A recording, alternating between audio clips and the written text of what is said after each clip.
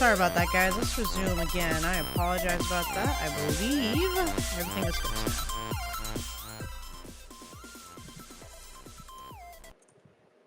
Have some Gormagala battle music while we're at it. Fuck it!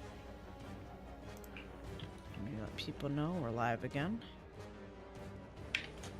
And share the new stream link through this.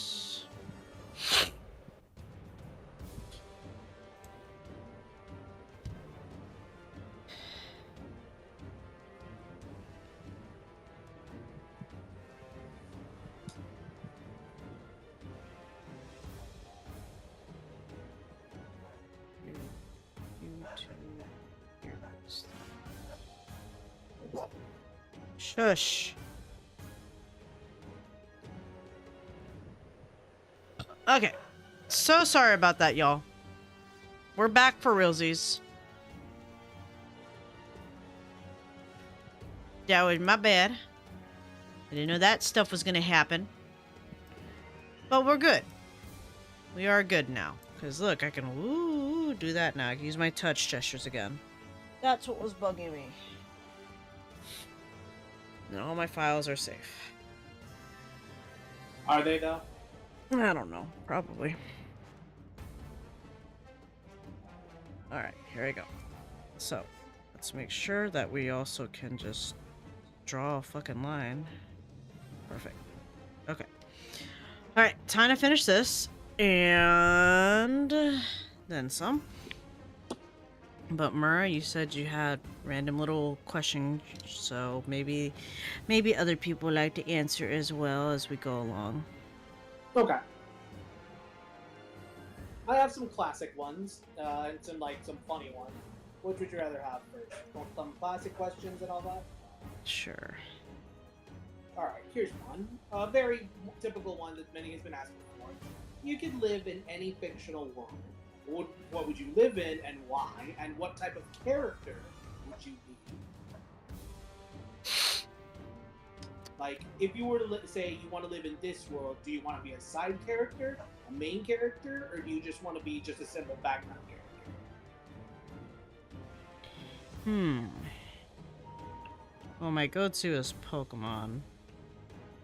Because I think it'd be cool to have traveling companions like that. And I think it's the safest. Well, can be the safest if you know what the fuck you're doing. And I think I'd want to either be main or gym leader. Ooh, a gym leader. What type of gym leader would you be? Grass. That honestly surprises me. Why? What'd you think I was gonna do? Normal? I actually thought you were going to be a fighting type. No. Originally, if you remember back in the DA days, okay? Oh, I remember Dean. Well, not even just that. A long time ago, back in my DA days, I was a part of this Pokemon Academy group, so to speak. Or was going to be a part of one.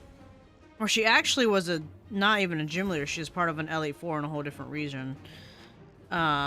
With grass type, quote-unquote grass types. It was more like there are Pokemon in there that weren't necessarily grass type, but they could be utilized with grass type Pokemon or use grass type moves and stuff like that.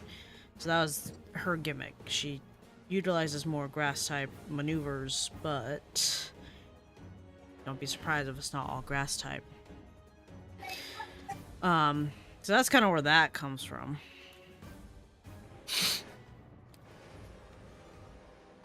What about you? Honestly,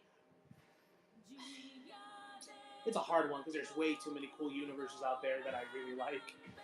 Right. Because I could say I love to live in Star Wars and I'd love to be a clone because I think they're dope as shit. It's true. It's true. Not to mention the animated series, like the CG one and other series, have really given them a lot of personality.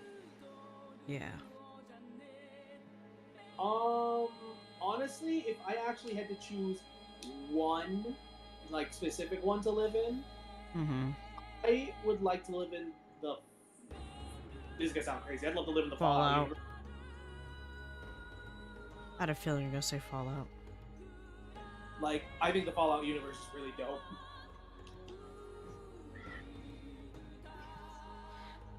What would you do?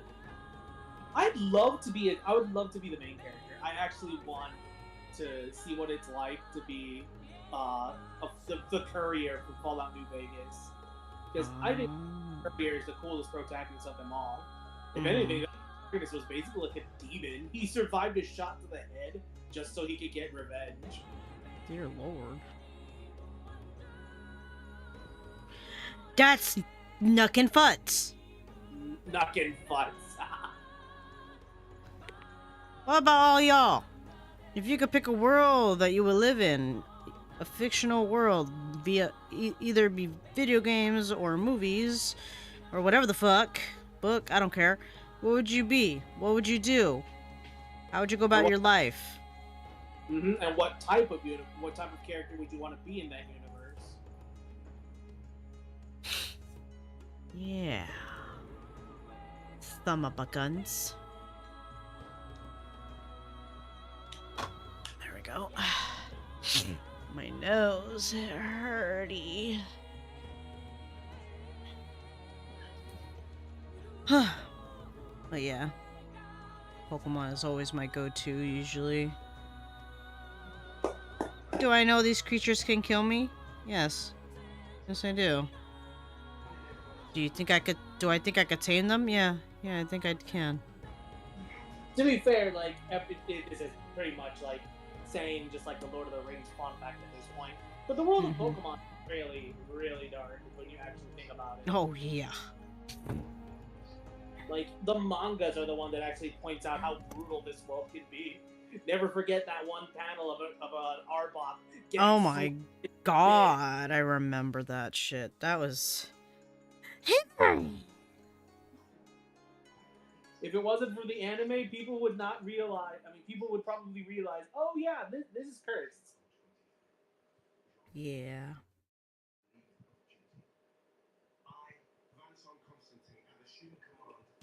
That's true.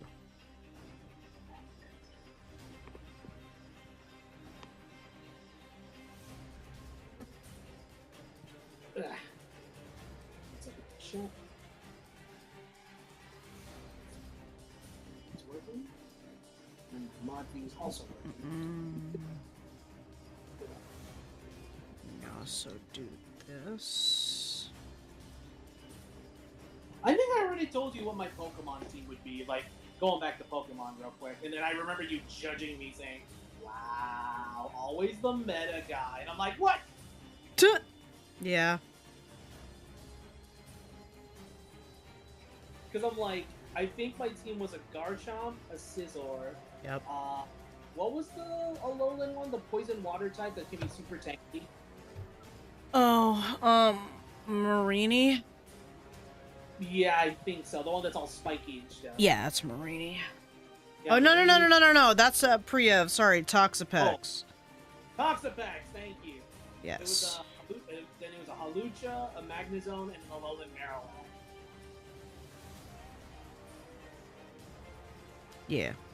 And like, you saw the fan art I had for them, like, really? And I'm like, damn you! You're supposed to think it's cool! Oh, the fan art was cool, but the Pokemon you chose were meta. They have a story reason for those. I believe you, you meta bitch. Anyway. You always say this every time! No, you're fine. Twitch should be working, Fury. It's not. It's on. As far as I'm aware, Twitch is on. So, I mean, ow. Mur, is Twitch on? Yeah, I can see it. Okay, see? I'm tripping. I'm not tripping! Maybe one day I'll draw your character, your team, and I won't say meta, but generally speaking, I might draw it and still say, it's pretty meta still.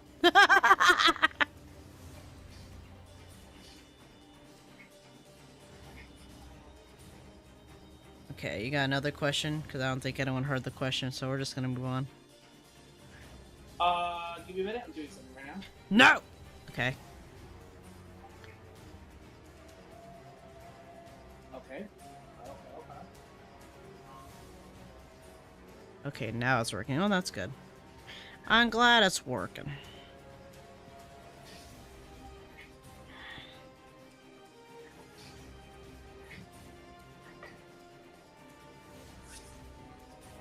Play your trumpet, trumpet man. Play the trumpet, boy!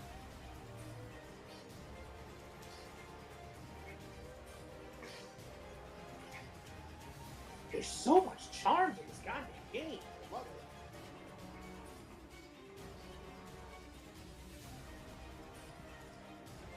I did it.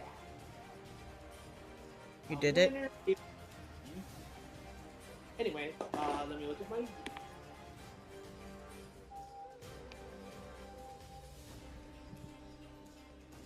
Oh, this is a fun one. I always love like when people make videos about this. What villain in a movie, comic, or game do you think, you know, this villain actually has kind of a point? I can say it now. Does it have to be anime or can it be anything? Anything. Devil May Cry series, I finish it, and the villain has a fucking point. Really? Yeah.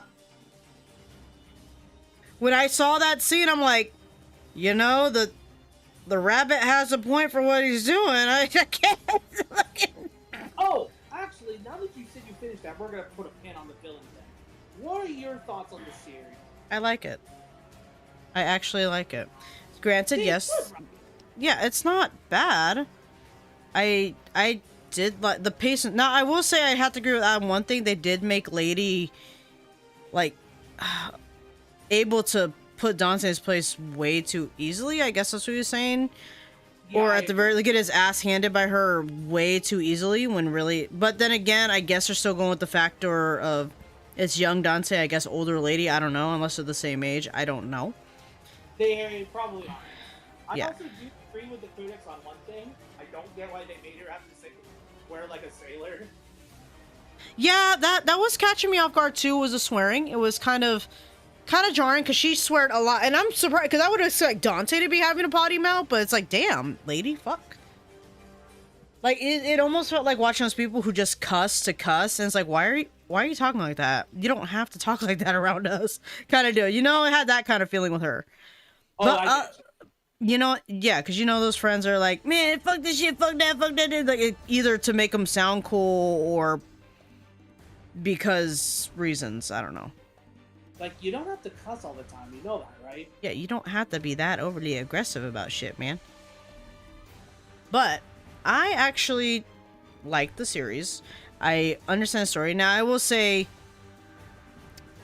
the villain, you know, I like the villain and how he was developed, and his motives made sense to me. Like, oh, that makes a lot more sense, you know, after watching it. Excited for season 2 from what they teased. That's all I'm gonna say. Adam was like, damn it, why did they end like that? I'm like, well, baby, they gotta draw you into it somehow. I'm just saying. And they were already greenlit for season 2, so not What bad. were your thoughts on the politics? Because that's what people are pissed off about.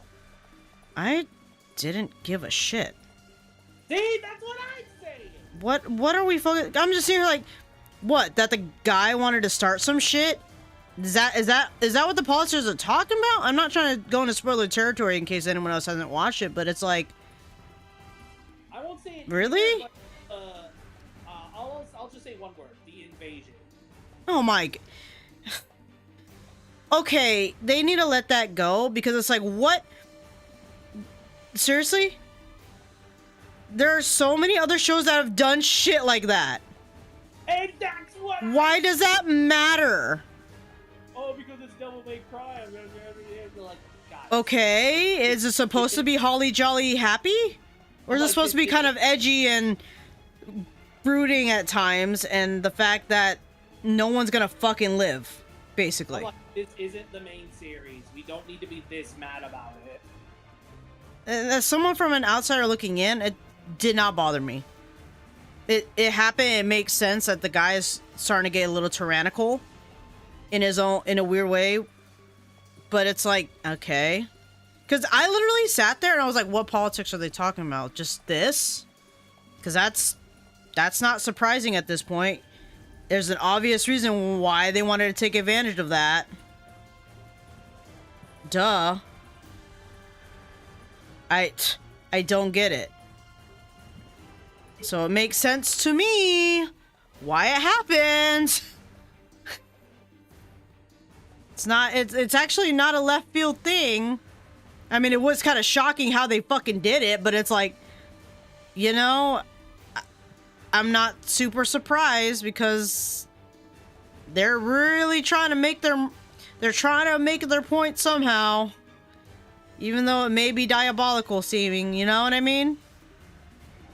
Every show and every movie has some form of politics. May not be like actual politics, but there is always some form, especially if you're involving like a way of war or fighting or anything like that. There's gonna be something like that. I mean, fuck, if there was no conflict, the show wouldn't be interesting. Why do you think we watch dramas and shit? Oh, absolutely. I just feel like the anger and hatred for this is way too blown out of proportion. Like, they could talk to me about it all they want, talk in my ear about it. I'm like, okay, I still don't see it, because it makes no sense. It just kind of reminds me of how everyone started hating on Aspen and Ross. And I'm like, what is y'all's issues? No, I'll put a pin on that real quick, because I'm just looking at this. My thing for the next person, I mean, and that's fine. Let that be your preference. Adam loves the games, but he loves the show, too. That's your preference, that's fine. Mm-hmm. Just don't be dogging on people if people like the show. That's all I'm gonna ask. Don't dog on them. Don't try to convince them otherwise. Because that's just bad as the people that are bitching and complaining over unnecessary shit. To be honest. I'm just saying it as it is. I like the show. It caught my attention. I do have some criticisms in terms of like how the characters acted and developed. Like we said, like ladies need to cuss every 5 minutes, and then somehow always being able to put Dante in the dirt. Somehow. When that as far as I'm aware, like she should not be able to do that. Tell me if I'm wrong. She shouldn't be able to do that, right? If anything, it's the complete opposite. Yeah, so that's the only thing that was kind of to me. I'm like, okay, lady, chill the fuck out. But, you know, that's all I ask. I'm not gonna dog on people for not liking the show, but I just don't want it to be the same way if there's people that do like the show. It's not fair. I just don't like the director of the show because it's criticism and stuff about politics, but I'm not gonna get into it. Okay, just again, don't get mad at people if they like the show. Okay. Just let people like it, and can we not do the whole, man, if you like this show, you're an idiot. No, don't do that. Don't do that. It's called having an opinion, and people are allowed to have them. Yep. And then you said something about has-been earlier. It's just people, like, overly hate on the show, and, like, everyone always wants to bring up Vivzie and her attitude and all. They're replacing the voice actors. How could she? Oh, like how they're gonna replace Beelzebub's voice actor with the singer voice? Yeah, it's just like a lot of people are always bringing up issues, and then like it's just like you're not allowed to like anything without someone finding a way to bitch and moan. Yeah, it's one of those things. It's like if people like the show, they like the show. I mean, what's it called? Adam likes Burn Notice. Here's a prime example. Adam likes Burn Notice. I will dog on him jokingly about it because he knows he's been. He keeps saying his name is Michael Weston. He used to be a spy until he got. And I'm like, Adam, shut the fuck up. But I may not watch it myself, you know, but he loves the show. Am I gonna criticize it? No, because I don't even know what the fuck I'm criticizing. First off. And secondly, even if I did watch it and maybe I don't like it at all, am I gonna keep saying, "Oh, this is stupid, this sucks"? Blah, blah. No, not unless a show is genuinely bad. If all you have to say is because director's direction is whatever, but you know, that's your prerogative, I guess. But if the show is good, show is good. Exactly. Who in fucking like Hollywood or any of the like film industry isn't an asshole at this point? Again, we all watch Star Wars, but George Lucas is a big ass dick, so. And everyone always wants to praise the guy. We So- all have a person we like and know as a celebrity or a voice actor, but they have attitude about them. I mean, Hayao Miyazaki, we praise him, but he's like the edgiest motherfucker there is. Never forget his son. He's not ready. He's not ready. I fucking love that so much. Just walking out, sitting in the lobby, lights a cigarette, just says, he's not ready. Not ready. Like, damn, that's just cold. Don't y'all come. Hold on, I gotta re-chat 1 second. I mean, things happen behind the scenes, and sometimes it's not even drama. Yeah, I get that. I have criticisms of the show. I'm not gonna shame on someone for liking. I'm just saying, okay, cool. Here's the games to explore. Everyone is a little bit broken. To be fair, I didn't know. Yeah, George Lucas is a fucking jerk.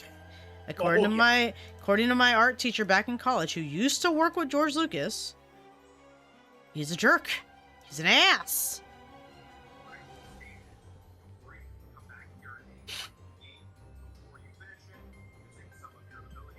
But, you know, let it be, you know. If the person themselves is an asshole, whatever, just enjoy the show or don't enjoy the show. That is your choice. Whatever your opinions are and how you choose to not watch or watch a show is your choice. I'm watching because I can storyline. Now, the one thing I am getting a little peeved on, though, is how people are comparing Gaslight District to Hazbin Hotel. What? Have you heard about that? I didn't hear about this. What? No, it's the stupidest take. It is the stupidest take. Apparently people are saying, oh, now they're just copying Hazbin Hotel. Like, how? How? Because there's a heaven and a hell? Sorry to break your reality, but there are plenty of shows that have been about heaven and hell. I mean, sorry. Like, it's almost the like fuck? They're a thing in general. It's almost like its own category. Somewhat supernatural, so to speak. Wow. Yeah, no, people are making weird takes saying they're copying Hazbin Hotel because there's a heaven and a hell. But it's like, I'm just like, the storylines are completely different. What the fuck? I honestly can't believe that. Really, people? Come on. Yeah, no. Everyone has their own interpretation of heaven. Yeah, no, exactly. But the reason why people are saying that is because I think their take is coming from the fact that it's popular. And that's it. Like, Hazbin Hotel is popular. And Gaslight District just so happens to be based off a heaven and hell concept. But it's like, okay. But that doesn't mean they're the same thing. They literally have different premises entirely. And different conceptions of heaven and earth. Or heaven and hell. Sorry. So, what? I don't get it. You know? Either. Yeah, they're fucking weird for that. I think they're just trying to be mad because it's like, oh, no other show should be doing a concept within heaven and hell because that's Hazbin Hotels. Like, it's weird because there are people that are disliking the show Hazbin Hotel, but then there are those super fans of Hazbin Hotel that are like puppy guarding it as if no one else can do the concept of heaven and hell ever again. It has to be only Hazbin. So much. It's one of the most annoying things about fandoms that I just don't get. That's why I don't get deep into fandoms, because it fucking drives me insane. That's why, to me, I never get into a fandom. If you like anything, just talk about it with friends and enjoy it with people who you do like it with. Yep, Just I used to be friends with someone who was deep in the fandoms. I'm like, no. I gotta fix my chat box up there. if you want the biggest proof of how not to get into a fandom, look at the MHA fandom. Oh my god, yeah. People actually sent death threats to Horikoshi just because Deku wasn't gay. What? I'm not kidding. That's funky.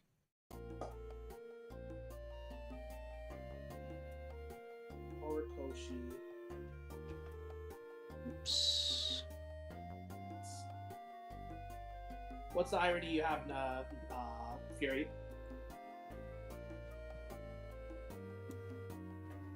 Gotta lower this because I cannot. There we go. That should be okay. Oh, and here's another one about one of the biggest death threats ever. That makes no sense for Horikoshi. Did you know people were pissed off that he planned on redeeming Endeavor? They're mad that he wanted to redeem Endeavor? Oh yeah, they actually Why? said What? the idea of humanizing someone like Endeavor just seemed like a terrible idea. Why? Why? What the fuck? Honestly, he may not be the perfect one, but who says they can't try? Because realistically, that can be a thing in real life. Someone who's done abuse to others but really wants to get forgiveness, they want to genuinely change their fucking ways. What the fuck?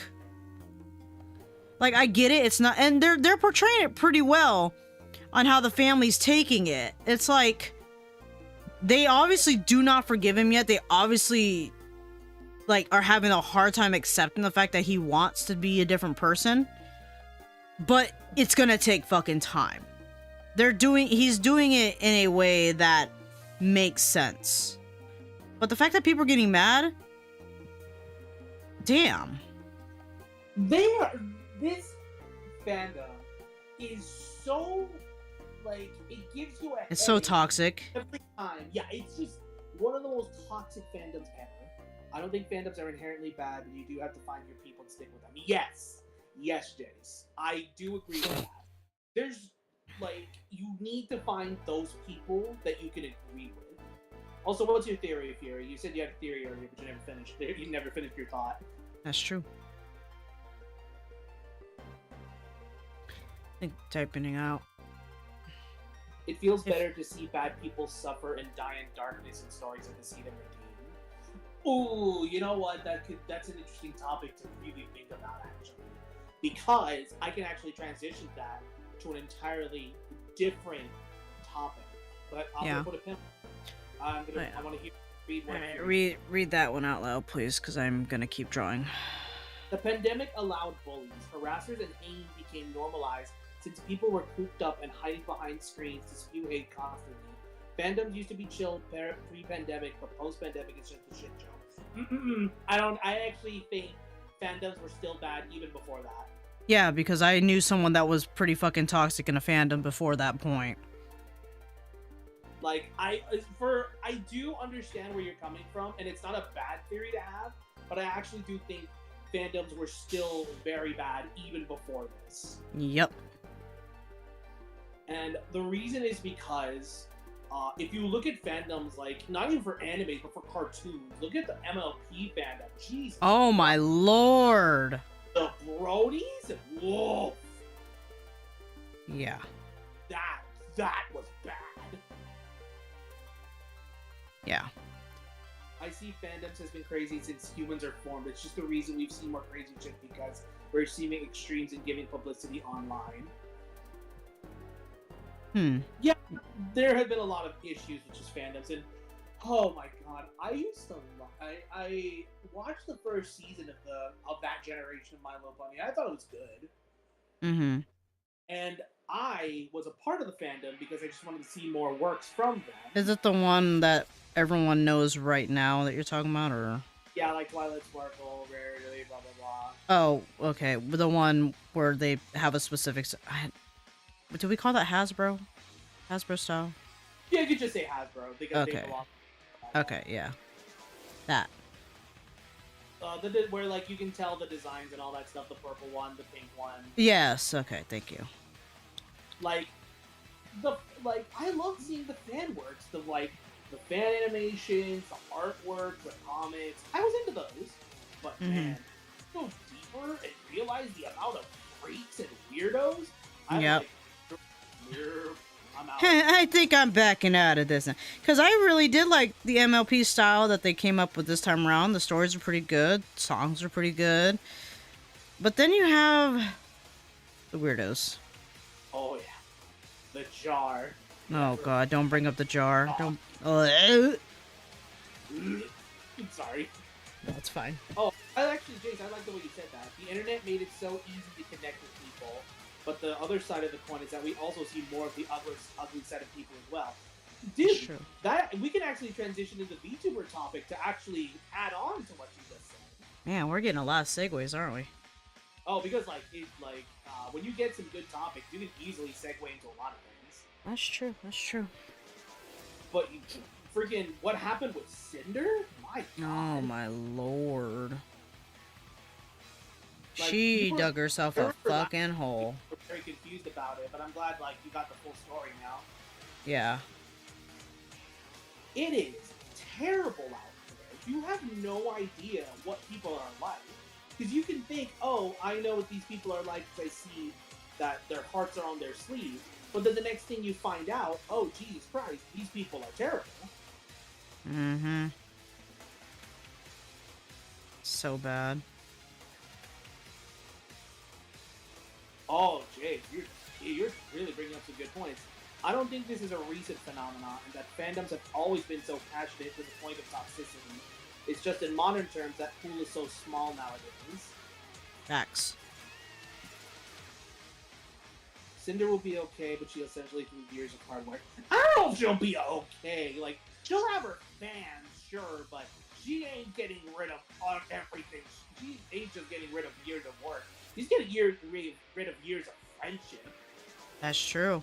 That shit sucks. It's not just the hard work. She's basically getting rid of all the people she used to talk to, all the people she used to associate with, all the people she used to go cons with. That's out the window. Like, it's bad out there. Mm-hmm. But while we are on the topic, back to Cinder who? Oh, she's a VTuber, Fury. Yeah. I think you have to tell the story a little bit so we have context for those that don't know about it. Okay, so this VTuber. Oh, Fury said I'm a bit quiet. Sorry, let me get closer to my mic. Yeah, that's his fault, not my fault. So, yeah, basically it's just a VTuber. Like, she's like this Firefox and all that stuff. Blah, fun, cheery, blah blah blah, like typical VTuber stuff. But the issue came when it was discovered that an artist she was working with, her and her manager / boyfriend, was harassing this artist and bad-mouthing other VTubers just to get this artist to only work for her. Like, it was very bad with how much they were just constantly talking shit behind their own friend's back and just trying to get this VTuber just to work with her. And when it was discovered what she did and how she acted, she actually tried throwing her own boyfriend under the bus and saying, I'm not working with my manager anymore, just to make it so she doesn't look as bad. She's trying to escape the judgment of the issues that she caused. Mm-hmm. So, yeah, it's bad, Fury. It's really bad. And it gets so much worse when you discover all her friends and how they reacting to this situation. Yep.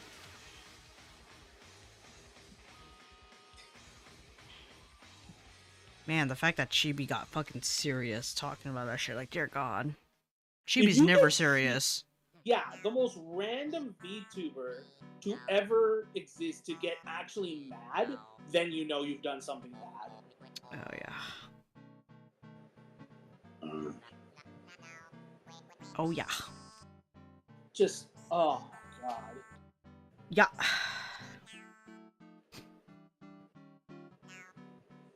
trying to find a good font that I want to use, but I'm not finding what I want. Anyway, dishonor on Cinder's family. Well, we'll just have to see what happens. Let's do a little bit of a rewind because I actually think what was brought up earlier by Jace could actually transition to a very interesting topic. It's And true. he talked about how people don't want redemption of Endeavor, and that actually makes you wonder what. I can ask this to you specifically, since you love like watching a lot of stuff with good villains. Ah, What characters do you think deserve their redemption, and you think didn't deserve their redemption? you asked us before, didn't you? I don't know I think you did, but because I don't. I think the reason why is because I want to bring up Bakugo. see, that's an interesting one only because you also have to remember he's still technically a child, so there's still room for growth as well as um maturing. There's the fucking word. There's still room for growth on his end. So would it really make sense for people to say, "Oh, he doesn't deserve a redemption"? Like he's also a kid. You have the people forget that Bakugo's a child. And kids make mistakes and they are highly emotional, especially in what's going on now and how he is and all that stuff. They're what are they? High schoolers, middle schoolers? I don't remember. High schoolers, right? Technically, Yeah. this is supposed to be high school. Yeah, they're still growing. They're still children. So it's like people saying, "Oh, he doesn't deserve a redemption arc." Blah blah blah. I was like, why? I think the main reason as to why is because why some of my friends who talked about when he did you get to the part where he finally apologized? Yep, I cried. The reason as to why I have friends who thinks he doesn't deserve that apology is because it doesn't feel like he deserved it. Well, he didn't deserve to apologize to him, or Like he didn't deserve that chance because throughout the series and the like some of his worst traits were in the beginning of the series where a lot of people are okay, this character is given way too much leeway and not given like the punishments he deserves. For one thing, everyone never let go when he just told Deku to kill himself. Like that one, no one ever let go, which I'm glad people didn't because if a character ever says that, you never let them live that down. yeah. The moment he tried killing Deku with during the first ever time they sparred. Oh yeah. Like, did you see his eyes? That man wanted to murder him, and the fact he didn't get expelled still surprises me. True. But I see it like this.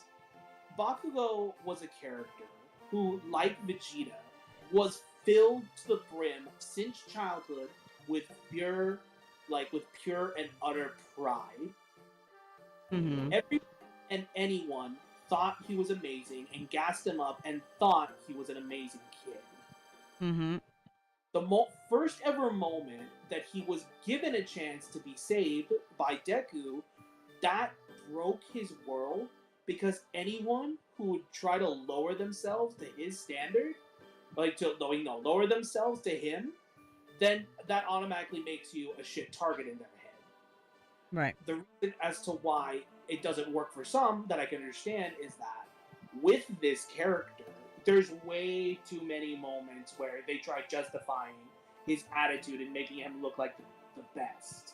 Because most bully characters in other shonen series, like Joey from Yu-Gi-Oh, because he started out as a bully to Yugi, Kuwabara from Yu Yu Hakusho, Renji from Bleach, even Sasuke from Naruto, they've all had moments where they get humbled and get lowered to a point where they can actually understand the protagonist. For almost the entire series, Bakugo almost never got that chance, but that's because it didn't happen right away. It was slow. It was a very slow burn. Which honestly, think about it, makes more sense Because for someone who did that, why would he be given a chance so fucking early? Mm-hmm. Plus, again, he's prideful. Why would he want to try to apologize that fucking quick? It's like those quick series. Like, I love quick anime series to an extent, but I hate when they rush. Like, okay, you're right. Like rom-coms. They're an asshole at the start of the episode, and then like, okay, I'm sorry at the end of it. Like, no. Bakugo was created as a character to dislike, but in some regard, when you really think about it and watch his development, it was a person who struggled with the fact that it's okay to have help from others and just let your walls down. It's okay not to be the best. Exactly. And that's all he knew growing up. Everyone did it around him. Everyone told him, "Well, Bakugo, you're awesome. You're amazing."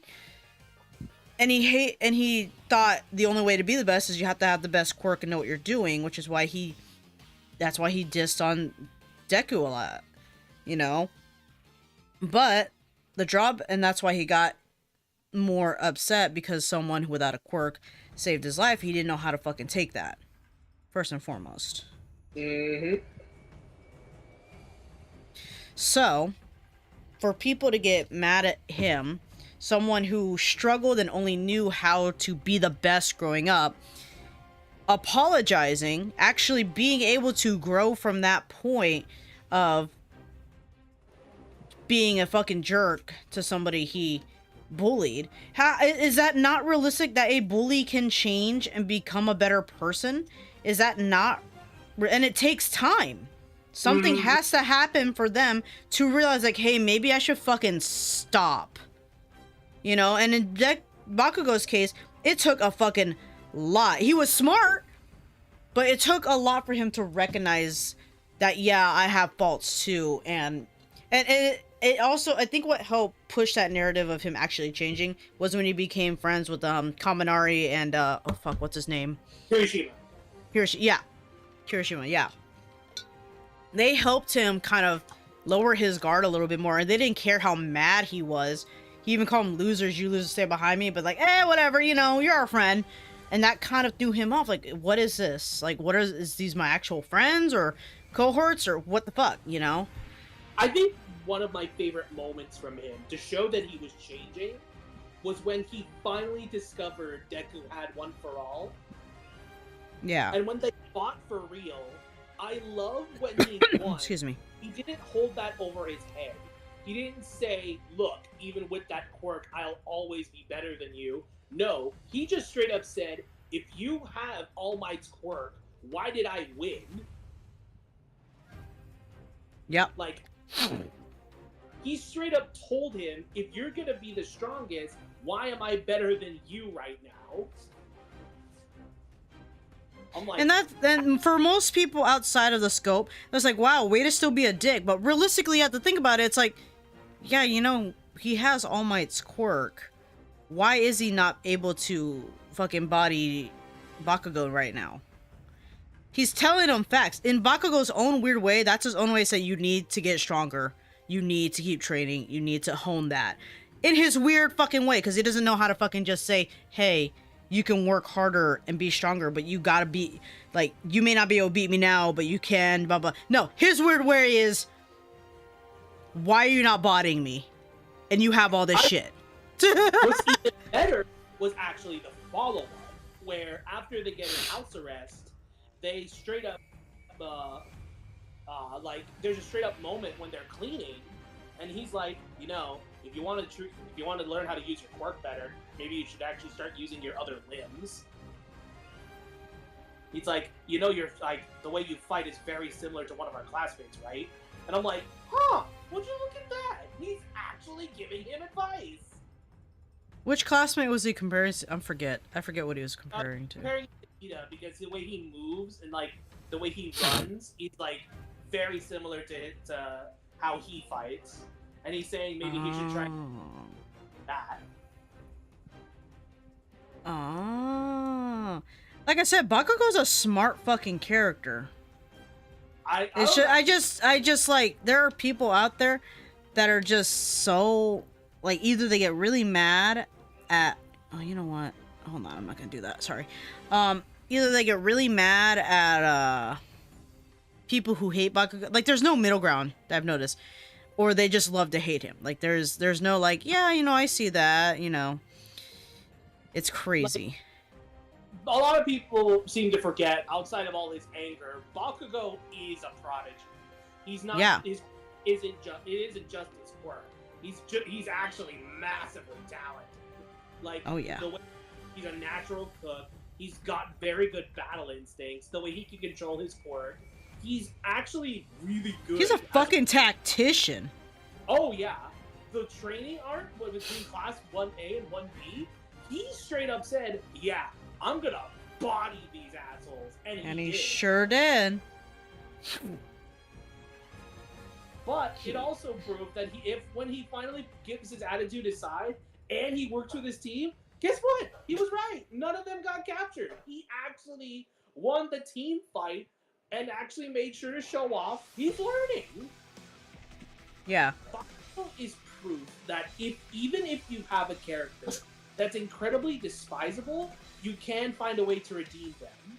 If you want even more proof of a character where redemption can work no matter how bad they are, well, actually, I'll take that back. They could be characters who are really bad but not be redeemed. I'm going to touch on that one again later. But yeah, a character who shows, even for as bad as they can be, can still find a way to regret their actions and fix things, is Endeavor. He is the proof. Yeah, I agree. Like, let's rewind and actually look about how this character was when we were first introduced to him. This was a guy who, pretty much you can see from every typical anime, he's a bad father. Mm-hmm. The bad father, he's a terrible husband. Not physically abused his wife, but mentally abused her. Oh yeah. Making things go to a point where he's estranged from all of his children. All for the obsession of being number one. But when he finally did obtain that title, he didn't earn it. No. And that ate away at his attitude. Bullies can work, it must be done carefully since there's initial mistrust that needs to be dismissed. Oh, that's so true. And that's why I'm bringing up Endeavor, since we talked about how people don't think he deserved his redemption. There is this slow burn, no pun intended, once again, where we actually get to see his psyche and what being number one meant. This is what happens when you let a goal become your whole life. With Bakugo, you have what happens if you let praise from your childhood become, like, your entire personality. And Endeavor is a different kind of extreme. And, like, the sheer fact that he had to deal with a goal that he didn't earn really made him realize, what have I been doing with my life? Mm-hmm. Yep, they're working. Let me go get Kai Sodala. You can keep talking. I'm just gonna go get his shit. No worries. I actually want to bounce this off of you because I actually have some topics for him too. Oh, okay. Well, let me get right back. Oh, thank you, not Marcus. Thank you. Okay, be right back. Later. Actually, go to the bathroom. I'll be right back. Sorry, Jelly.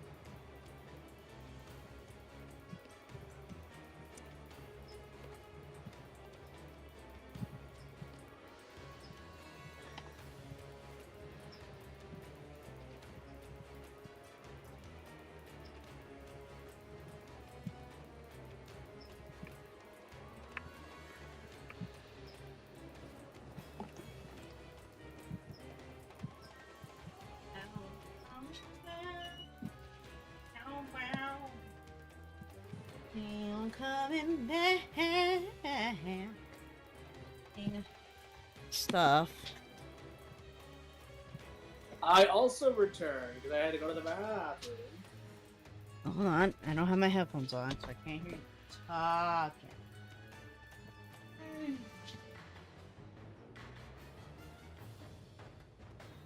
Look out, dog.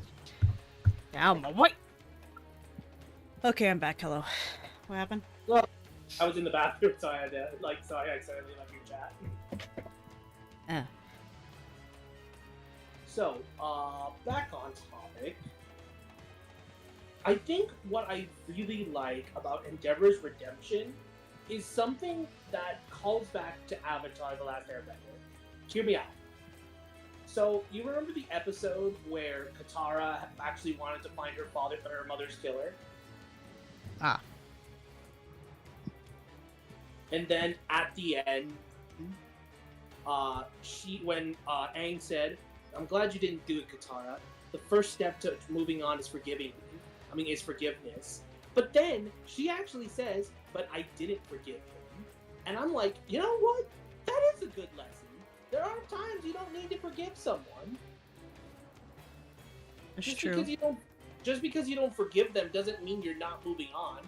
It just means there's just a part of you that just can't accept what happened. That's true. And to me, the reason why I bring that up is because I love that moment when Endeavor rescued his son Natsume. He straight up told him, I know you want to try to forgive someday, but I hope you never do. I don't want you to forgive me.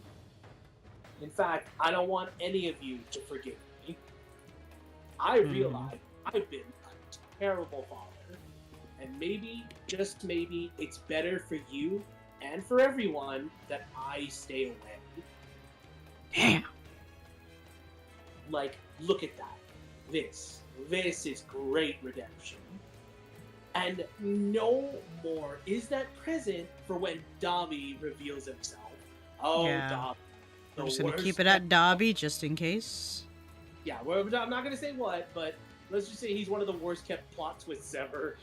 I actually, like, in some regard, I was like, interesting. I'm like, everything makes sense now. Mm-hmm. But, like, I brought up bad guys being redeemed is because I remember a Pro ZD sketch. Uh-huh. Remember, like, the whole, Vegeta Low, you were so cool and all that stuff. Guys, I think we're giving Vegeta Low a little too much leeway. He did kill my family. Vegeta Low. Yeah. It's because, like, that is a good question. When there are bad guys who join the good guys, depending on how heinous their actions are, do they really deserve a chance to be forgiven? Listen, all that matters is Gentle Criminal, okay? I fucking cried for him.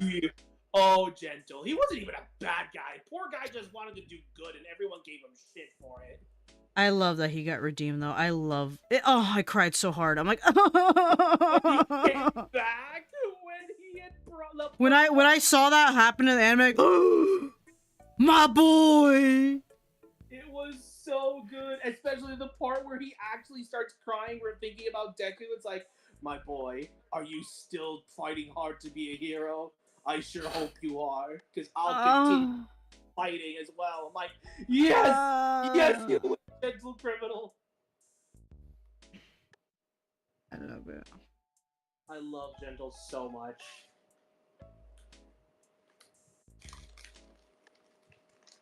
I sent you a message, by the way. Oh, check that out.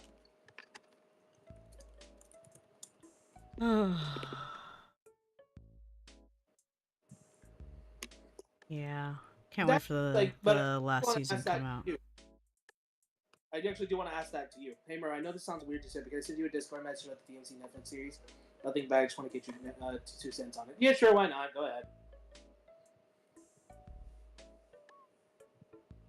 But, because I actually think some bad guys are deserving of some redemption because have been villains in anime that are just antagonists and actually do deserve a second chance, like Byakuya from Bleach. Hmm. You know about that stuff, right? You at least got up to that part. I'm not asking you to see the whole series, but you at least remember like when Ichigo fought him and why he was doing what he was doing. I believe so. He was choosing like duty. Over family, right? Yeah. Let me go. I relate to Katara for the forgiveness line because it's usually forgiveness is absolving people of responsibility, but that's not really it. It's still holding someone accountable, not forgetting and promising to never stoop that low. That's just my 2 cents. That's a good way to view it because forgiveness is entirely an interesting topic of how you would view it. I think a cartoon that I really like when it comes to forgiveness brought up something I really like called Fillmore, where a character says you don't forgive someone because they need it, you forgive someone because you need it. That's true. Like, what are your thoughts on that? What do you think about that? I mean, that's generally what forgiveness is.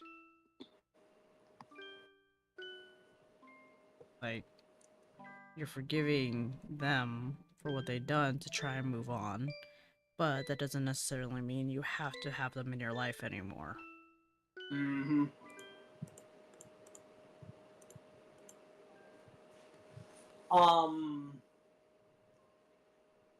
You're gonna hate me for this, but I think one of the best things that Tokusatsu does is actually the bad guys turn good. I hate you. I know. It took me a minute to figure out what the fuck you were talking about. Like, and then you know what popped in my head? What? You said Tokusatsu. I'm like, what the fuck is that familiar? Oh, right, it's a fucking slideshow he did. If there's any series that I feel really does the bad guy turn good, both good and bad, is that genre. Like Sixth Rangers and Super Sentai have been some of the biggest examples you can see of a bad guy turn good, and if they deserve the redemption or not. Because sometimes that's their entire character arc. Yeah. Oh my god. Ah. I'm gonna DM you something. Okay, did you see something? Oh god, I don't like how that ear looks. I need a... Fuck. Fuck. Oh, here we go.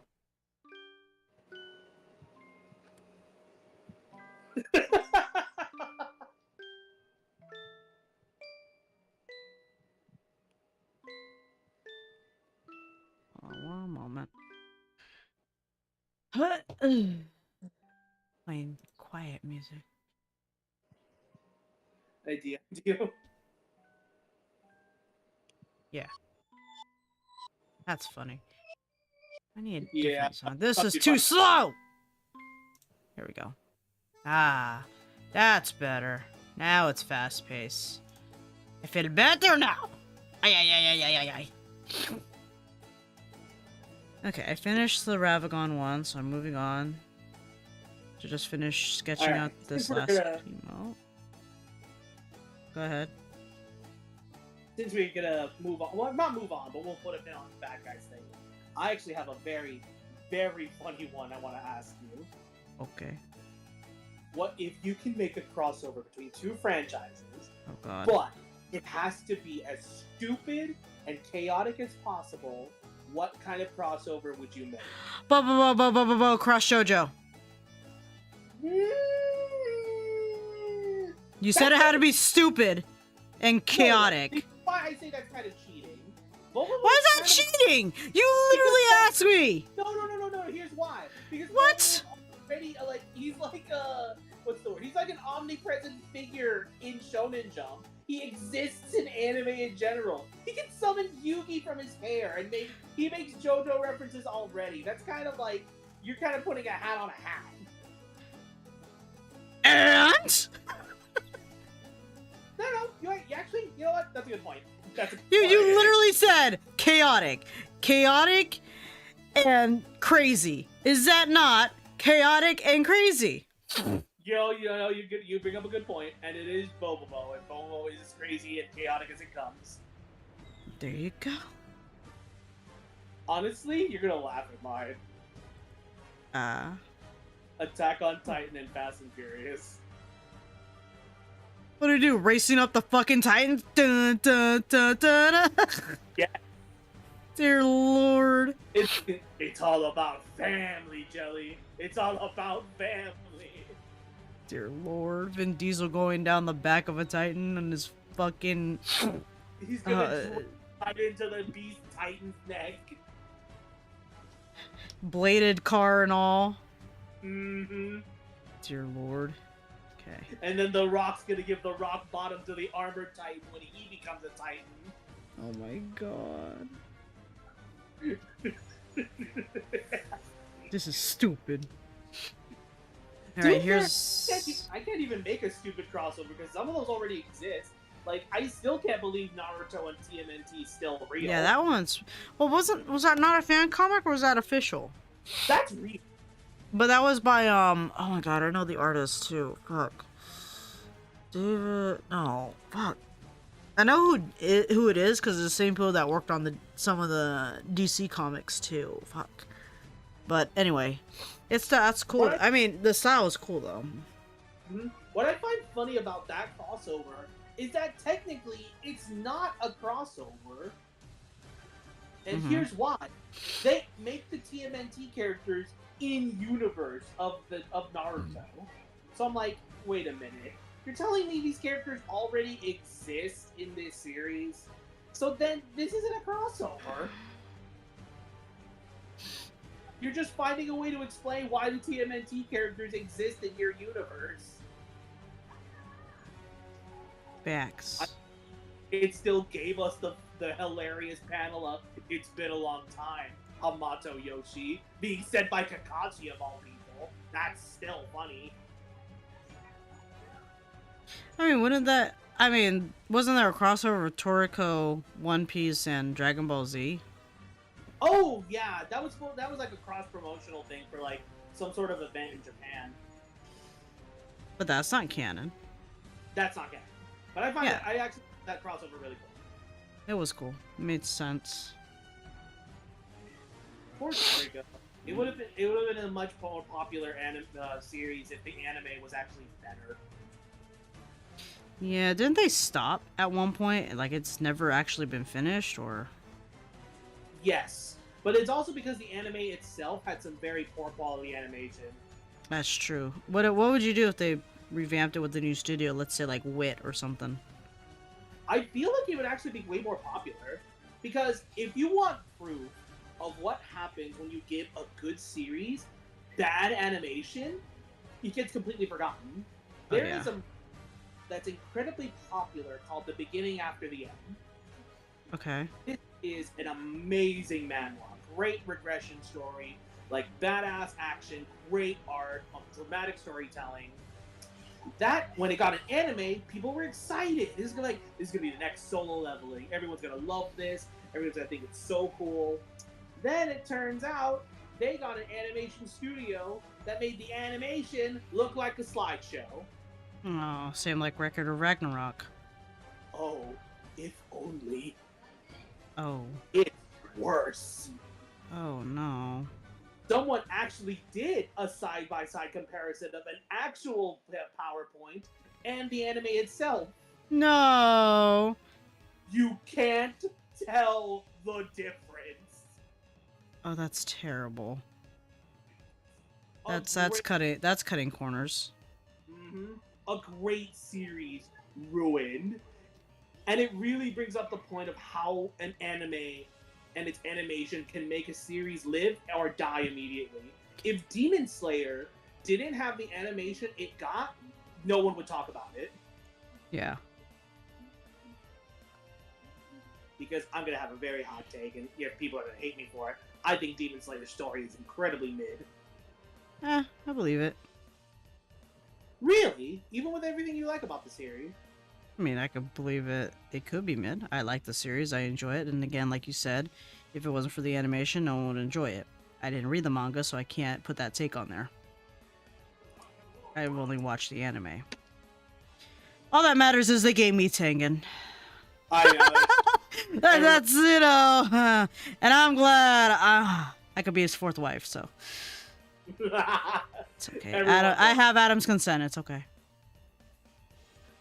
It's just hard not to love Tengen. You hear that? Just... You hear that? That's my thing backing up right now. I don't know if you heard the beeping. I heard it. Yeah.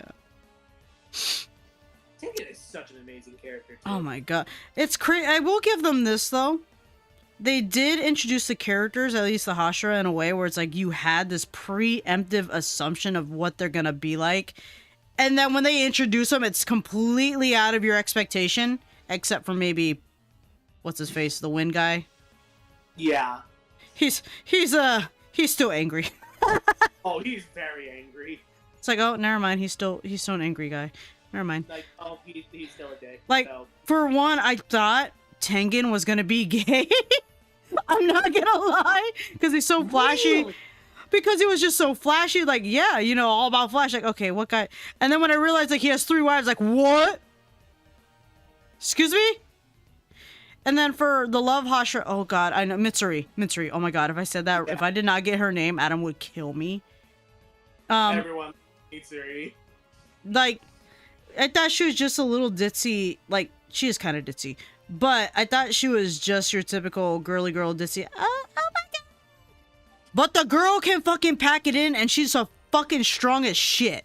I'm like, I love that about her. I love that her backstory is that it turns out she's just strong as shit. I'm like, yes, queen. I'm like, what? So they're all pretty surprising backstories for them. I mean, and even oh my god, I know his name. The Mist guy. Holy shit. The Mist Hashira. Oh my, I'm trying not to look it up, but it starts with an M, I think. It was Tokito something.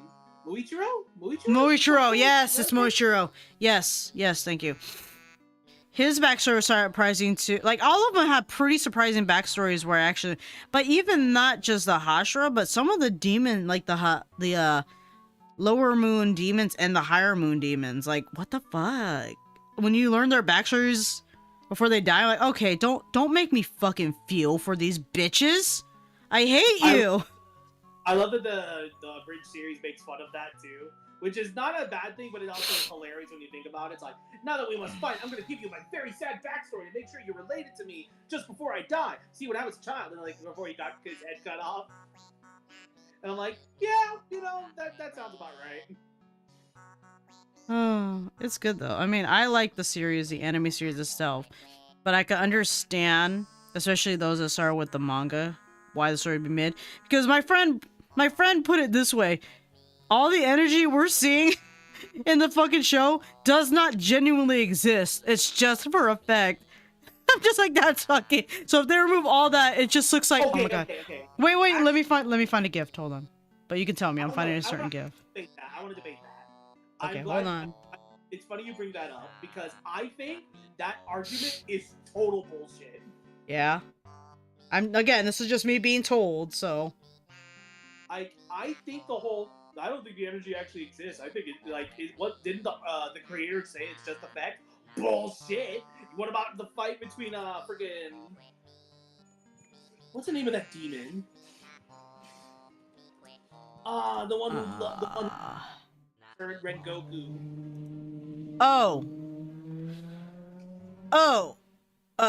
Akaza. Yeah, the fight between him and Akaza. I'm like, bullshit, that's effects. Did you see what Red Goku was doing? He straight up summoned fire to block his attack. That ain't effects. That's fire. That's fucking fire. Like, that's fucking fire. Did you see what he was doing on the train? He left scorch marks when he was flying through the train. That's true. And not to mention with Tanjiro, with some of his attacks, he actually ends up soaked after that. That's true. Like, these attacks are just effects. Bullshit. If you want even more proof, look at freaking Zenitsu. Dude, I'm actually kind of hyped for the movies. When I saw him falling, I'm like, oh no. I know him and freaking Inosuke are locked in. I mean, they're all pretty locked in, but when I saw specifically Zenitsu, like, oh yeah, he's a... Oh. That's literally my reaction, like, oh. Everyone expected him to be flailing or terrified. Nah. Nah, buddy. He's ready to go. That got me hyped, I'm not even gonna lie. I'm like, oh. Oh. I'm not gonna lie. One of the demons I really liked was the one who kept faking us out. Where every time you cut off his head, guess what? He's got 2 more forms! Yeah. He was crazy. I'm like, oh, hell no. Go ahead. I'm sorry, I didn't... No, you're good. But I'm like, I love that he had multiple forms, and they each had a different element and personality, and then, but you have to find the small one in order to really kill him. Which basically contrives to you have to have the power of God and plot in order to find the small one. And even if you do cut it, you have to cut it and all of them at the same time. Just fucking wild. And then, even if you do, he has a final form that combines all of them. Yeah, it's fucking crazy. Exactly, like, bro, this was only the 3rd ranked demon? I mean, it had to be. I agree with my friend. Muzan needed to invest more into that guy. But too bad he didn't. Mm-hmm. Bitch. All he had to do was stand there and beat drums. The devil is a liar. Facts. Facts. Uh-oh. My thing. Oh, there we go. Let's make sure we're on the correct microphone while we're at it. Yeah. Okay. I need to sneeze. You know what? I'm not even gonna say. Actually, I'm gonna make a twist on this. If you were tied into your favorite anime world, what's the first dumb mistake you think you're gonna make that's gonna get you killed? Wait, say it again. Sorry. I know, I already know what, besides Pokemon, if you can get easy with your favorite anime world, what's the first mistake, the dumb mistake you think you're gonna make that will get you killed?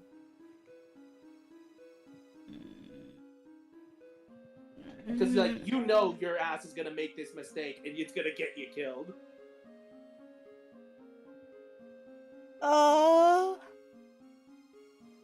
Get me killed.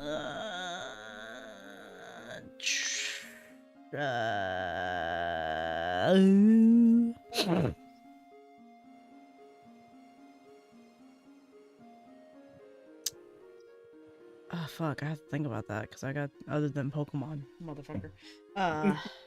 Because, I mean, there's Demon Slayer, and then there's, Apothecary Diaries I've been watching. I really like that show. Caught up right now. Apothecary Diaries. I love Apothecary Diaries. It's so well put together. I really have enjoyed it. It's such a good anime. Mm-hmm. I love the main girl. Mao is so funny. Mao is so great. The question was, if you're put in your favorite anime world, what is the one mistake that will get you killed? Like, you know you're gonna make it, and it's gonna get you killed, but you're gonna make it anyway. Not put my glasses on. No, I'm kidding. I can't see! For mine, it would be Bleach, and it's gonna try to be spanking Yoruichi. Not because I know Yoruichi wouldn't, I bet Yoruichi wouldn't mind. It's when Soifon finds out. Oh, yeah. That bitch is gonna kill me. That sounds right. I'm not gonna be able to read chat for a second, so you're gonna have to read it for me. Oh, yeah, sure. Because I gotta go on the browser real quick. Wait, what was the question again? Oh. Yeah, I think Jelly already said it. Yeah, I did. I can't spell.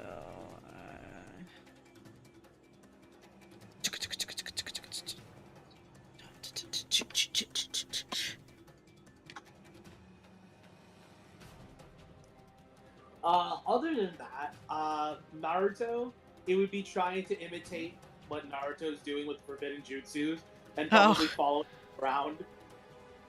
yeah. Just following the main character is probably going to be a very bad idea. Exactly.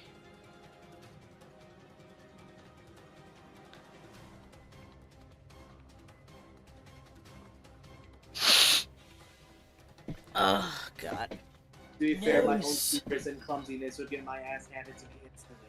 Oh yeah? What series do you think that would be the worst case?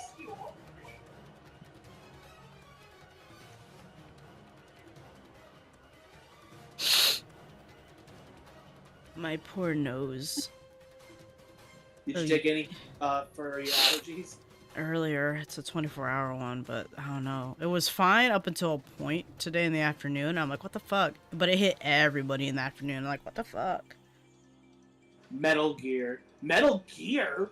Really? That's not an anime, dude. That's fine. I would love to see a Metal Gear anime. Metal Gear. Really? Why would you say Metal Gear, Fury?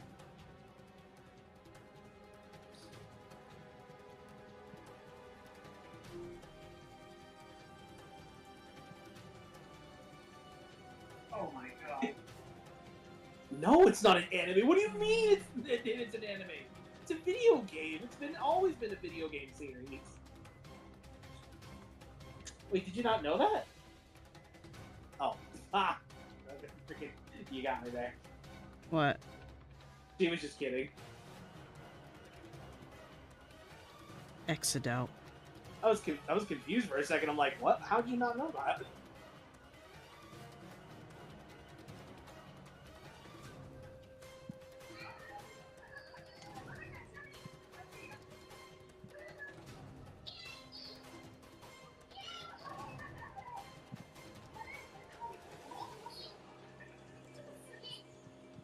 Aw, it's so cute. What'd you find? Just the little like the Kirby mascot during the anniversary for Kirby was like trying to waddle its way to the cake. Oh. Yeah, how could you not like? How could you hate Kirby? I'm not one to play politics, and if I ever did, I'd be thrown to the wolves. So probably try to keep neutral on things. What happened? That's what Fury said. Oh.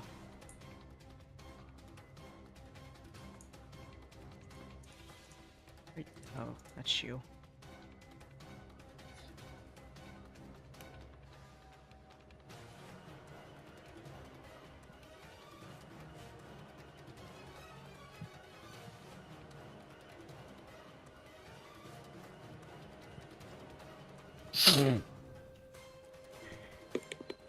Okay, I can see what you're talking about, but what's another one?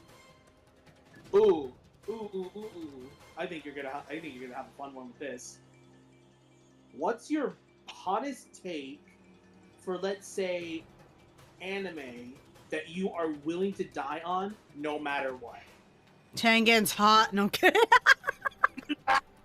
That's not a hot take. It has to be. Hey! It's hot to me. Oh my god. I'm so good at this. I'm so good at this game. Okay, hot take. I don't know if this is a hot take because it might be a consensus, but Ash is not that great of a fucking trainer. No, that's kind of an agreed thing. Okay, I thought so. Okay, hot take. I had to think really hard about that one.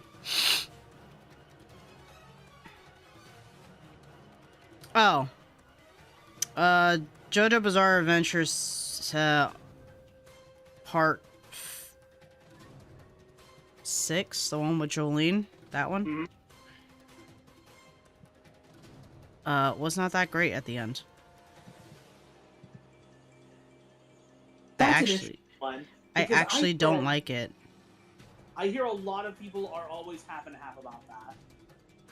Yeah. It's, actually pissed me off. I did not like it. I get why. Again, I didn't read the manga, but I didn't understand what the next part is, but I get... It's also how they led up into that was just... No.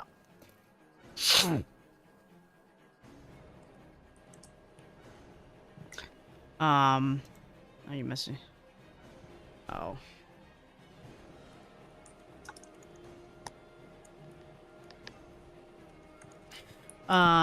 Rayon, we're not talking about food! We're talking about shoes!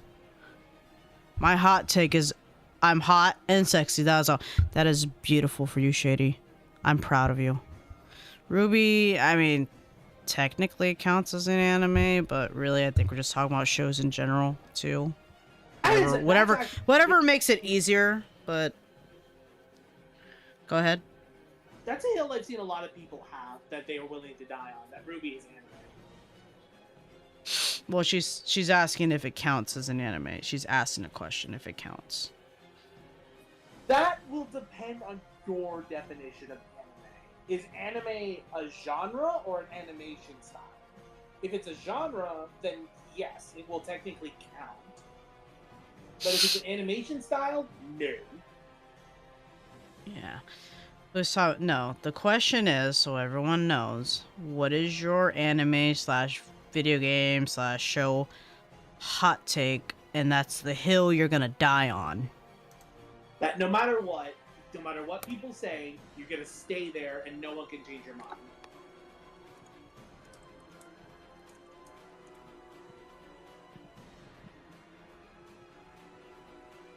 I think a very funny one that a lot of people said, like I've heard, was Death Note got better after L died. I can't believe you fucks can go to hell. I can't believe this is a hill people die on. No, they can.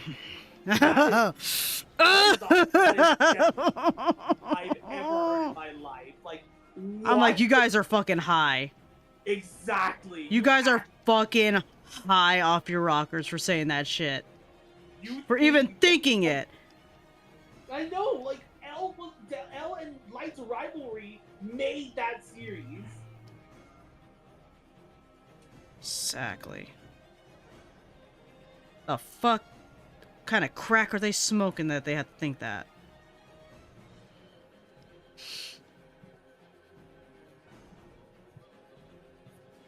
I have to watch Death Note again, cause just to make sure, and I have to cry again, obviously, but you know.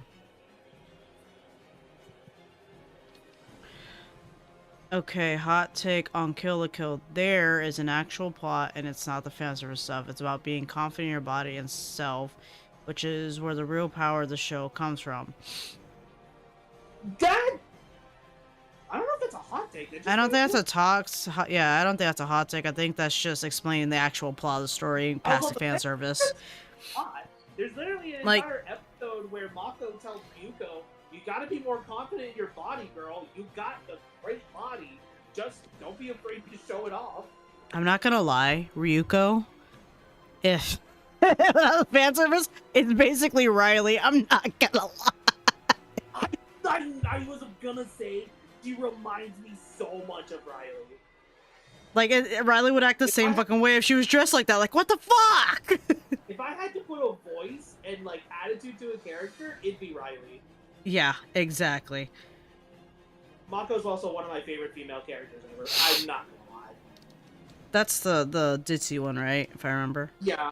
Because there was, we'll get back to the hot takes, but there was a bunch of artwork, official artwork made by the artists of the series that they showed what Mako was like as a child. And showed her, like, always by herself, always in her own little world, always having fun. But I'm like, it never showed her sad. It never showed her once miserable in her own little world. Sure, she was alone, but she was happy. she enjoyed the moments that she had with herself. She enjoyed doing what she wanted, and though she didn't have any friends, she still enjoyed it. She was just happy, and I'm like, that's really wholesome. Mm-hmm. Anytime you see this type of backstory for a character, it's all like, oh, they were alone and they never had a good childhood because they were always poor and no one understood them. No, Mako knows what she is, and she doesn't really care. She just, well, like I said, she's happy. Yup. Ryuko's my own voice headcanon for one of my character voices. Yeah, a lot of people choose Ryuko. Like, she's a very, like, common choice for character voices. If anything, she was about to say she's also a voice for a character I made as well. Nah, I've had some people say that I'm done for not enjoying the fan service. I feel the fan service is purposeful. There were times where it gets a little much, but then at the same time, this is Studio Trigger. Have you seen what Studio Trigger does? There's literally yeah. where freaking not Simon, where Kamina literally spanks his own ass. Yeah. That's true, that's true. I need to look for... I'm gonna be controversial with this one. Oh boy. I think the original Full Metal Alchemist anime had a better first half than Brotherhood. Really? Man, if Sketchy was in here, you'd be fighting right now. I actually think the first half of Full Metal Alchemist in the original anime was actually a little bit more interesting. Really? Because I know that it didn't follow the manga, but the original story that it did went with felt very interesting with how it all played out. Right. And like Brotherhood at the beginning felt pretty slow, but I understand why, because it was all set up to when it really picked up. Because the second half of Brotherhood is mwah, chef's fucking kiss. Yeah. But man, that first half, I don't know. I kind of feel like we got way more interesting stuff with the original. Right. But there is one thing that Brotherhood gave me that I will forever love, and that is one of my top 10 favorite villains ever, Kimblee. Absolutely. Sorry, 3 times. Hold on. Oh. Okay, there's 3. I'm done. Sorry. Continue. No, it was 3. Yeah. Is one of my favorite villains ever. I fucking love Kimblee. Mm-hmm. Because he's like my type of villain. The type of villain where, yes, he's out an agent of chaos, but at the same time, he's also incredibly sophisticated and very well spoken. Right. Anyway, going back to hot takes. What would you say is your hottest anime take? Because I have so many other anime hot takes I can bring up. I have to think about that because... Oh, you're gonna love this one. I'm scared. I think shoujo anime have way better character development than most shonen animes. I mean, you're not wrong. You're not wrong. Fucking... Yeah, put some Sailor Moon against fucking Dragon Ball. Mm-hmm. I actually think that if you compare a lot of shonen animes and series as character developments to shoujos, you'd get way better progression and way faster progression in a better way. That's true.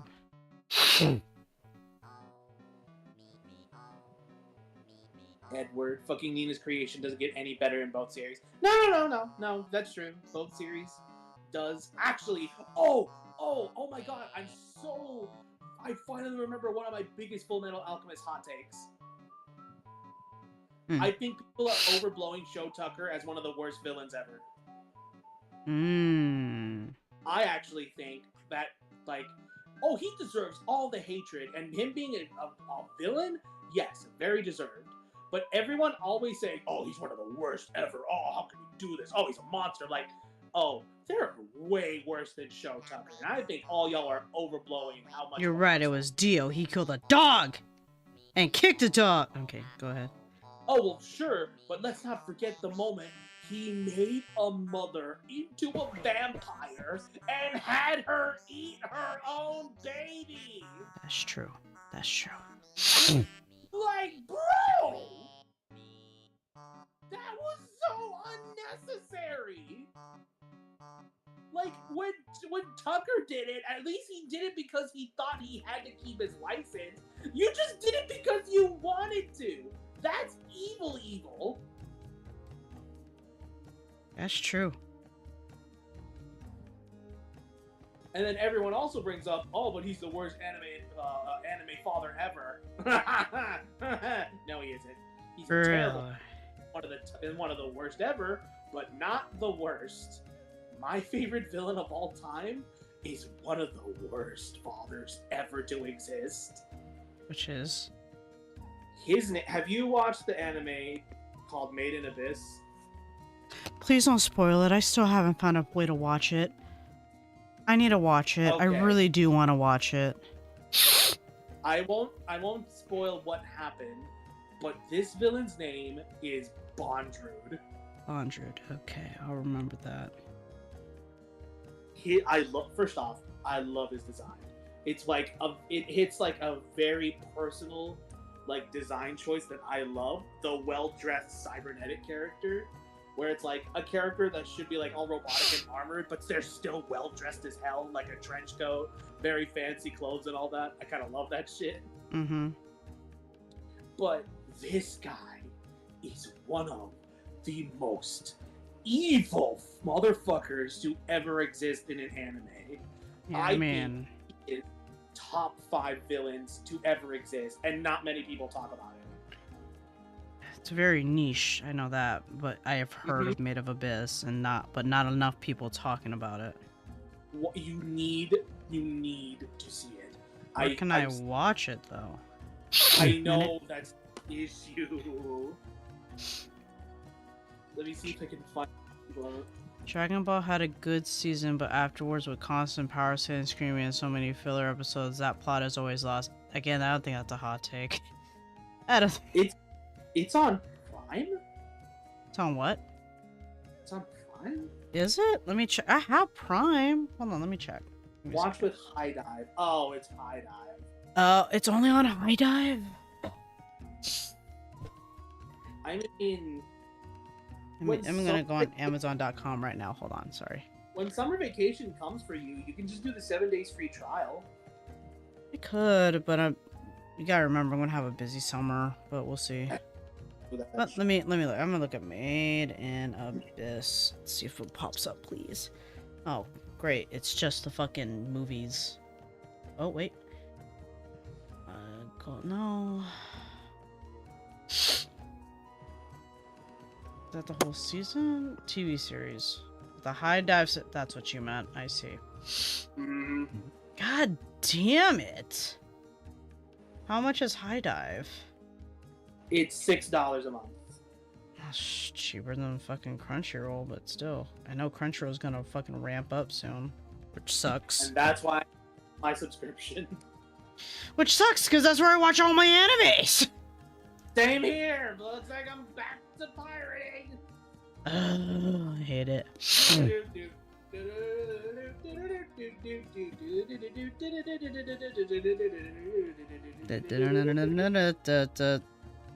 Arg. Yarg.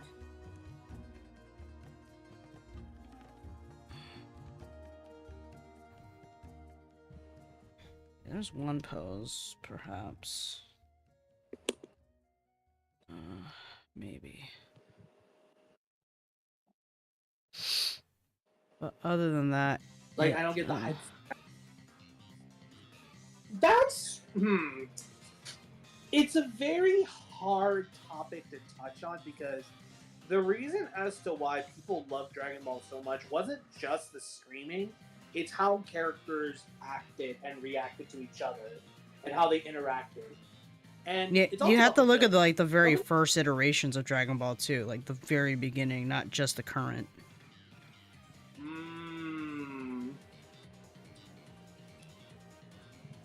It's really all down to its characters. What made it memorable was both some of the big moments that happened in the series and just the characters themselves. Yeah. Like, there's a reason Goku and Vegeta is considered one of the most popular characters in all of anime. Like, if you were to make an anime Mount Rushmore, Goku definitely has to be on there. Because he is essentially what Superman is to superheroes. When you think anime, you'll think Goku. That's true.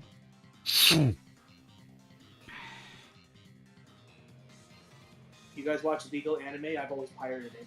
Well, it's because, like, there are just... Pirate websites can just be such a hassle to deal with. Mm-hmm. Because even if you get all the ad blocking software, there are some anime websites that actually have anti ad blocking software. Mm-hmm. It'll actually prevent you from watching it if you have ad blocker. Yep. I've seen the first few seasons of DBZ, but after a while, it just got flooded with so many filler episodes that it got boring after a while. Well, that's just kind of anime's curse in general. Like, if you watch Naruto and you go to Shippuden, oh boy, if you thought the filler arcs can be bad in Dragon Ball Z, Naruto's filler arcs are bad. Like a Boruto. It literally was deemed like the second most filler arc kind of series. Like it only fillers. It gets to a point where, oh my god, when during the Ninja War, when Madara succeeds and traps people in the infinite Tsukuyomi, it also trapped people in real life. You want to know how? What? 6 months worth of filler. Jesus. The anime was stuck in the infinite Tsukuyomi for 6 months. Dear Lord. Really think about that. There are 5 episodes a month with that series. That means we were stuck for over 30 episodes. Like, every week, it was just a filler. Yep. Actually, wait. How long was the infinite Tsukuyomi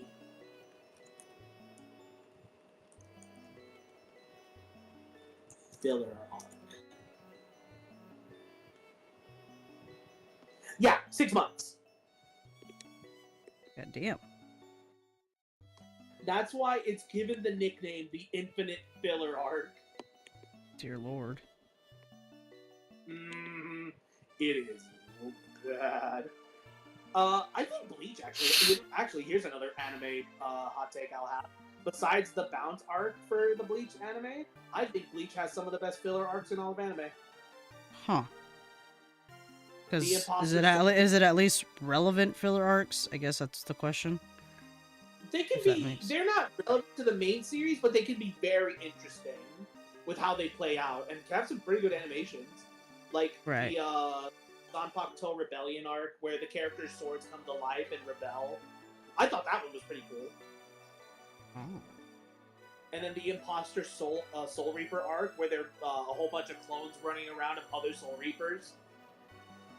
Oh yeah. That's a really good one. Like, well, actually, maybe aside from like some mini filler arcs, if we're on like full-on filler arcs, I think Bleach has some of the best ones. Yeah.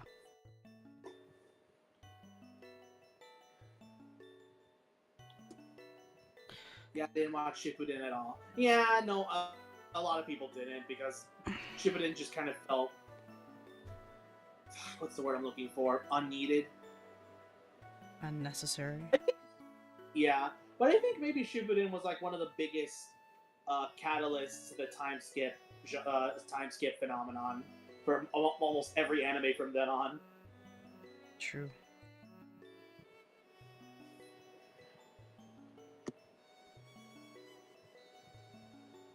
Man, I wish Adam was here. He would have gave some good hot takes.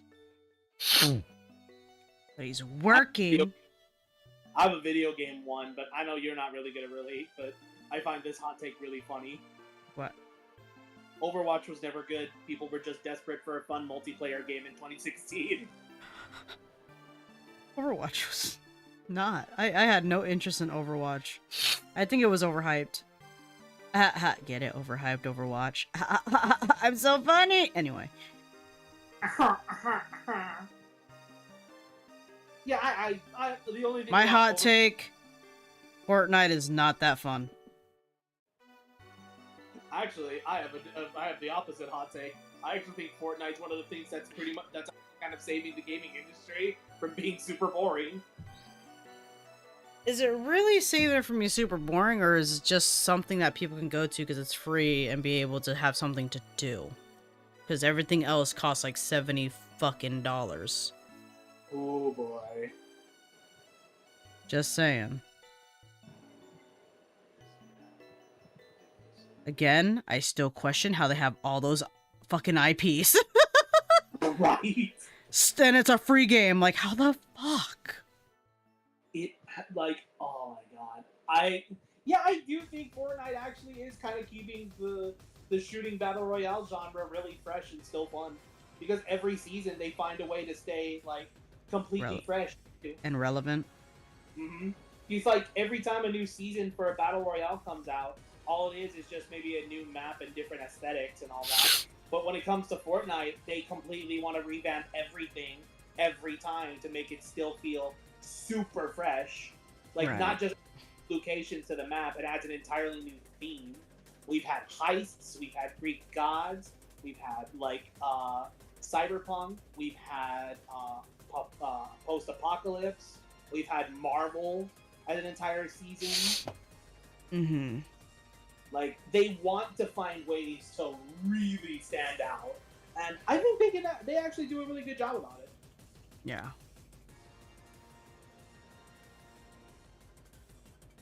Okay, this isn't showing me everything I need to look at. Hold on. Oh, there's a close. That's what I was looking for. Ha! I like this hot take. Hmm. Minecraft isn't a video game, it's an art tool. Facts. Honestly, I don't agree with that. Because It is a video game, but I get where they're getting the art tool shit from. Oh yeah, because man, I actually follow this YouTuber who makes the craziest builds ever when it comes to Minecraft. Yeah. Because he actually talks about how he's writing a story, and he's using Minecraft to build what he thinks his world should look like. Which is cool. That's awesome. Let me see if I can find this person.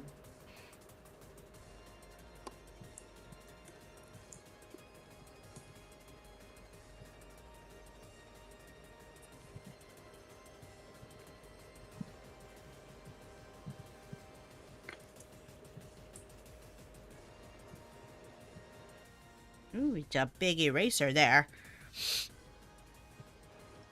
Okay, biggest hot take on videos. Let video games cook, stop trying to shove them out so damn fast when they're not ready to be released yet. Merle, what's the definition of a hot take? A hot take has to be a take that just feels so opposite of what everyone else would say. Okay, Like, so... That's not a hot take. Yeah. That's just a consensus of, like, yeah, everyone agrees. It has to be something that's out of the box. That's like you wouldn't like let's say let me do my example because I'm gonna forget if I don't say it. Okay. I had one. Hold on. Oh, well, this can actually cause a debate, but people say,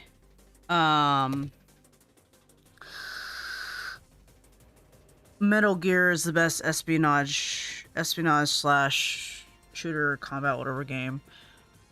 But then the hot take would be, it's really not that great. You could say that.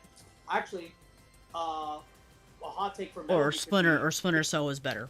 I was gonna say, Metal Gear's a better movie than it is a video game. That's a That hot take. yes, that's what. See, I never played Metal Gear, but I had a fucking hot take, but I can't fucking remember.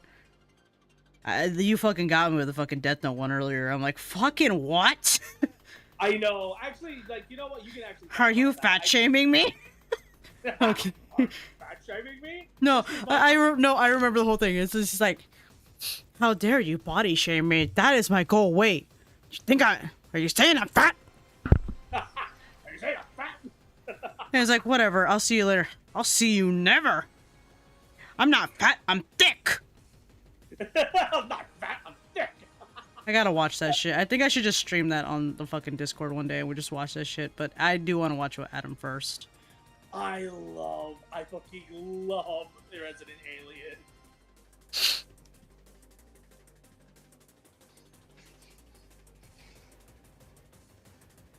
Oh, here's a hot take. It's not for me personally, but I know people have, like, an example of a hot take would be, say, Makoto Shinkai movies are mid. I'm like, that's no. No! Or Mamoru Hosoda or Makoto Shinkai movies are mid. You're gonna get mad at me. You're gonna get mad at I me. hate you! Don't say it! I think Makoto Shinkai movies are not that great. I hate you. You know what? We're gonna I argue. think they're good. I need to kick him off! I need to kick him off! Don't No, get anyway. me wrong. I love Makoto Shinkai movies. I think they're super good. But I don't think they're the art people think they are. Let me make sure I'm not mixing them up for certain ones. So hold on, because I like both, but I gotta make sure I don't mix up what movies are which. Hold on, Makoto. Are you thinking Makoto Shinkai. Shinkai is like Your Name or Weathering with You? Yes, I will agree. There are some like, oh god, hold on. Oh god, my alerts went off and I missed it. Oh, hi GM Films. Thank you for subscribing. Appreciate you. Welcome. Also, I'm not sure if you're a follower as well, but appreciate you. Thank you. Hope you enjoy this this area of Twitch, of, you know, this my corner. You know, enjoy. I'm trying to fucking find it because I realize the alert actually is being blocked. Hold on, where the fuck is it? Okay, I will agree with you. In comparison, Makoto Shinkai movies, in comparison to Mamoru Hosoda movies, are not as good.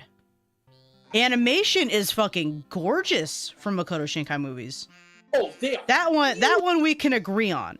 But I do see what you mean, because I'm looking at Your Name. The only reason I actually kind of have a special place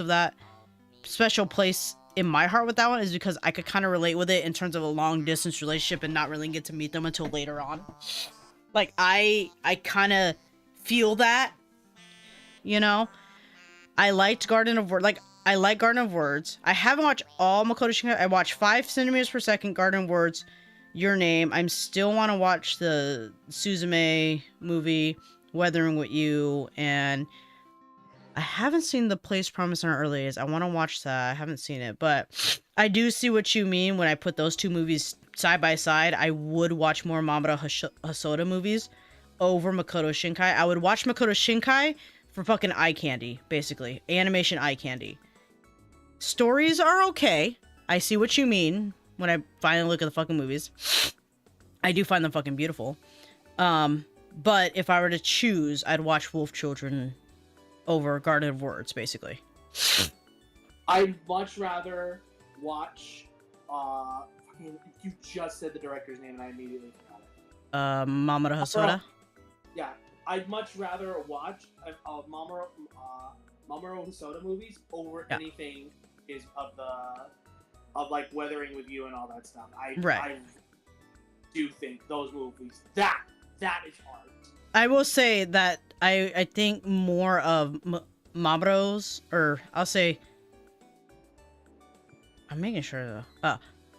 I'll say Hosoda-san's stuff is like chef's kiss. It could be kind of up there with Ghibli, or I'm gonna say specifically Miyazaki. Hayao Miyazaki stuff, because not all Ghibli stuff is great, because those were taken over by other people at times. You know which ones are Miyazaki's if you watch it. And you know which ones aren't. Yeah, he's not ready.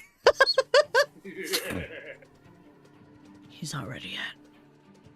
Like, Wolf Children made me cry. Summer Wars fucking made me cry like a bitch. Summer Wars is one of my favorite anime movies ever. I love Summer Wars. And then, well, Wolf Children holds a special place because I think that was my first Mamoru Hosoda movie. And I'm like, oh my god, I'm crying like a bitch. Beast and the Boy was great. That was good. I forgot that also that Mamoru Hosoda helped animate Digimon the movie 2000. After watching it, I'm like, oh yeah, that is his fucking style. Like, if you like Summer Wars, the Digimon movie was pretty much the prototype. Basically. And then, did you watch Belle by them? Mamoru Hosoda? It's kind of like the Beauty and the Beast, but it's not. But it's on, like, a digital space, and this girl sings really well and has a beautiful avatar. Oh, yeah, that one. Oh my god, cry like a bitch again. He's really good at making me cry like a bitch. Hi, bud. Yeah, like I will say, Makoto Shinkai movies did make me feel something, but I think Mamoru Hosoda movies were definitely successful at making me, like, deeply feel something, you know? Oh, hell yeah.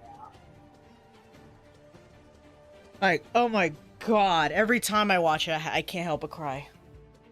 And even though I know what the fuck's coming, that shit makes me cry. Ugh. Anyway, you have another question? Ooh! I'll give you a minute. I'm playing Expedition again. I took a break for a minute, but I wanted to... Because I just got to the part where you unlock the final party member. Ah.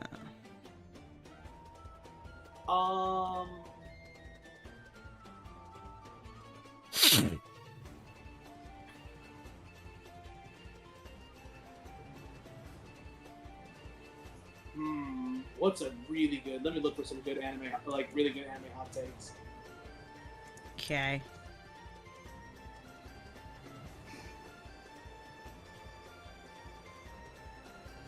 I made this go out too far. Ooh, we just talked about Studio Ghibli, but I think you're gonna get a kick out of this one. Oh, okie dokie. Studio Ghibli movies are beautiful, but most of them have mid plots. Depends which ones, but yes. I will say some of the plots are pretty similar, unless you go to, like, the old, like, classic Miyazaki films. I will say, I get, like, what the plot is as an adult. As a child, though, I think it tries to fulfill the wonderment of, like, this protagonist that starts as some that you would see as feeble, but they do their best to, like, overcome that and shit. But like I said, most of the formula that he does, yes, they tend to be similar almost every time. If that makes sense. Mm-hmm. But I still love them. Sometimes, though, simple is the way to go with your storytelling. If you are overly complex, you're gonna lose people. I agree. And I think that was one of Miyazaki's formulas. Like, there were some, like let's say Nausicaa was pretty complex if you're not paying attention, but it was well done. Especially its stories. But Porco Rosso is a very simple fucking story that really is compelling. Very simple. So I think that's the biggest, like, I think that's why some people can find it as kind of sometimes.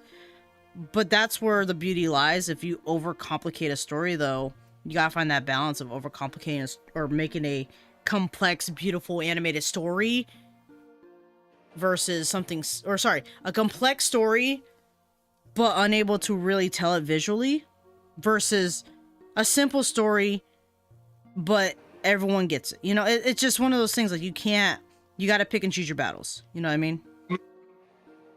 Like, I'll say I watched Heron and the Boy.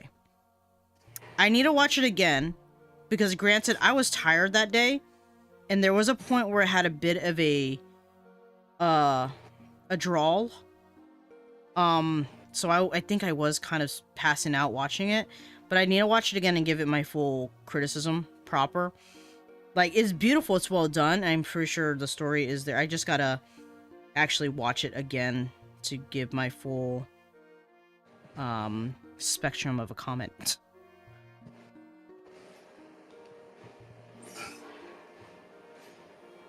I agree with like keeping it simple because one of my favorite Ghibli films is Kiki's Delivery Service. Oh yes.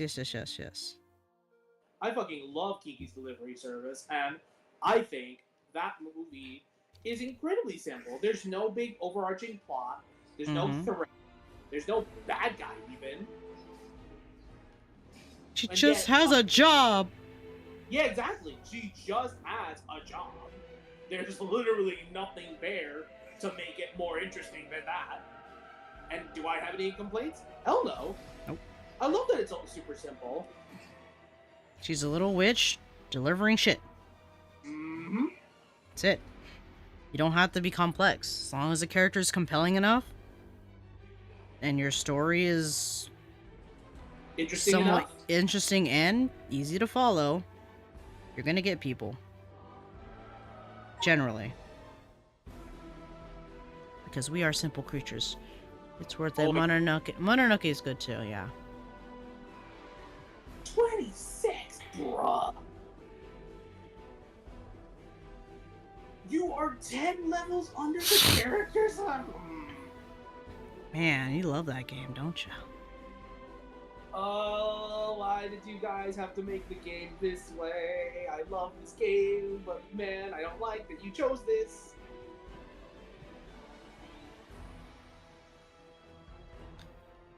Like, I'm not too mad about the comment on, like, the Ghibli films, because even I know that some of them can get kind of long-winded at times, even with simple stories. But I will probably die on the hill of Mamoru Hosoda films are fucking amazing. So I'm not gonna. I think they're some of the highest tier art anime films you could ever watch. Oh my god. Yeah, they're gorgeous. They're well done. Like, story, beautiful, and even when we talk about Mamoru Hosoda, even his stories are simple. There's no need to wrap your brain super hard about the plot. Mm-hmm. It's so simple, and the plot twists are just, it's so smooth transition. And I'm like, oh my god, I love this. I think that's where Mamoru or Hosoda-san like exceeds. Other than animation for his movies, it's just simple. I might actually do some art studies on his style because I really do like it a lot. It's just amazing.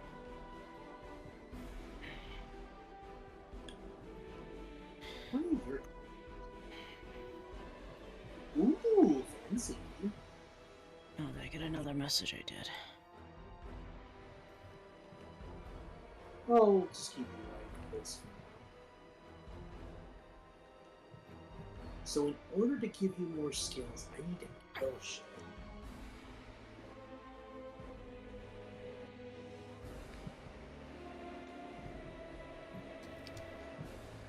Yep, I have to kill shit.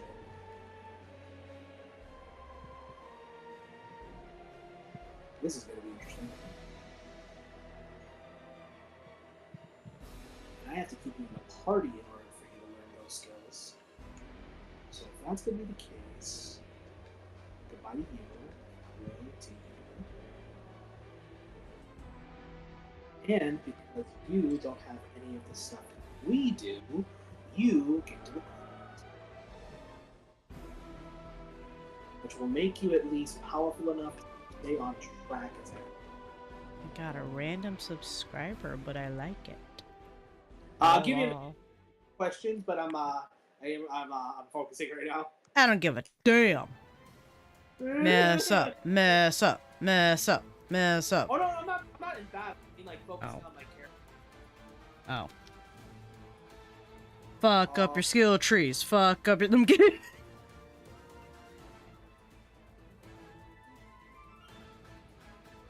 Dot dot dot dot dot dot.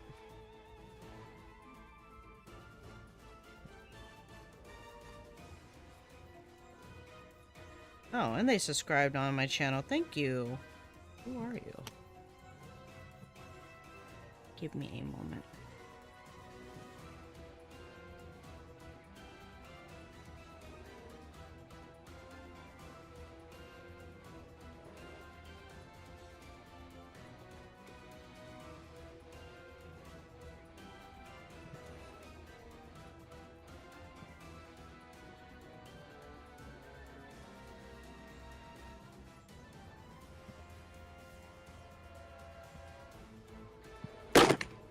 That scared the fuck out of me.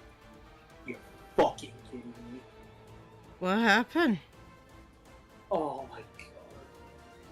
The optional boss I fought earlier, the one that I had to keep parrying. Yeah.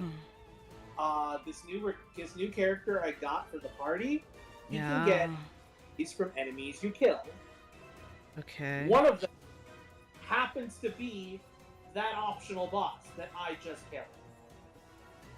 Oh. Which means I can't get that skill now. It's gone. Oh.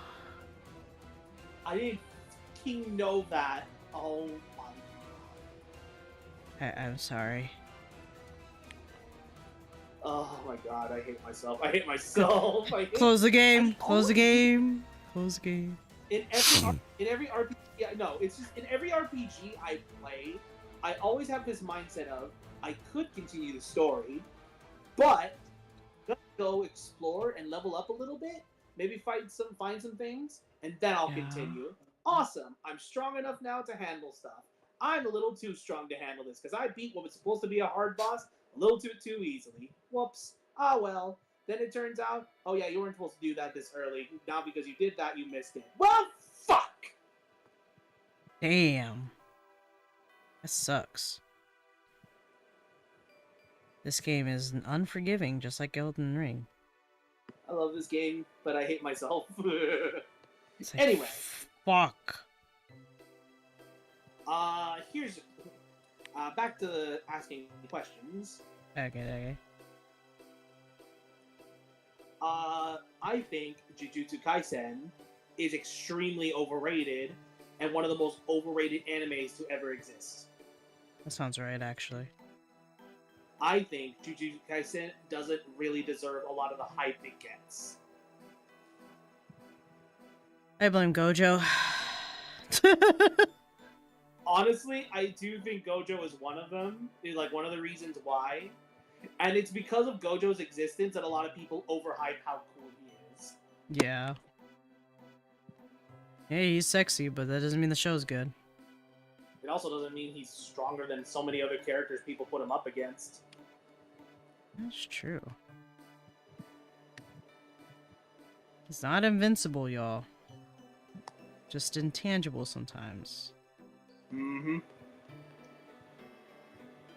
He gets to choose what passes through his barrier. Generally speaking. Not to mention, also his purple hollow purple is not an attack that immediately kills everyone.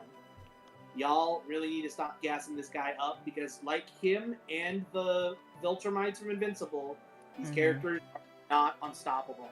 There are way more powerful characters out there. Y'all just need to look for them. Mm-hmm. Oh, Rayon said, "Thank you, Mura." Really? Yeah.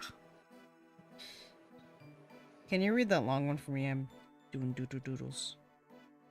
Sure.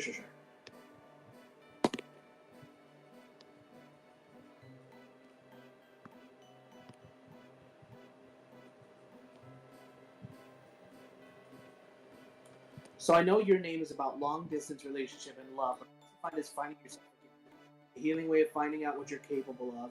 Now you're strong enough to make it with little nudge and kindness from one person that can change your life around. That's a good way to look at it. Yeah. That's actually a very beautiful way to look at it, too. Mm-hmm. I need red.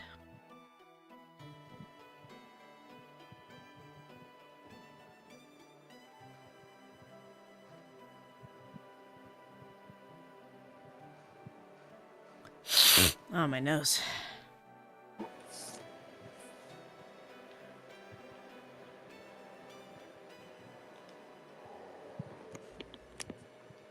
Go. Make sure. Wow. I love this hot take. Ash Oh, Ketchum is one of the worst protagonists to ever exist. If you want ever any proof, is when he fucking lost to a goddamn Snivy.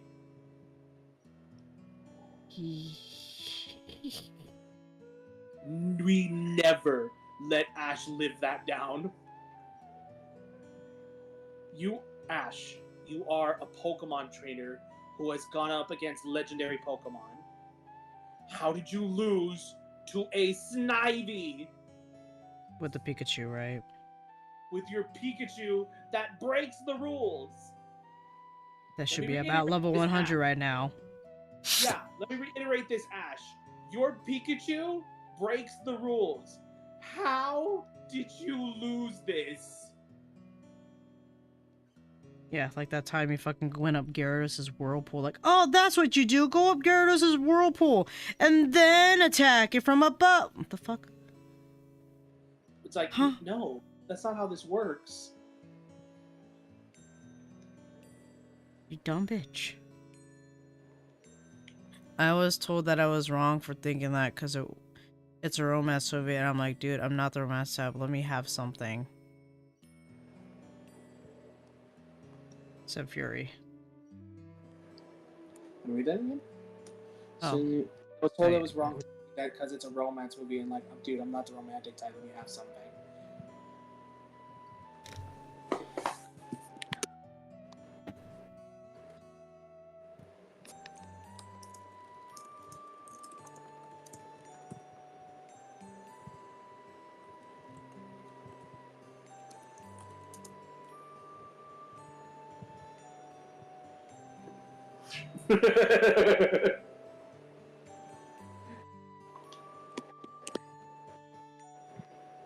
I know you're talking about your Damien. Save. Drink water. We need some spicy ones. We need some really spicy ones. Someone bought me a NSFW Tengen sticker. It's not a hot take, but it's facts. Oh, here's one for you for Demon Slayer. Huh? Nezuko is just a plot device with cute merchandise. You're not fucking. I sit here having a fucking Nezuko poster in my room. It's like you are part of the problem. But you know what's cool about this print in my room, though? If you have a specific app on your phone, it moves. Like, they designed this print to, like, become a virtual reality print that if you scan it with the app, it actually is like a moving splash art. It's Really cool. I gotta fucking record it at some point. Do I still have the app though? Let me see. I think I do. I don't think I removed it. Artivive. Yep, there it is. Hold on. Let me see if it still works. Give me a second. Give me a second, y'all. Gotta try something. Come on. Hold on. Hold on. Hold on.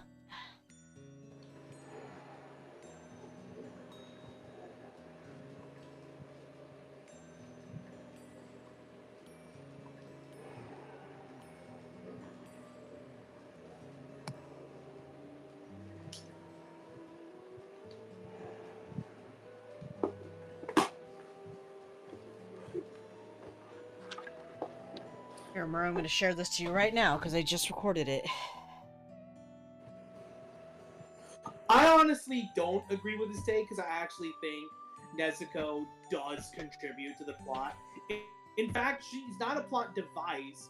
She's one of the main things that define the story about what it means to be a demon. Yeah. Here, Murray, let me show you my print real quick. Let's see. I'm gonna send it to you in the Discord. Hold on.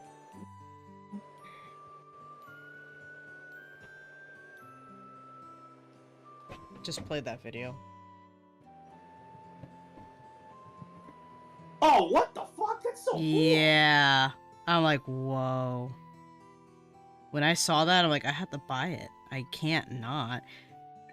That's so cool. Yeah. I'm drinking sparkling water. And I asked you guys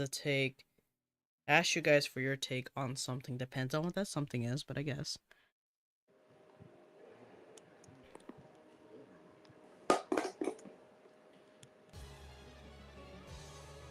Ooh.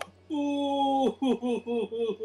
Why do most movies always have the main characters or ships always end in a romantic relationship / marriage? I got a follower. Hello, Mark Seking. I'm gonna call you Mark because I can't say the I don't know how to say the last part. But thank you for the follow. Appreciate you. Enjoy your time stream. I'm Kitsu Guardian, Kizzy Sparks, Kit, whatever the fuck. Okay, Mark is okay. Thank you. I'm struggling on that last name. I'm sorry.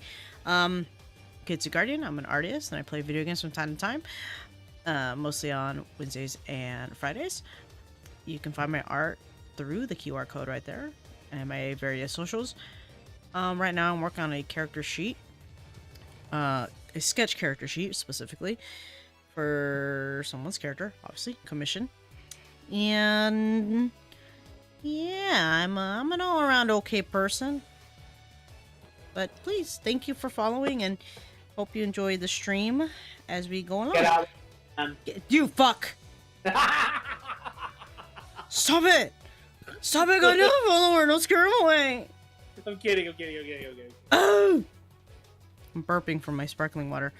Why do most movies always have the main characters or ships always end in a romantic relationship marriage? What does that mean? What do you Bruh, LMAO, the laugh killed me. Yeah, this is Murrah. Murrah is one of my moderators as well as a longtime friend.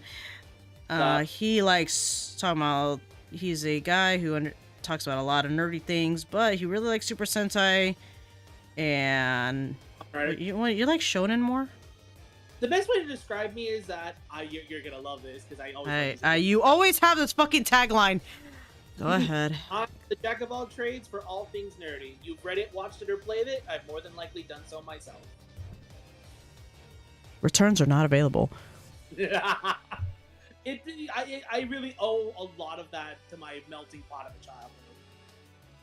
Ain't nothing wrong with that. Like, I had cousins who were into anime and video games. I had uncles and aunts who were into movies. My parents. This isn't to me bragging or anything. This is me just pretty much talking about how my childhood was like.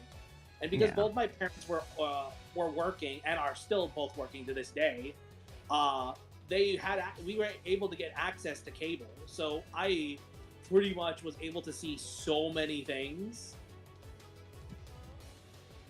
Like, God, you make my life sound fucking boring. No. How dare you childhood shame me? You call me fat? This isn't me bragging. I'm just saying that's why I'm supposed to know so much. No, you're fine. I'm just fucking around. Murrah, what does your anime OC form looks like? Well, funny you asked that, Rion. I am going to be working on this fucking admin Sona soon, so that's probably how it's going to look like. Again, I think I talked about this before with you the other day, where I'm funny that I gave you what I wanted my admin Sona to look like. Yeah, you're hating on, you're making fun of the fact the rest of us wore glasses, haha, funny you, haha, fuck you. Making fun You no. I'm saying it's funny that the character I gave you wears glasses when I don't even wear glasses. Yeah, I hear you. You're just trying to be part of the club. Mura has main character energy. I don't know about that. I don't know. He's that side character guy. I'm literally the goofy side character who just tags along because the audience no. thinks. I don't know why Ghost Stories came to my head and thought that one nerdy kid. Fuck! But I'm thinking of the dub. Are you thinking of, like, have you accepted Jesus as your Lord and Savior? What? No, I'm What? Jewish. No, I'm Jewish. Ghost Stories was fucking.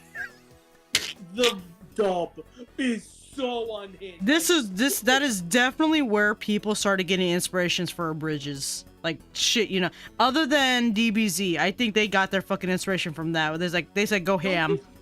Like, isn't it amazing to be sitting next to your childhood friend? It's as amazing as having your Charlie Sheen as your next door neighbor. What? What anime would ever use Charlie Sheen in a context? It is so funny. Is he going to be a cute anime magical girl? Yes, no. Mura has the fake frames on. Yep. OMFG. Ghost Story was amazing. I just like jump. I said jump. I love that. Or the one with the ghost rabbit's like, I'm sorry, it would never work out between us. It's not because you're a rabbit, it's because you're black. I'm like, oh my god! Oh my god, I love Ghost Stories. Oh my god. Or the Disclaimer, we're just quoting from fucking Ghost Stories. If you haven't seen it, dub specific, English dub, you're not gonna understand these jokes because the shit was so funny. There's actually a lot of backstory to it too, but we're not gonna talk about it if you're not interested. If you do want to learn more about why we're making these references and why an English dub of all things have these, just you can ask away. Just be wary that the jokes they say are gonna make you go what, or the fucking lines they say are gonna go what at first glance. Like, but you'll laugh. You'll probably laugh your ass off. Fury, run! She's a ghost and a bitch. Also, if you are like not squeamish, but like you do have a sensitivity thing, you might not like some of the humor because this was during the time where humor was just not like did not have a limit. Mm-hmm. Oh my god, I can't draw a fucking hand. Time to reference. 1 second. Hold on. I'm Mark, animator, over 9K subs. Cool. That's awesome, my dude.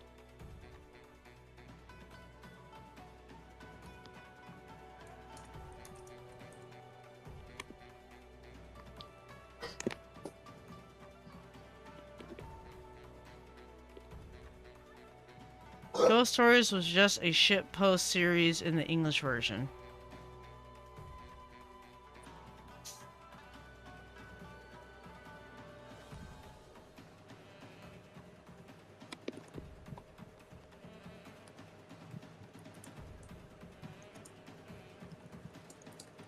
Nice.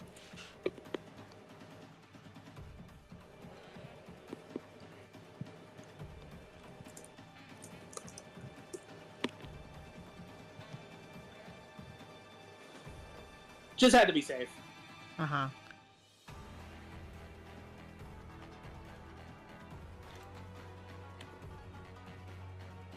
That's cool. I mean, maybe I should just do a Ghost Story stream in the Discord. That'd be fun. Ghost Stories is fucking hysterical! Yes, it is.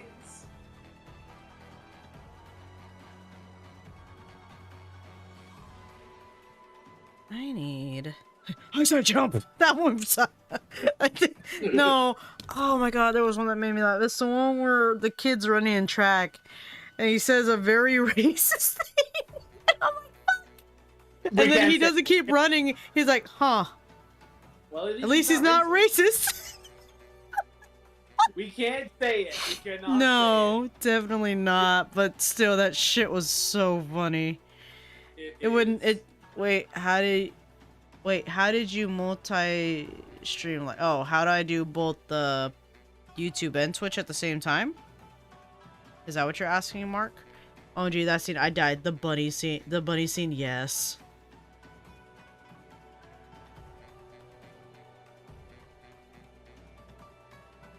You want?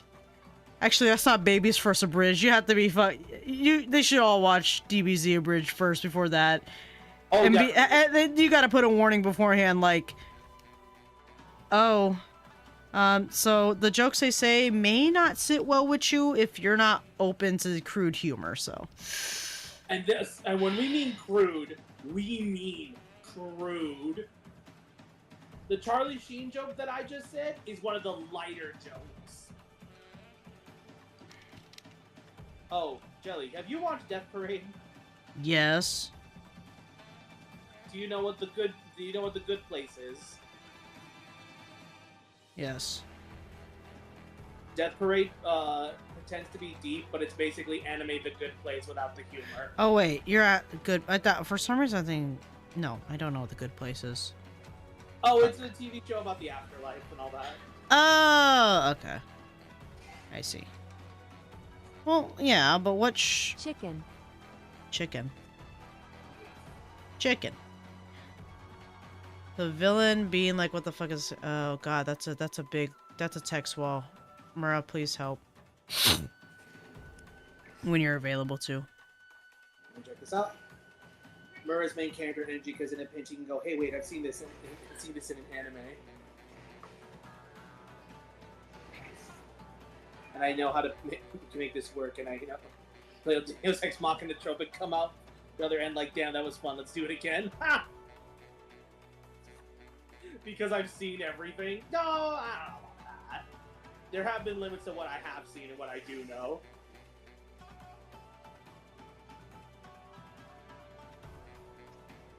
The villain being like, what the fuck is this guy? Yeah. Yeah, but I mean, there's shows that talk about the afterlife in its own way. But are you saying that The Good Place is basically Death Parade, but more joking? Is that what you're trying to say? That's what the hot take is trying to say, basically. Oh, okay. This isn't my hot take, I'm reading hot takes. Oh, I see, okay. See, that's where I was like, huh? Huh? Because I love Death Parade. That shit made me cry in the end, like, no. Did you watch Death Parade? Yes, I love Death Parade. I love the opener. I love the opening song. I know it was the opening that pulled me in, but I'm like, oh, I need to see this now. I need to watch this. Yeah, fair enough. Same.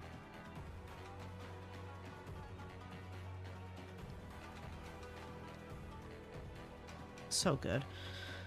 Oh, come on, Mura. That would be a hilarious anime, said Fury. Are you talking about me? Yeah, I guess for the Deus Ex Machina trope thing, as she said. If you want that kind of anime, watch Bobobo. Then that's what you're looking for. Hello, hey, oh, hi, Mark. You're also telling me on YouTube. Hi. Like, Jelly will know exactly what I'm talking about. If you want that kind of anime, just watch Bobobo. That's true. That is true.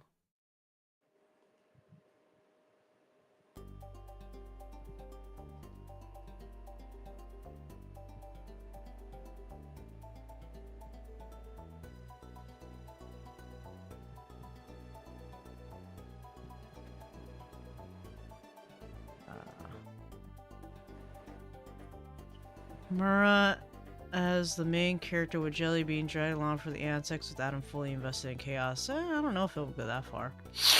I don't think I'd be dragged anywhere, to be honest. If I'm being genuinely honest, I'm that fucking person. I'm like, no. This is a bad idea. Yep, sounds like, yeah, I have watched Bobo. Yeah, it's Mura. Like, I love Bobobo so much. If you want a series that's pure chaos and makes no sense, but it will make you laugh. If you have like, if you grew up with series like Ren and Stimpy, then this is your type of show.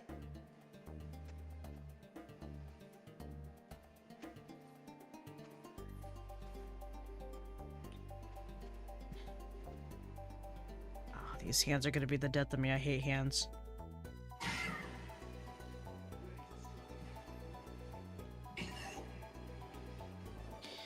I watch Paranoia Agent. I can't finish that shit. Paranoia Agent. Oh, Paranoia Agent. I know it was good, but I watched it at a time where I couldn't understand shit. But the only thing I remember was the fucking golden baseball bat, and I forget what happened. The kid with the roller skates and the bat. That's all I remember, really. But I'm like, damn. Watch that shit when you're high, or oh my lord. Mm-hmm. Disclaimer, I don't smoke. I don't do that. It's funny because one time when I used to work at my old job, one of my bosses actually came out and just said it. Hey, Jelly. Huh? Be honest with me. Okay. Am I in trouble? No. Okay. Do you smoke? Huh? No. It's weird because sometimes you sound high you sound high as fuck. I'm like, that's just I'm just like, that's just my voice. That's how it's just how I talk. I'm calm. I'm just a calm person. That's so rude. I'm like, okay. Why would Do you I say look that? high? The fuck? Just because I'm also, I probably told him, like, probably because I'm just tired all the time. That's all I could say. Cool.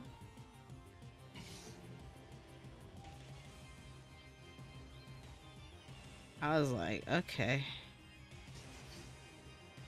That's nice. Don't do drugs, kids, guys. I can't breathe. Yep, the potatoes took your life energy. I mean, my previous job, the one I'm talking about, they asked that was, when I used to work at Mary's Pizza Shack as a delivery driver. And they asked that, and I'm like, no, I don't smoke. I swear to God. I'm not high. I'm just very calm. You dumb.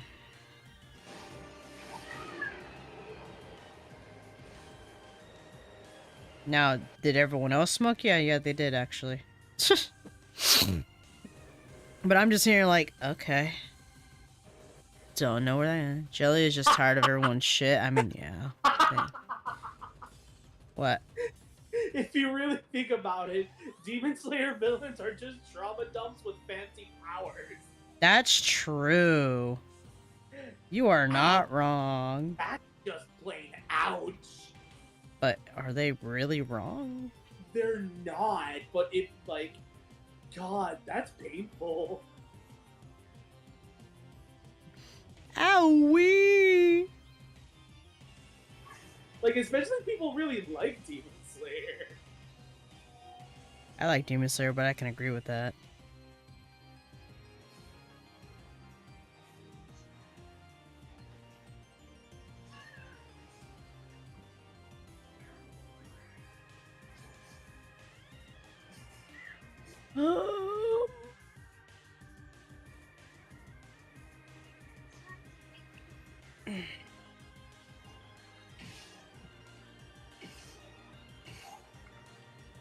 I hate drawing hands. Have I ever mentioned that?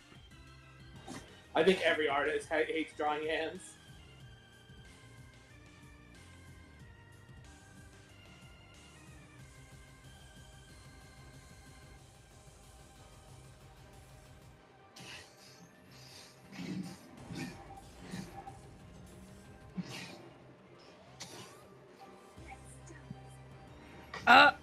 Whatever. I'm thinking too hard on it. I feel like I am. Or at the very least, I'm fucking up the fist. I am! Wait! You like Hunter x Hunter, right? I've never watched Hunter x Hunter. Why do I feel like... Why do I think that you know that? Why do I think that? Because Adam knows it, I guess? Probably.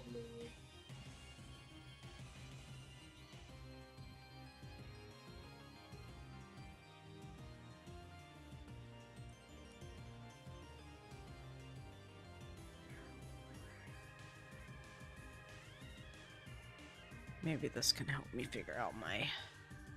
Ooh. Ah. Clannad isn't a good anime. It's just Oh! emotional manipulation, the series. Oh. That's Oh. a hot take. Jesus. That's a big one. Because Oh. people really, really like Clannad. Yeah. You And want a saying- really good fucking slice of life. Not even slice of life, it just fucking hurts. You want to talk about hot take? Jesus. That is like the hottest take you could ever have. Yeah.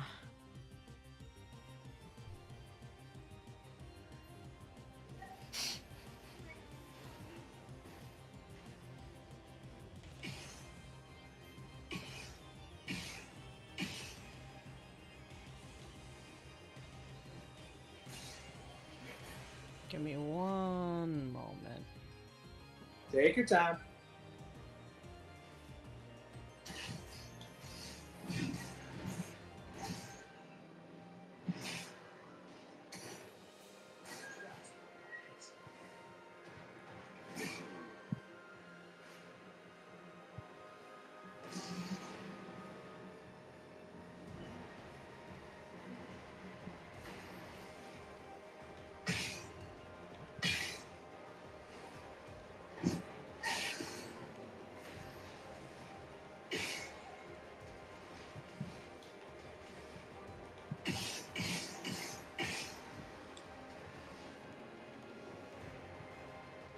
Okay, let's see.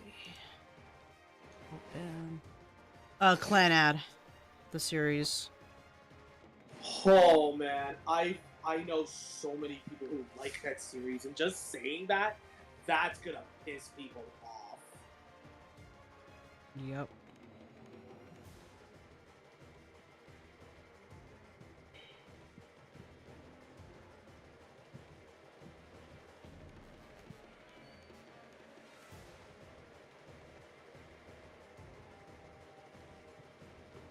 Like, why would you say such a thing?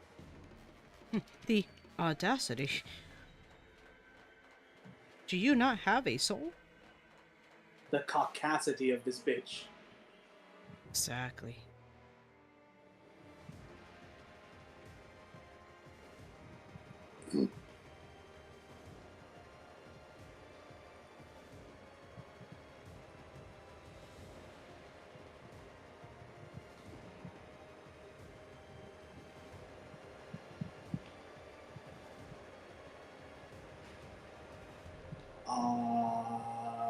What was I gonna do? Oh, wait, now I remember.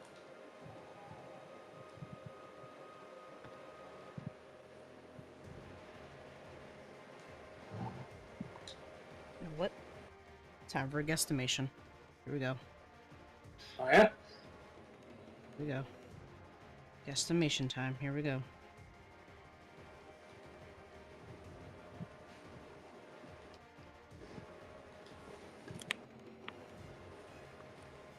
To be tucked in quite low.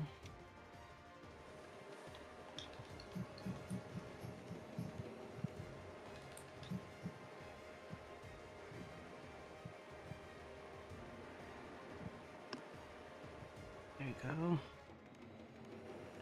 Ha!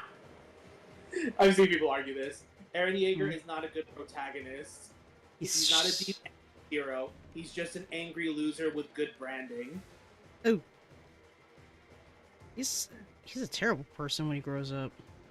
Oh yeah, for sure. But Jesus. I heard Attack Like- on Titan the second season was not great, or at least the ending was terrible. It's Or it was at least anticlimactic. it's definitely a take it or leave it type deal. Oh god. No. Yeah, it's kind of bad. I figured I mean, that was kind of the thought in my head.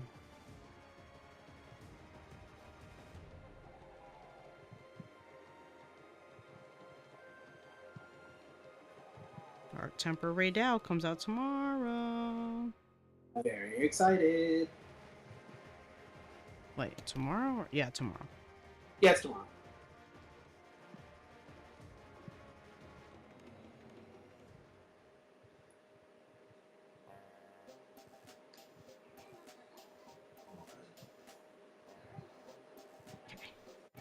That's better.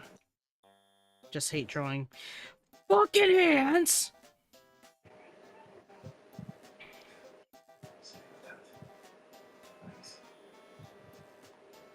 I get to spend time with this little guy? Sure, why not? I'm not against it. Oh, look, he's dead. I really hope not. I love this little guy. Listen, you spent so much time with that one guy, and now what happened? He's dead. Right. You can't believe anything anymore, Mura. Ooh, Just like Akame got killed, you can't fall in love with a character.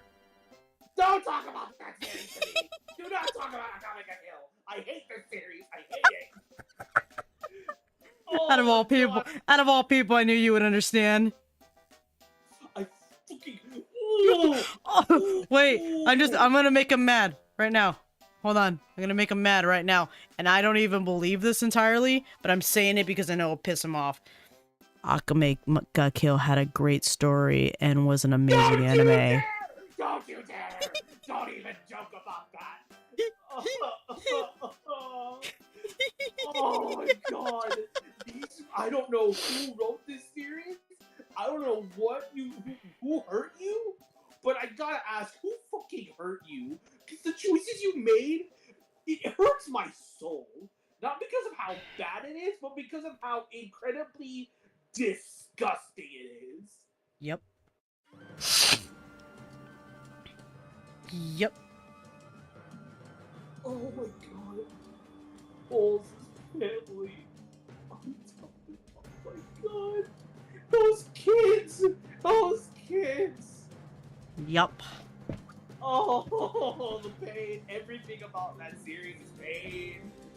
Yup. Yeah, I'll send some emotes so I can see if my emote wall is working, but you should send emotes that represent, like, what? Oh, wow. This one's a take that actually feels like it can send. It's kind of a nuke. Before you say it, should I go with the standard standing pose? Because, I mean, this is going to be a character, like, sketch sheet. Or should I be dynamic and just use the pose I originally had in mind? Dynamic is always fun, but it depends on the type of character you want to. No, the type of presentation you want. Well, I'm just getting the description that she's scrappy. And, definitely go with dynamic. Okay.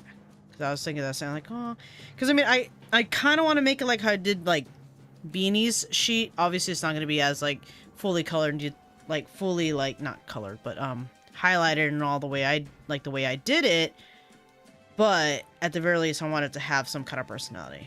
She's okay, punk, brat, cocky, and ready to scrap. That's the vibe. Alright, I'll go with the other one. I worked too long on those fucking hands to be doing that shit. Anyway. So we'll just refine this one then. Anyway, let me read my chat again. I'm gonna put emotes in the chat to make sure my shit's working. We're gonna use this one because I don't know if anyone else can. I didn't mean to put that there.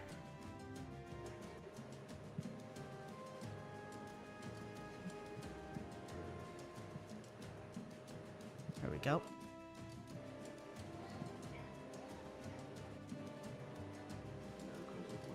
Boop. It works. Look, guys, it's the Kai emote. Yay! The number of times you've dialed is no longer service. Maybe if they paid their fucking bill, they call you Asian trash. Can't pay their fucking phone bill. Another ghost stories contact. Oh, God, please be careful with that. I was like, what? I didn't even watch that far. There we go. It's working.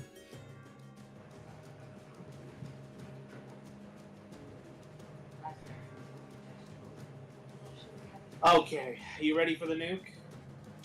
Oh, God, it's a nuke? This is one of the. Oh, God, I'm being raided. Oi. Oi. Oh, Oi. hey, Hi. Welcome. Hi, Battle Chaser. Welcome, welcome. I hope you had a great stream. Hi. Welcome to the stream. With You guys- 11? Wow. You're Hi, about to guys. get your nuclear bomb, and I want to get. your guys- Oh, Lord. Yeah, so, we are doing random hot takes. And you may or may not get semi-trigger or whatever. It's not like they're, like, hot takes, like, that are politically charged or this nothing. is a hot take. But it's not politically charged. It has to do like animes and shit. I'm just putting that out there right yeah. now. I swear. Swear to God. Just anime related, video game related, all that stuff. Hot take arts, yeah, basically. But I hope you had a good stream. Anyway, go on, Mura. Berserk fans need to admit that not even the creator knew how to end his story before. Oh! I need to drink water. That is one of the biggest hot takes ever. That's disrespectful. That's disrespectful, bro. Wow, how actually dare you? Wow. Mind you, this is Mura reading hot takes, not his hot takes, just letting you know. These aren't mine. I actually do not agree with these. I'm just like, I'm just bringing these out just for the sake of it. Oh my lord, who the fuck? The disrespect. I don't know what to say to that. That Ah. Wow.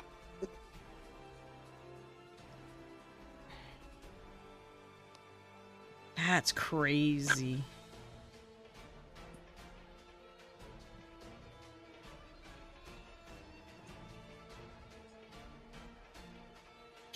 The reason as to why people are might be saying this is because when it did end. The person who took over was just trying his best to do what he wanted, but he didn't know how to execute it well enough. Right. Makes sense. But man, just hearing that, wolf. Yeah. Wolf indeed. Woo. That's a rough one. That's a rough one to hear. Ooh, do you know the anime Erased? Please, go on. Do you? Just answer me. Yeah, I do. That's why I say go on. You don't actually like Erased. You just like feeling smart because you guessed the villain early. I actually hate fucking Erased. Really? But not for the reason that you're thinking. You know why I don't like it? It's because of one fucking person. And Is what it they the- said. Huh? No, Is not it the- not even a character. It's a person I knew. Not Really? anything to do. It's because of one thing they said, and it pissed me off because they set me up for that kind of shit. You know what they said? What? Oh yeah, you'll like Erase. It's probably as good, if not better, than Death Note. And I'm like, That? To you, of all people? are you? Yeah. I'm like, oh really? Okay, sure. And I watched it. I'm like, no, it's not. It's Not even. no. I get it. It's a mystery thriller, and the basically anime butterfly effect, but is nothing close to Death Note. Not even. I get it, but it's like it's nothing special in terms of. Yeah, I do agree with that hot take though. It's easy to fucking guess where the villain. That's probably why I kind of got annoyed about the whole Death Note or the Death Note take on that person said, and I'm like, no, it's not fucking Death Note. It is not. Are you kidding me?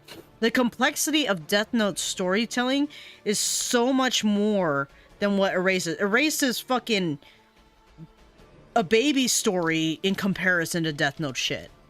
Like, come on. That's not. No.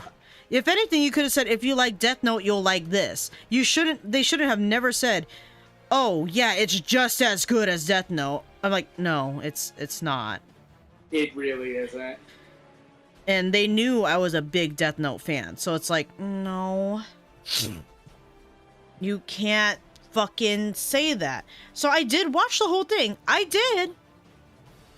But unfortunately, they set me up for failure because they wanted to put that comparison in front of it. And I'm like, fuck, dude. So I couldn't fully enjoy it because of that notion that they put forth for me. Don't give someone expectations like that. Like, Death Note is such a high tier mystery, like, mystery thriller suspenseful anime. You cannot put that next to, you cannot put something next to that shit. Like, at all. Like, come on.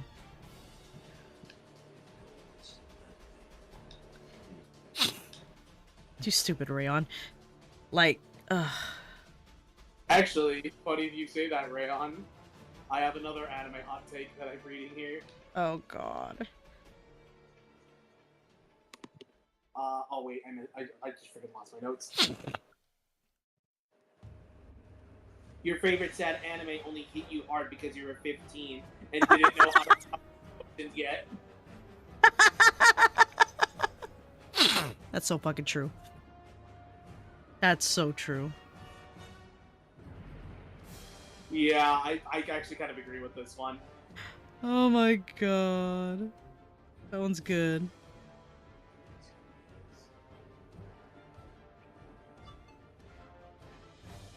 Uh-oh, I'm stupid. What happened? I never gave Kai his soda off. Fuck! It's okay. He can miss one, but I need to go give them dinner now. I'll be right back. Mm-hmm. Entertain the masses, Mara. I'll be back. I will, actually. I do actually. I want to ask some of these people questions. I don't know if it'll be a good idea to give them masses.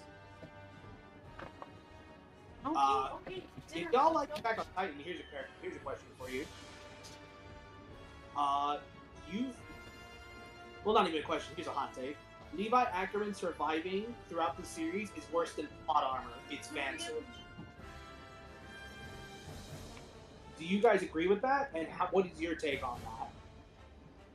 Heck, what's your take on Levi Ackerman in general? Ooh, I love Fairy Tail, Rayon. I love Fairy Tail.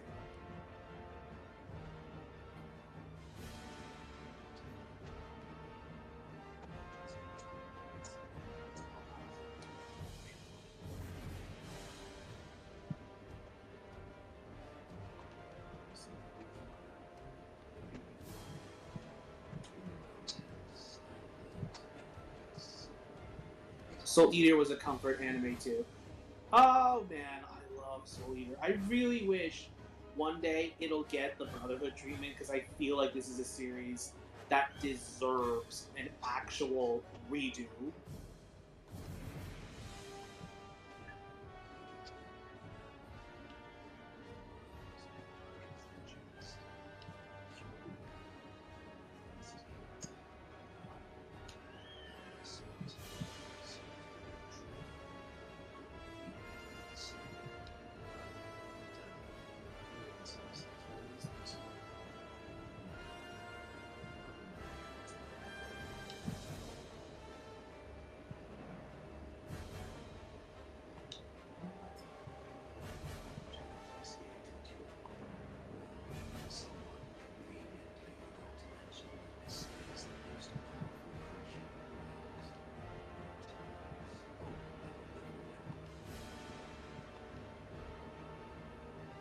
Ghost in the Shell. I love Ghost in the Shell.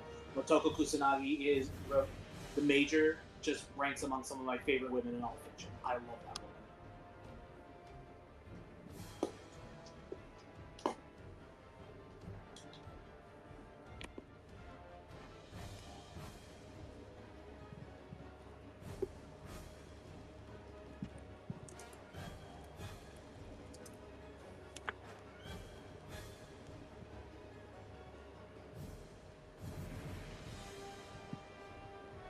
Ooh, I'll save you this one for when Jelly gets back.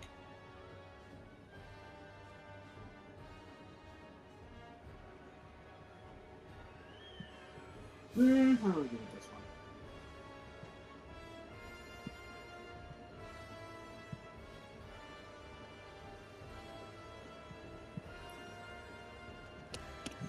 Oh, this one's a fun one. Gojo is just Kakashi marketed to horny teenagers. Woof.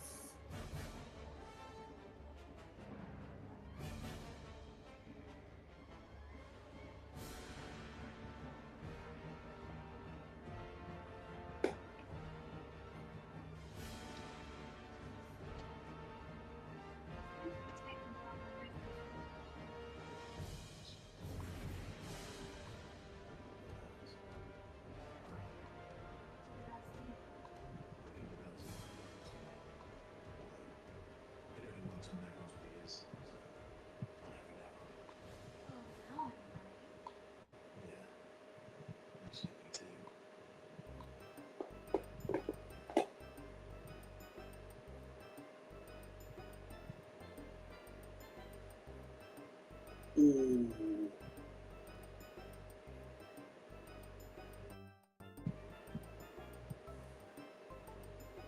Nah, Gojo's the basic anime white boy that people are swooning over. Isn't? Isn't it essentially the same thing? I get what you're trying to say, though.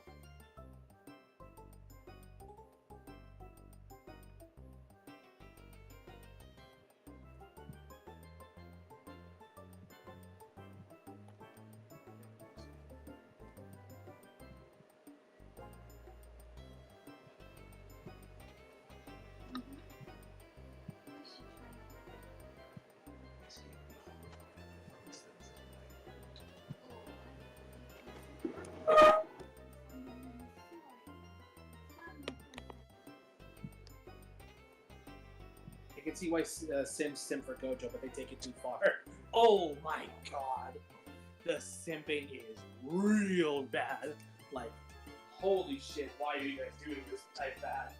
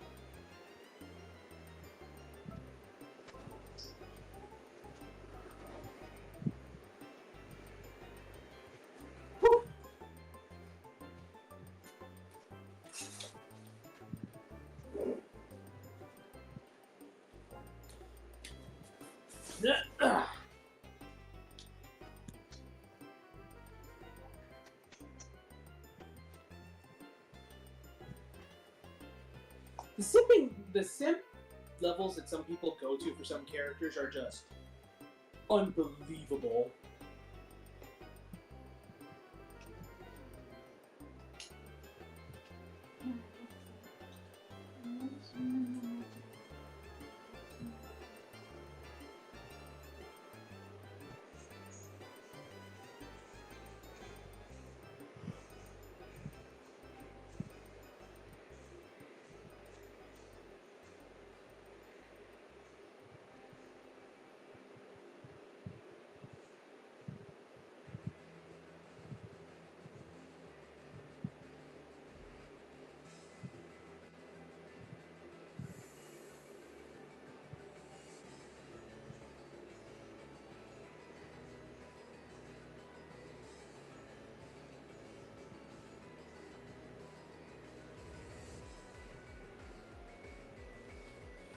Man, what's a really good one that I can read these from so I can get people's opinion?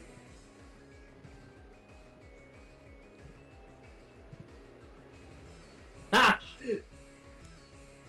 The only reason Attack on Titan stayed popular was because its openings just kept changing. Otherwise, this story is incredibly bland. Ooh, fucking ouch. I mean, I kind of like the changes they made because they felt very interesting. But the fact that it was discovered that later on that Titans are pretty much flesh piloted, just a flesh version of mechs, it kind of took away what made Attack on Titan interesting. The war was cool, but what they did to the story to make it more action-based, I guess is, you could say, just kind of felt weird.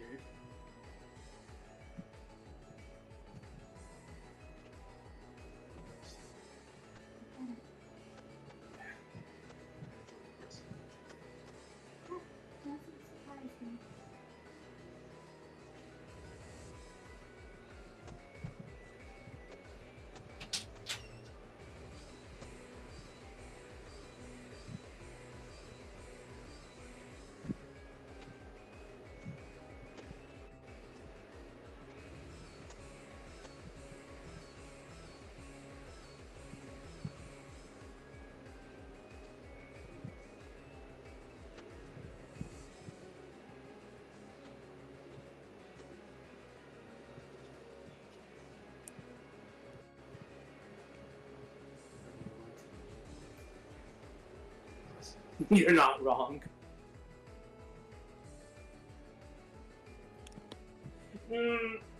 I would want to say that Attack on Titan had substance, but I just feel like the story didn't know where it was going until it reached a certain point. I won't spoil what it was, but I think some of you will understand why.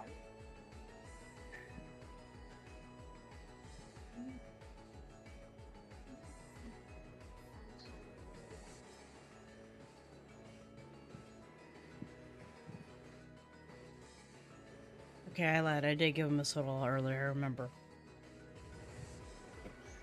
Yeah. Ah. I have something for you. What happened? I have a very funny one. Well, This one I actually have. This one's my hot take. oh, okay. The best isekai anime isn't ReZero, it isn't Shield Hero or Konosuba, it's Digimon. What kind of anime? Isekai. Huh. I think the best isekai anime to ever exist is Digimon. Is that technically an isekai? Is it an isekai? Jelly, they get transported to another world. I thought isekai required you to die first to be in another world. No, remember, look at Shield Hero, he just got transferred. Oh, I never watched Shield Hero, so I couldn't answer that for you. But That you makes, know, but it makes more sense now when you put it that way. Okay. I think Digimon is just better isekai animes than any other isekai anime that's out there. I There's think it was no- one of, wasn't it one of the pioneers of that shit, basically? Pretty much, but there's no overpowered main character. That's true. Well, aside from, Tai, but I kind of feel like this is just how some animes were back then. But he's not like the one who solves everything like most guys. True. It felt way more interesting to see the story. There's no fan service because they got kids. That's true. Gurren Lagann should have gotten the post-final boss fight episode. Like, damn it, the show was good. Technically, we did, but we know what happened when it was over, and there's a reason why a lot of people are still divided on Gurren Lagann's ending theory. I don't know, so I don't know nothing about Gurren Lagann, so I'm lost there. Don't even worry about it. Like, I'm not gonna force you to say anything. It was still good though. It was good, but you need to realize that we did get a post-final boss fight thing. It just was not the one we wanted. Facts. I'm just saying facts because I'm agreeing with something I don't know about. Gurren Lagann and Evangelion are the yin. It's yin, but that's just me. Are the yin and yang of each other.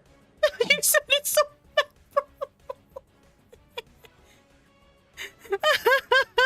I heard that, you piece of... It's supposed to be yin, not ying, before... Just... You so fucking... You fucking... Like, I can hear in the voice, like, you fucking god... Oh... It's like, it's not yin, it's yin! Oh my god. Just that. I think that was just funny to me because it's like, wow, he's trying to be nice. He's trying to be nice. It's like you. Part of me was like, "Ooh, you uncultured swine." It's gonna come out. Hey, look, I'm Picasso. I don't get it. You uncultured swine. Sorry. Oh yeah, that's a good one.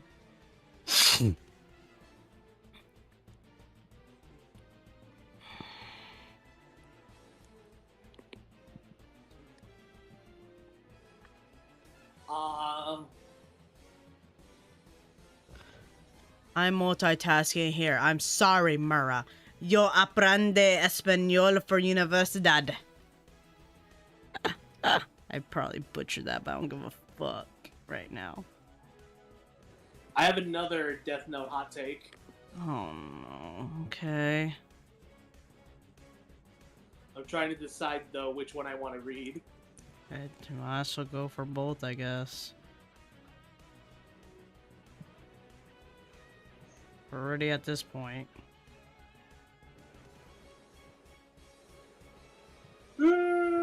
Actually, this one probably isn't really that much of a hot take. That the second half gets too much hate. Oh, okay. I Oh, honestly that's a hot think- take? Go ahead.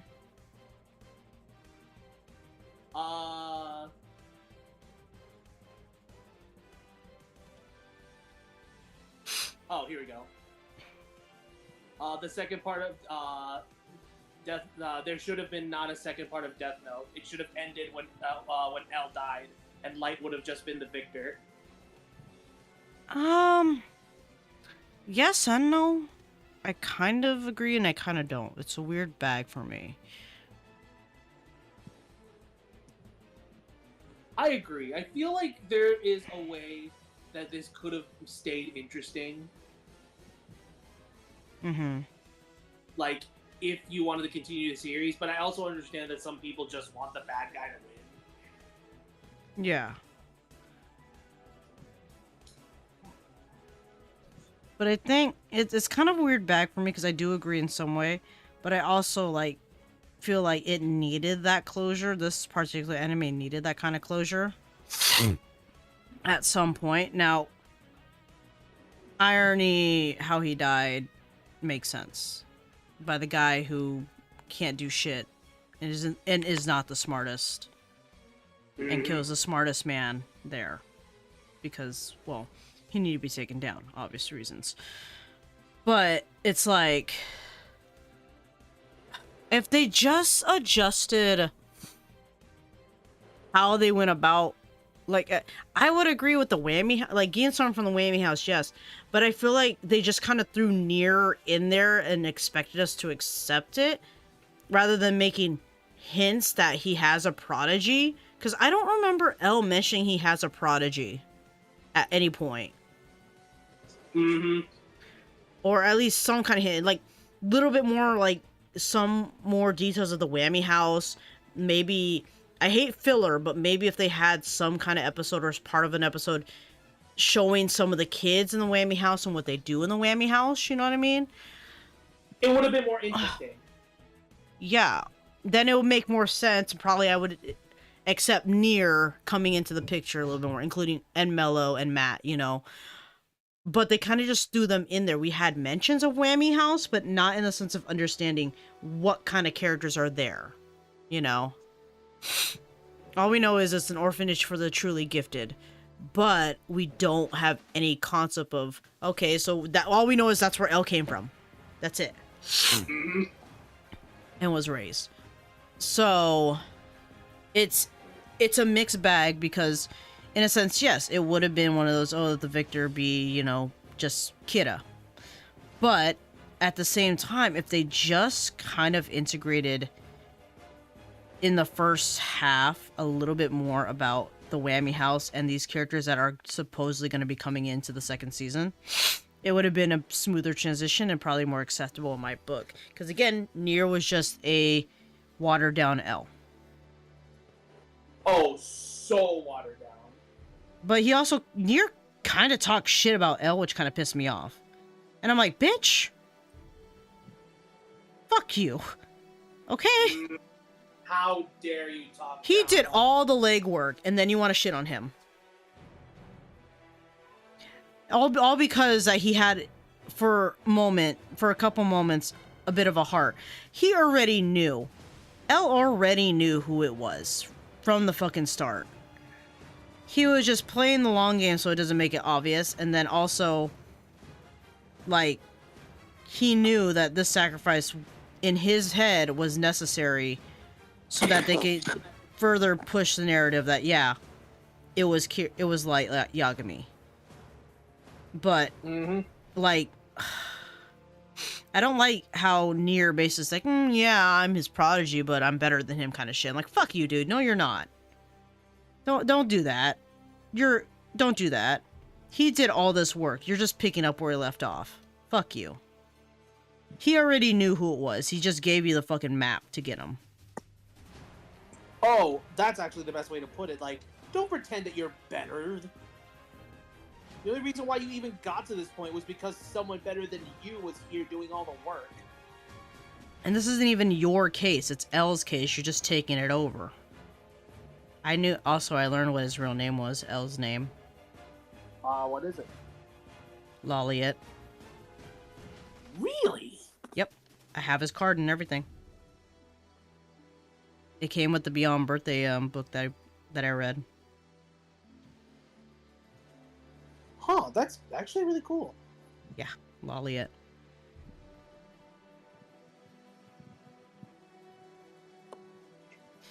I should find an audiobook of do they have an audiobook of that book? Hold on. I'm curious. Jelly's curiosity got curious. Hold on. Death Note.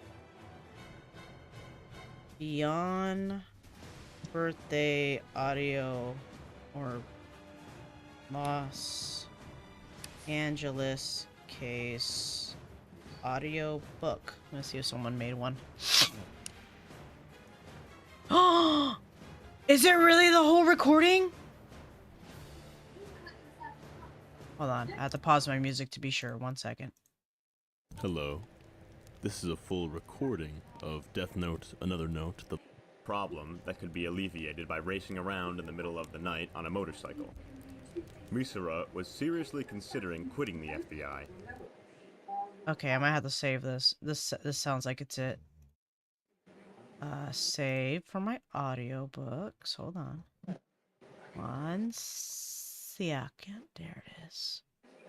I'm gonna make sure, because this guy sounds okay, but I want to see if we can find one that sounds good. When Beyond Birthday committed his third murder, he... I kind of like this guy's voice. You know what? I'm gonna save this one, actually.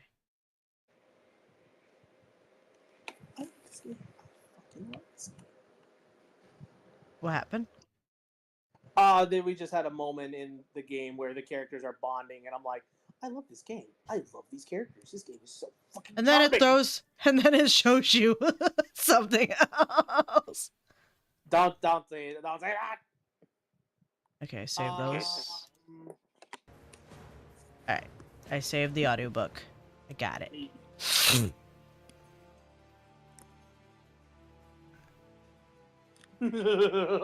Sasuke's redemption was just I ran out of people to betray syndrome. That's an amazing one. Dear Lord. But it makes sense to me. This is Mizusune's theme, I know that. I know that theme anywhere. It's my girl. Technically my guy, because every Mizusune and Monster Hunter are males in heat. Makes me wonder what a female looks like then. Is it like the same size or bigger? I was about to say probably.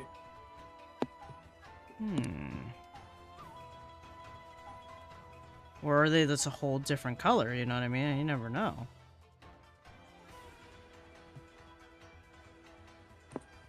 Ooh, I found a subreddit. Not a subreddit, but a Reddit post.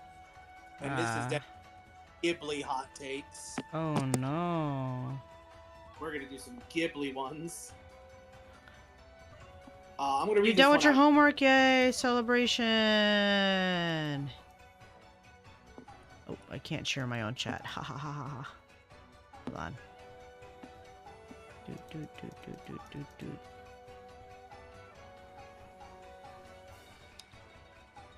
Oh, this is a Spirited Away hot take for one of these posts. For Do you like you. Huh? Do you like Spirited Away? Yeah. It's one of the movies I Because- don't mind. Because this is a Spirited Away hot take. Okay. Ahem. Oh, damn it. Freaking post refresh. Where is it? I do not like Sen. Like, at all. She's insanely immature and doesn't seem to really use cognitive thinking skills. No matter how many times I've seen... Oh, no. Oh. Wait. Sen? The child. Wait, The fucking What's the child. wasn't it the main character from Princess Mononoke? No, Sen is... Are you thinking Chihiro? Because remember, in Spirited Away, she gave her name away. Yes. Yeah, she gave... You gotta remember, she gave her name away and was given the name Sen while she was there. Alright, let me try this again. Go ahead. I don't understand, like, at all. She's insanely immature and doesn't seem to really use cognitive thinking skills. No matter how many times I've seen Princess Mononoke, when Sen tells her mom she has to go fight with the boars even though they know it's a trap, I scream at the TV. Are we talking... Wait. Are we talking about Princess Mononoke or are we talking about Spirited Away? I'm confused now. I got confused. No, I got confused. This is Princess Mononoke hot take. Oh, okay. Well, shit. Again then, sorry, so I can fucking understand. This person basically says they think San is incredibly immature and not a great character. If anything, she's terrible. Why? Because she said, like, her decision to fight with the boars, even though she knows it's a trap, is incredibly stupid. And why would she even make this decision? Because of pride? I was like, I feel like this person's kind of missing the point of her character. It's a pride thing. What the fuck? Mm-hmm. It's literally why she does it. She always challenges everything that is not familiar to her. Or at the very least familiar, or she... Even though she knows it's against her. If that's the case. Or a trap. She challenged it anyway because she's like, I can outdo this. She's stubborn, for fuck's sakes.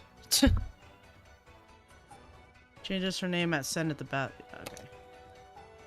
Yeah, my Yeah. bad. I got confused by this one. No, I mean, it doesn't help that even in Spirited Away, her name does get changed to Sen as well in the bathhouse. So it's like, oh, yeah. You really reused the name, I guess. But no, you're good.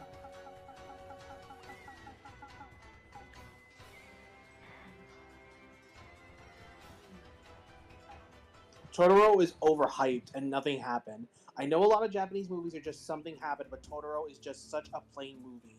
It's cute and obviously the visuals are nice, but what is the purpose of this movie? And for some reason, I always feel like the mom died. Maybe because the movie has a really sad undertone for me that I can't shake something bad happens.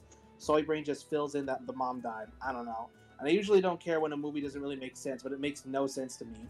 Why is Totoro even here? Why is there a cat bus? Is this supposed to be fantasy, reality, or is this just imagination inside their heads?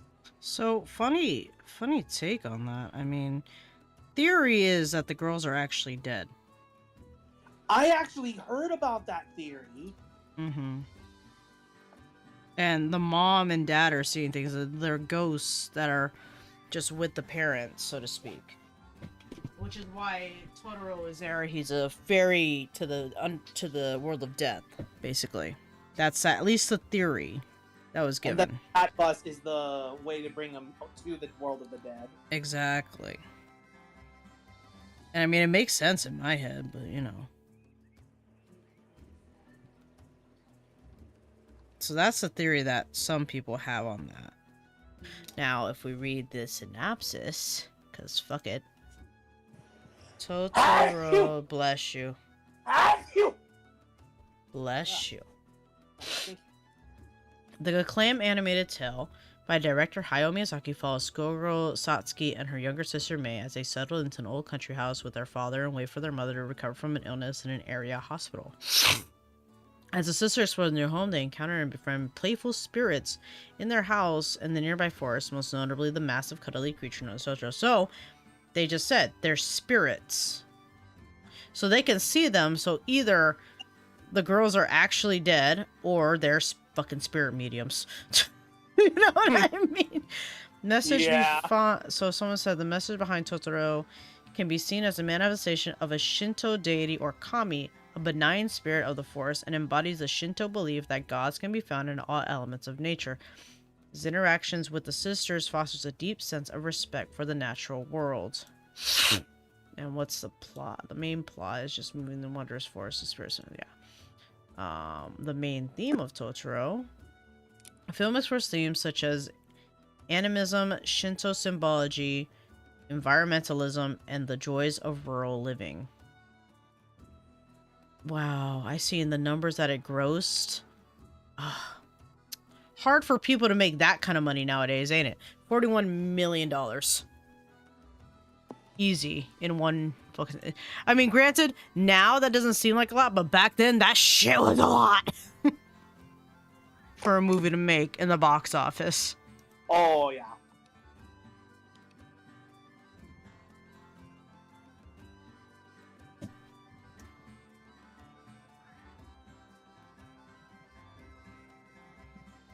But anyway.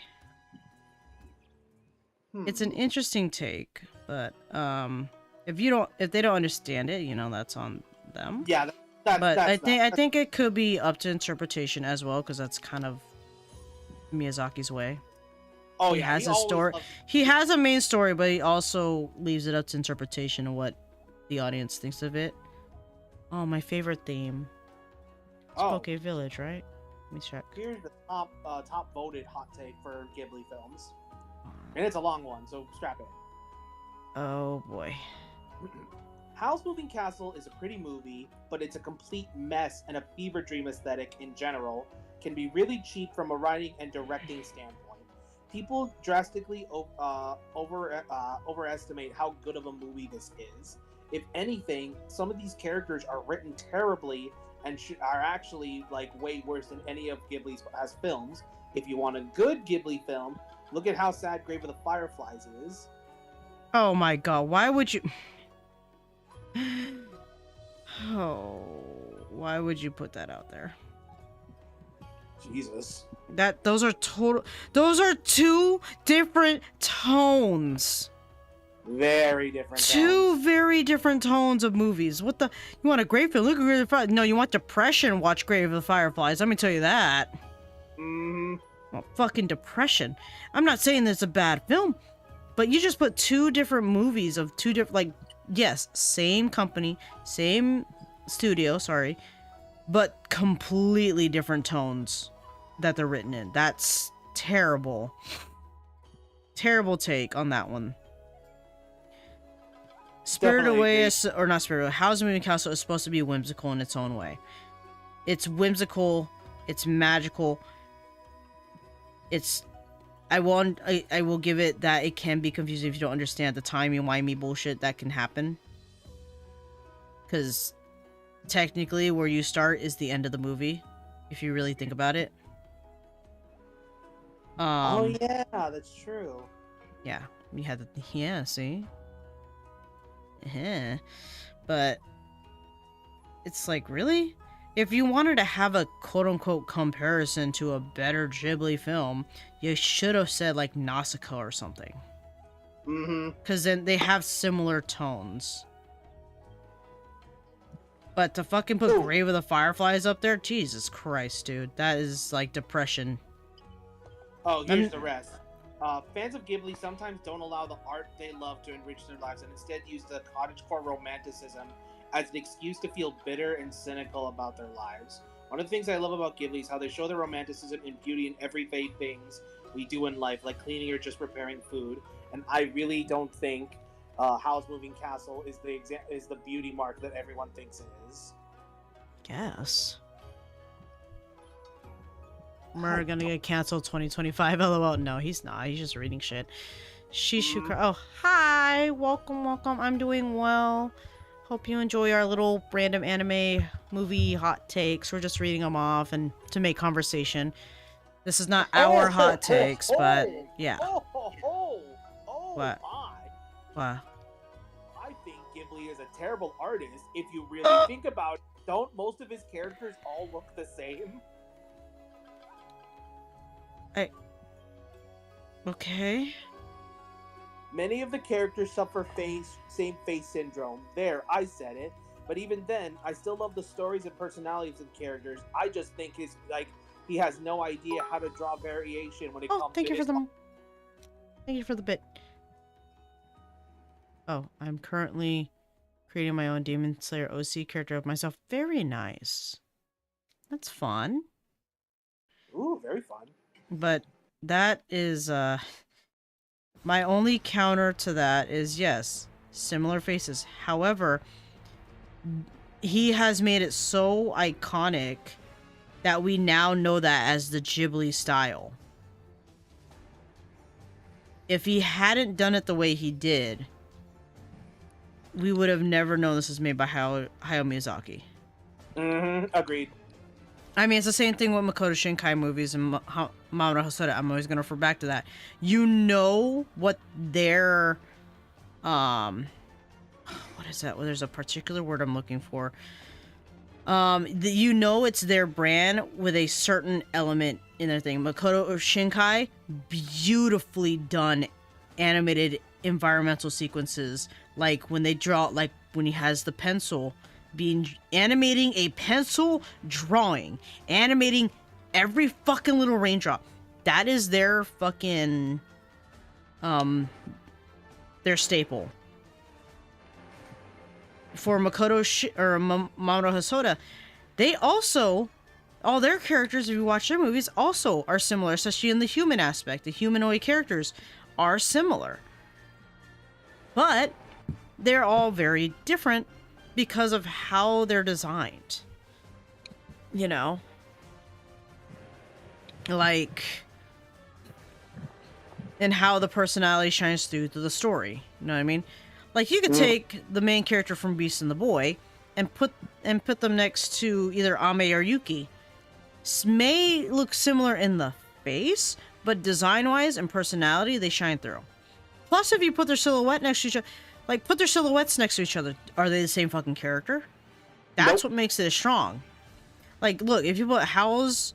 let's put Howl's character next to... What's the main dude's name in, Mononoke? What was the name of the main character? Oh my god, this is killing me. Wow, I just kind of... Ashitaka. Put their silhouettes, they are not the same. Yes, same face. However, silhouettes are strong.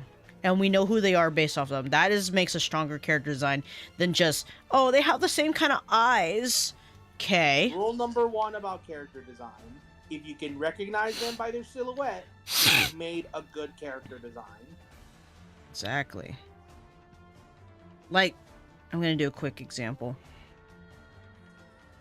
Let's say someone drew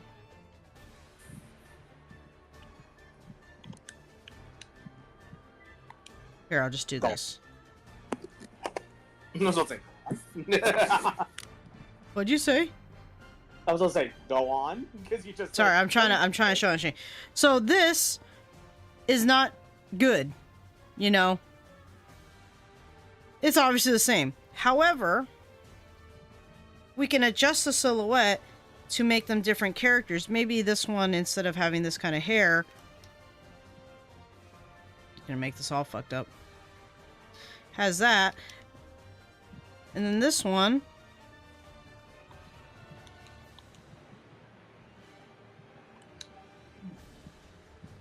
has that. There's slight differences. You could tell. Let's do a better one. Let's do this. Here we go. Now you can tell. Little subtle differences. Face, sure. Same face, sure. But if the silhouette is strong, it shouldn't fucking matter. Especially if it makes a successful character. That's just their staple at that point. You know it's fucking Ghibli by the looks of the character design. Like the eyes, you know it's a Ghibli character. Makoto Shinkai, same thing. Theirs is trademark is the fucking environmental work they do, which is absolutely gorgeous. Their background work is chef's kiss. That's an Eevee. I wouldn't shut up. But Jelly, damn it, now I want to watch it. I love anime. I can see a lot of anime hot takes. So, oh yeah. Damn it, now I want to watch Ghibli films. That's new. But Jelly stream first. Dude, Ghibli background. I wasn't talking about Ghibli. I was talking about Makoto Shinkai movies. Their background designs are gorgeous. Their animation for environments is gorgeous. Ghibli is nice. They have wonderful background and character design. But Makoto Shinkai films, you look at their environmental design, oh my god. Okay, I'm gonna actually add some detail on this one. Now that I got it where I want it. I'm actually gonna put this one over here this time. Give me some room to work with. Okay. Do a different color. Well, I should be that's only there for like a few minutes. Well, that's why I say Makoto. Posture check. Hydrate or die. Thank you. I already did that earlier too. But oh, thank you. Look like everyone's redeeming the hydrate right now. I guess I gotta chug some water. In terms of, if you look at Makoto Shinkai movies, though, they focus a lot on environments. Like, it's amazing. Like, Garden of Verge, they... animation tier, high up there. Oh, absolutely. Abso-freaking-lutely. Like, I can't tell you enough how beautiful their work is. You're messaging me? What are you messaging me? Okay. I see. What am I listening to? What is this? What is it? Oh, it's Animal Crossing. 11 p.m. Ah! That almost checks out here. We're at 10:36. Do we want to do more hot takes or do we want to do random ask questions now? What should we do? Let's actually move away from hot takes. Okay.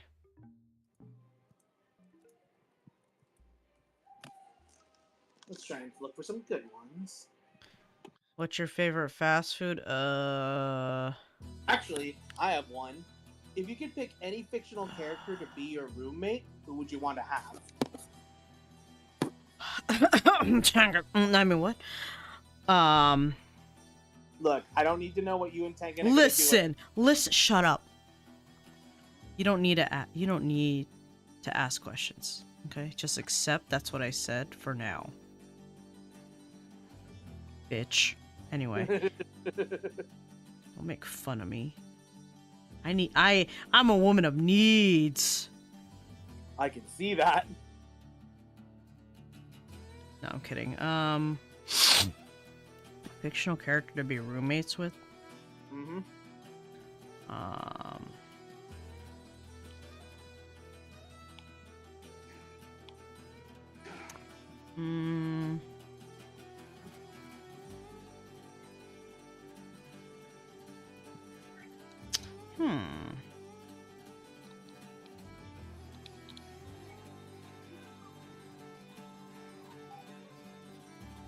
When in doubt, copy paste. Let's see.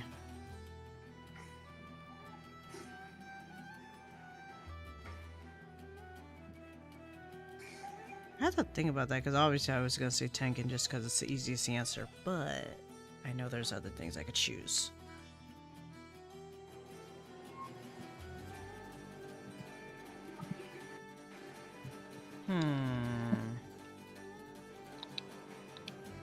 I don't know too many. Amarek? Who's Amarek? Hold on. Let me look him up. Amaric. Who is that? Oh, Amaric de Borel from Final Fantasy? So am I correct? What was that? I guess a character from Final Fantasy? Am I looking Aw. at the right one? Okay, yes. Okay, got it. He's okay. All right. Easy. You know what? Does it have to be from a show or just a fictional character? Fictional character in general. Okay, Aries-10 and Zed. Jelly. Shut the fuck up, bitch. Jelly. Shut You're up. just saying you want to be with your husband again. No. There's different characters. It's different. It's different. Jelly. Shh. You said fictional. They're fictional.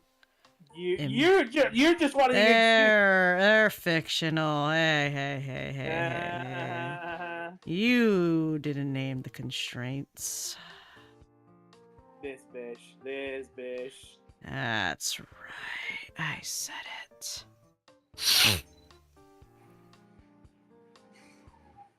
So weird. Make an apartment AU bullshit. A sitcom.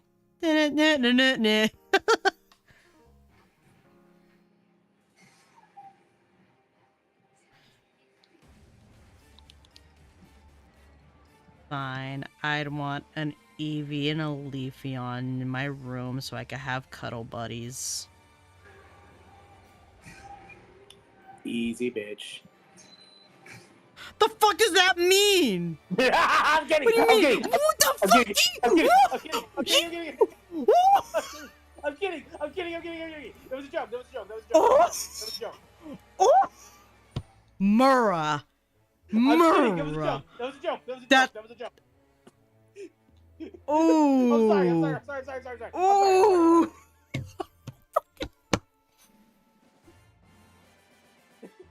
I'm sorry. I'm really sorry. That was supposed to be a joke. The processing I had to do for a minute, by the way. The fucking processing, like, what the fuck? It's like, oh my god. I'm sorry. No, you're not. You're not fucking sorry. I am. It was just a joke. Prank, bro. It's just a prank, bro. It's a prank, bro. Yeah, like those people that go in the fucking malls, like, oh, it's a prank, bro. It's a prank.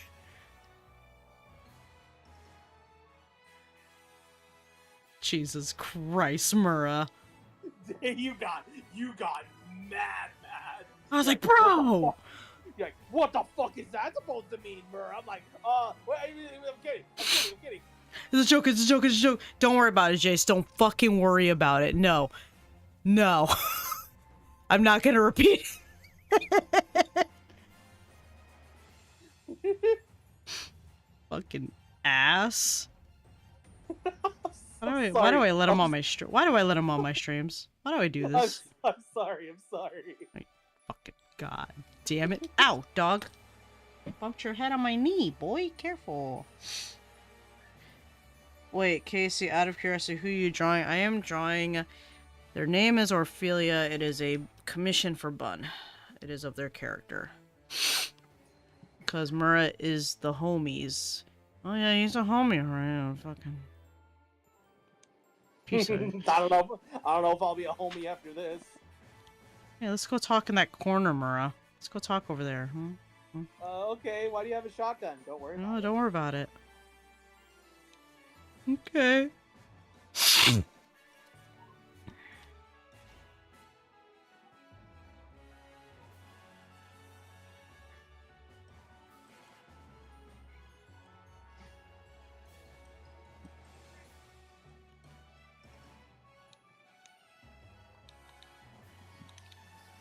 We had this boss fight for a while, but I'm gonna do this. I'm gonna fucking do this. Oh, I know Orphelia, but it's making happiness. Yeah.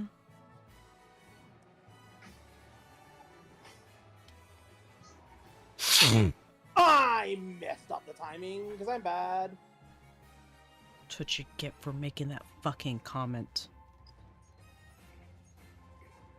I'm Terry. This is not impossible.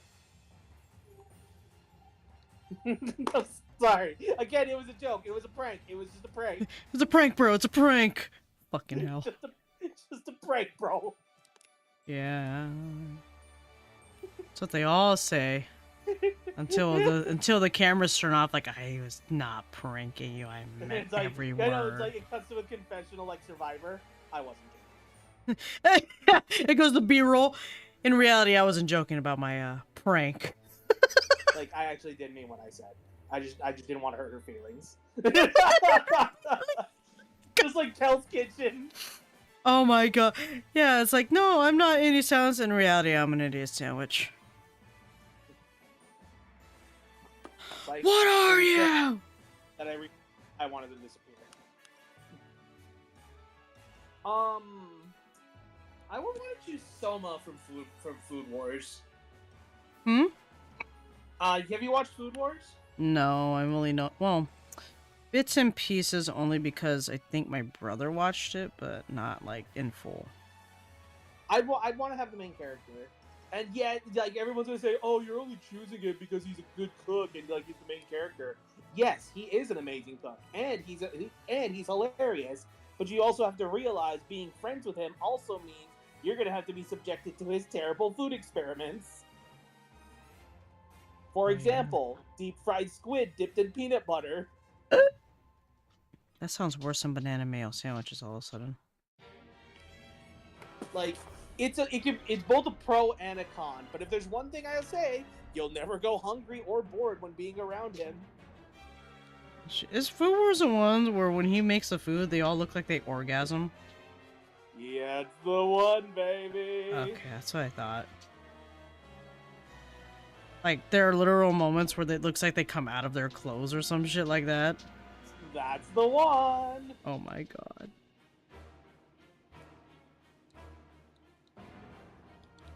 Oh, that's Maui. Okay.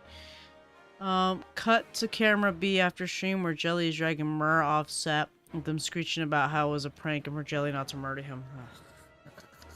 Pretty much. Basically. Never answering your fucking questions ever again if I'm getting set up for that shit. Again, it was a prank. It was just a joke. You know what sucks? Adam would fucking go along with it and laugh. Like, Adam, that's fucked up. That's actually the best part. He probably would. Yeah, he would. Dickhead. Oop. I forgot to take that yesterday. I gotta take my other one. Should I grab it right now? Yeah, hold on. I gotta grab my medicine. A new medicine pack.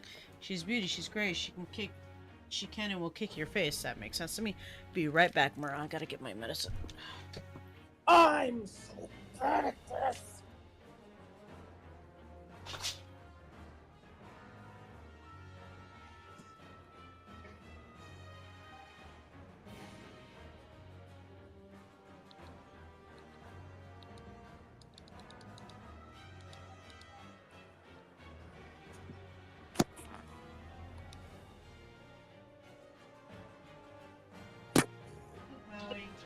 Hey.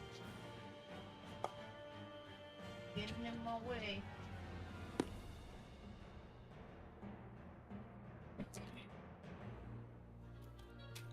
Minutes. Have to do some setup.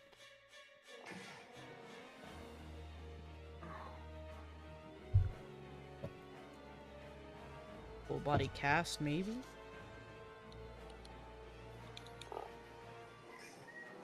Say you're sorry!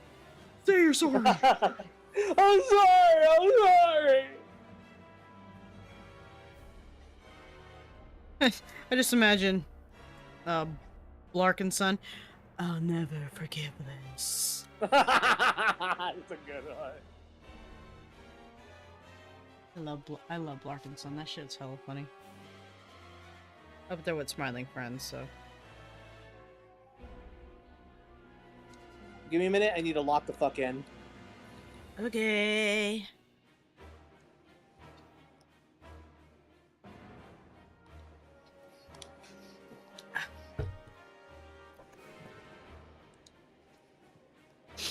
Let me see what I got here.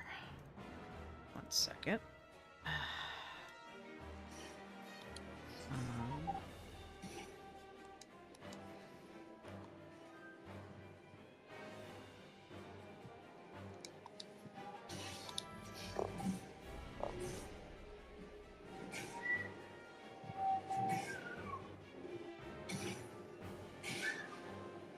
Oh, that's a fun one.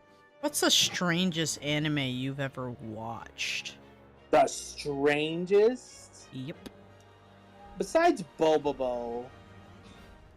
Besides Bobo, yeah. Because that's Honestly, always strange. Honestly, Paranoia Agent. Paranoia Agent for Yeah, I as much was thinking the same thing. for as much as I like the psychological aspect, it feels like it dips way too far into the psychological aspect. Like, I almost feels like it doesn't know where I don't know where it's going Right. in the worst kind of way. Yeah. I think, oh, Paprika? Yeah, Paprika is strange. But you are right, it's beautiful too. Strange for me. Strange anime or anime movie. One that went... Oh man, I had to unlock a part of my brain to remember. Because I know Paranoid Agent, when it was on Adult Swim late night, I was like, what the fuck is this? Ghost Stories. Yeah, Ghost Stories is strange. You're right.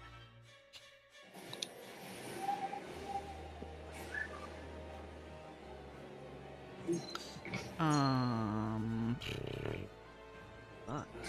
I have to really think of a weird one that I've watched. I mean, Devilman Crybaby. Devilman Crybaby. God damn, I hate that there's a Devil May Cry and a Devilman Crybaby. That's fucking hard to say sometimes. It is a weird one. That is definitely a strange one for me, but I feel like I've seen a weirder. But then again, that's a high bar. I'm not gonna lie. That one's a pretty high bar.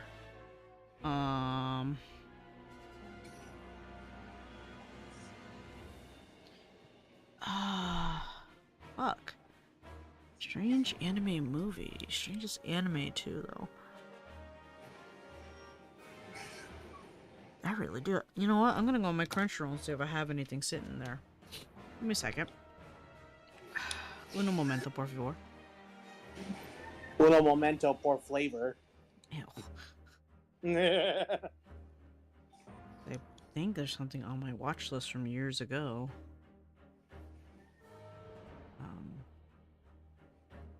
Just go all the way down. Let's find out. Keep going. Keep going. Keep going. Keep going. Keep going. Okay. No, not that one. Nope, that was actually a good one. Haven't watched that. Haven't watched that. Haven't watched that. Nope. Nope.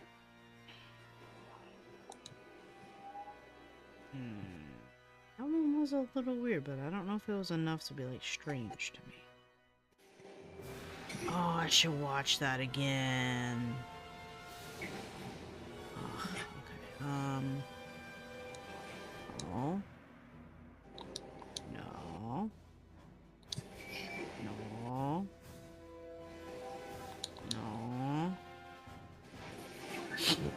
No.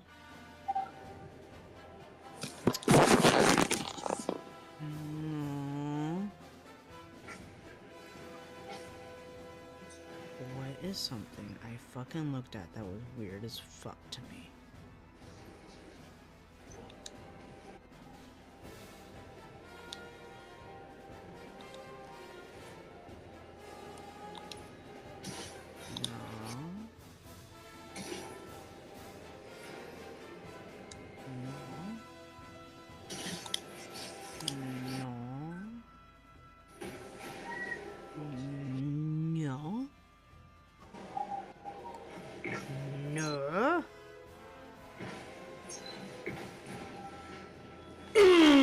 I am locked the fuck in, baby.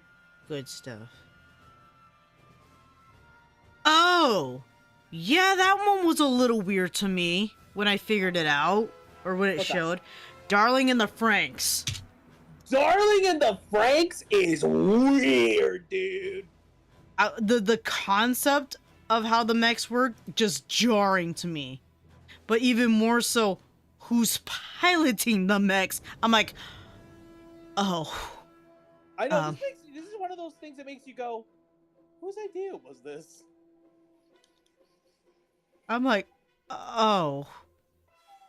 Okay.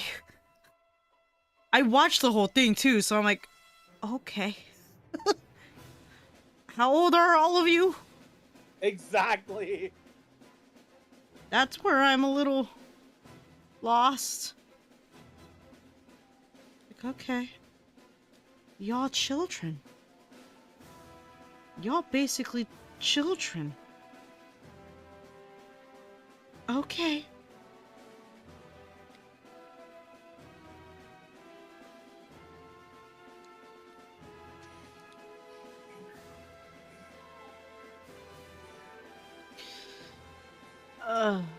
Darling in the Franks was a weird one.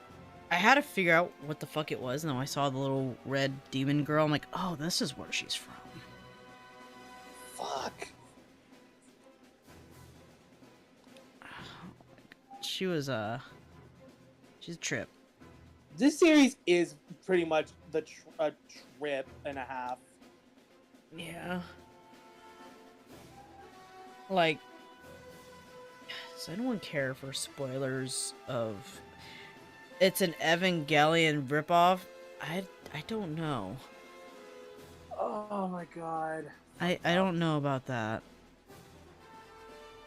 I mean, I haven't watched Evangelion, but... There's no way you can call this an Evangelion ripoff. There's nothing in this series that comes close to what Evangelion is supposed to be. There is Rayon's hot take. That's a hot take. Because they That's said actually- it's this. I don't care. It's the same, is what she said. I don't know. I don't think it's the same.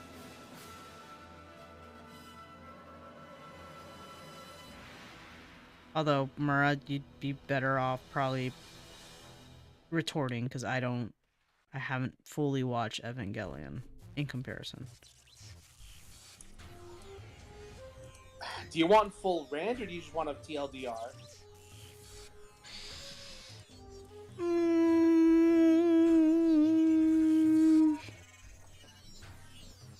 Oh, so that's how I get my hot takes. I need to unleash my inner hipster, lol. I mean, you can rant. I mean, it's a stream. There has to be talks. So, Ooh. Okay, let me shake this off. Alright, so people love throwing around the whole rip-off accusation the second they see mechs, teenagers, and angst in the same anime. But let's actually slow down and think critically for 2 seconds. Yes, both of these series have mechs, teenagers piloting them, emotional trauma and drama, and end-of-the-world stakes. Absolutely. But those aren't original to Evangelion either. Evangelion itself was already inspired by other mecha shows that are just like that. Does anybody know Gundam exists? Hello? I know. I was like, Gundam. Hello.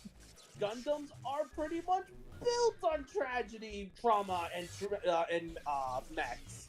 Darling in the Franxx isn't a ripoff. It's just a genre tradition. Evangelion is about pain and getting through it. Darling in the Franxx is, well, kind of about love. Yeah. Let's be real. Let me be frank for just a quick second. That's not a pun.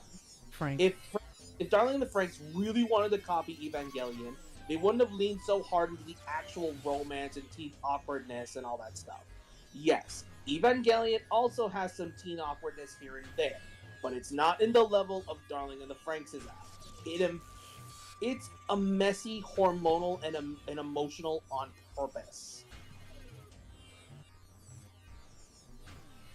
Yeah. It's a different story for a different generation, tackling different emotions. Even if the giant robots and broken worlds made you think it's lazy, it is definitely not.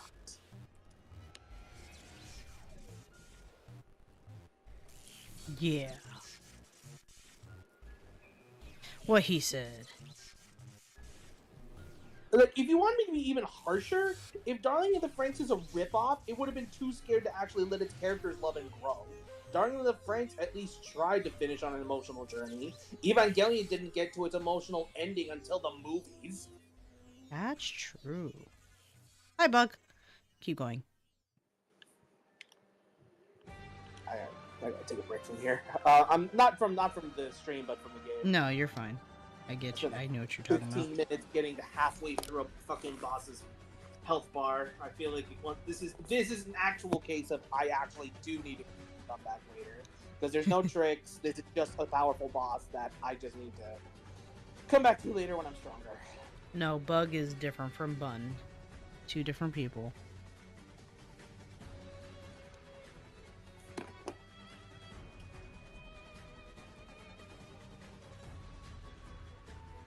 Yeah, I was about to say, because, like, as far as I'm aware, Darling in the Franxx touched base on a lot of, like, love aspects. It just ends incredibly weirdly. For the longest time, I thought they were one and the same. No, definitely not. Don't ever. You really need to be careful when you say that type of stuff. Because that is... Because, I mean, if you said it out of lack of better term, ignorance, then can't really blame you too much on that. Evangelion deals with themes of human connection, how our parents shape who we become. Pretty sure Darling in the Franxx deals with none of that. Pretty much, yeah. That's exactly it. Mm-hmm. Like, they deal with two completely different themes. I love this character's face and hair. I love the combo. Mama. The way What you're I'm drawing doing? it. Oh, I love thank the you. combo you're drawing. It looks really nice. Thank you.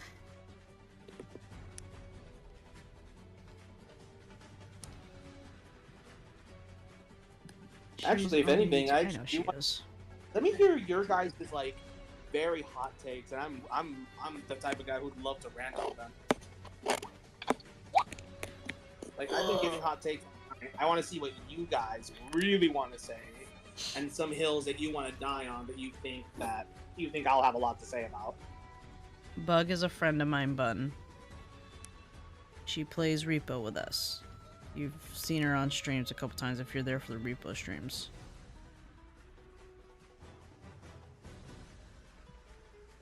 All food is better. Bug, we're not starting this again.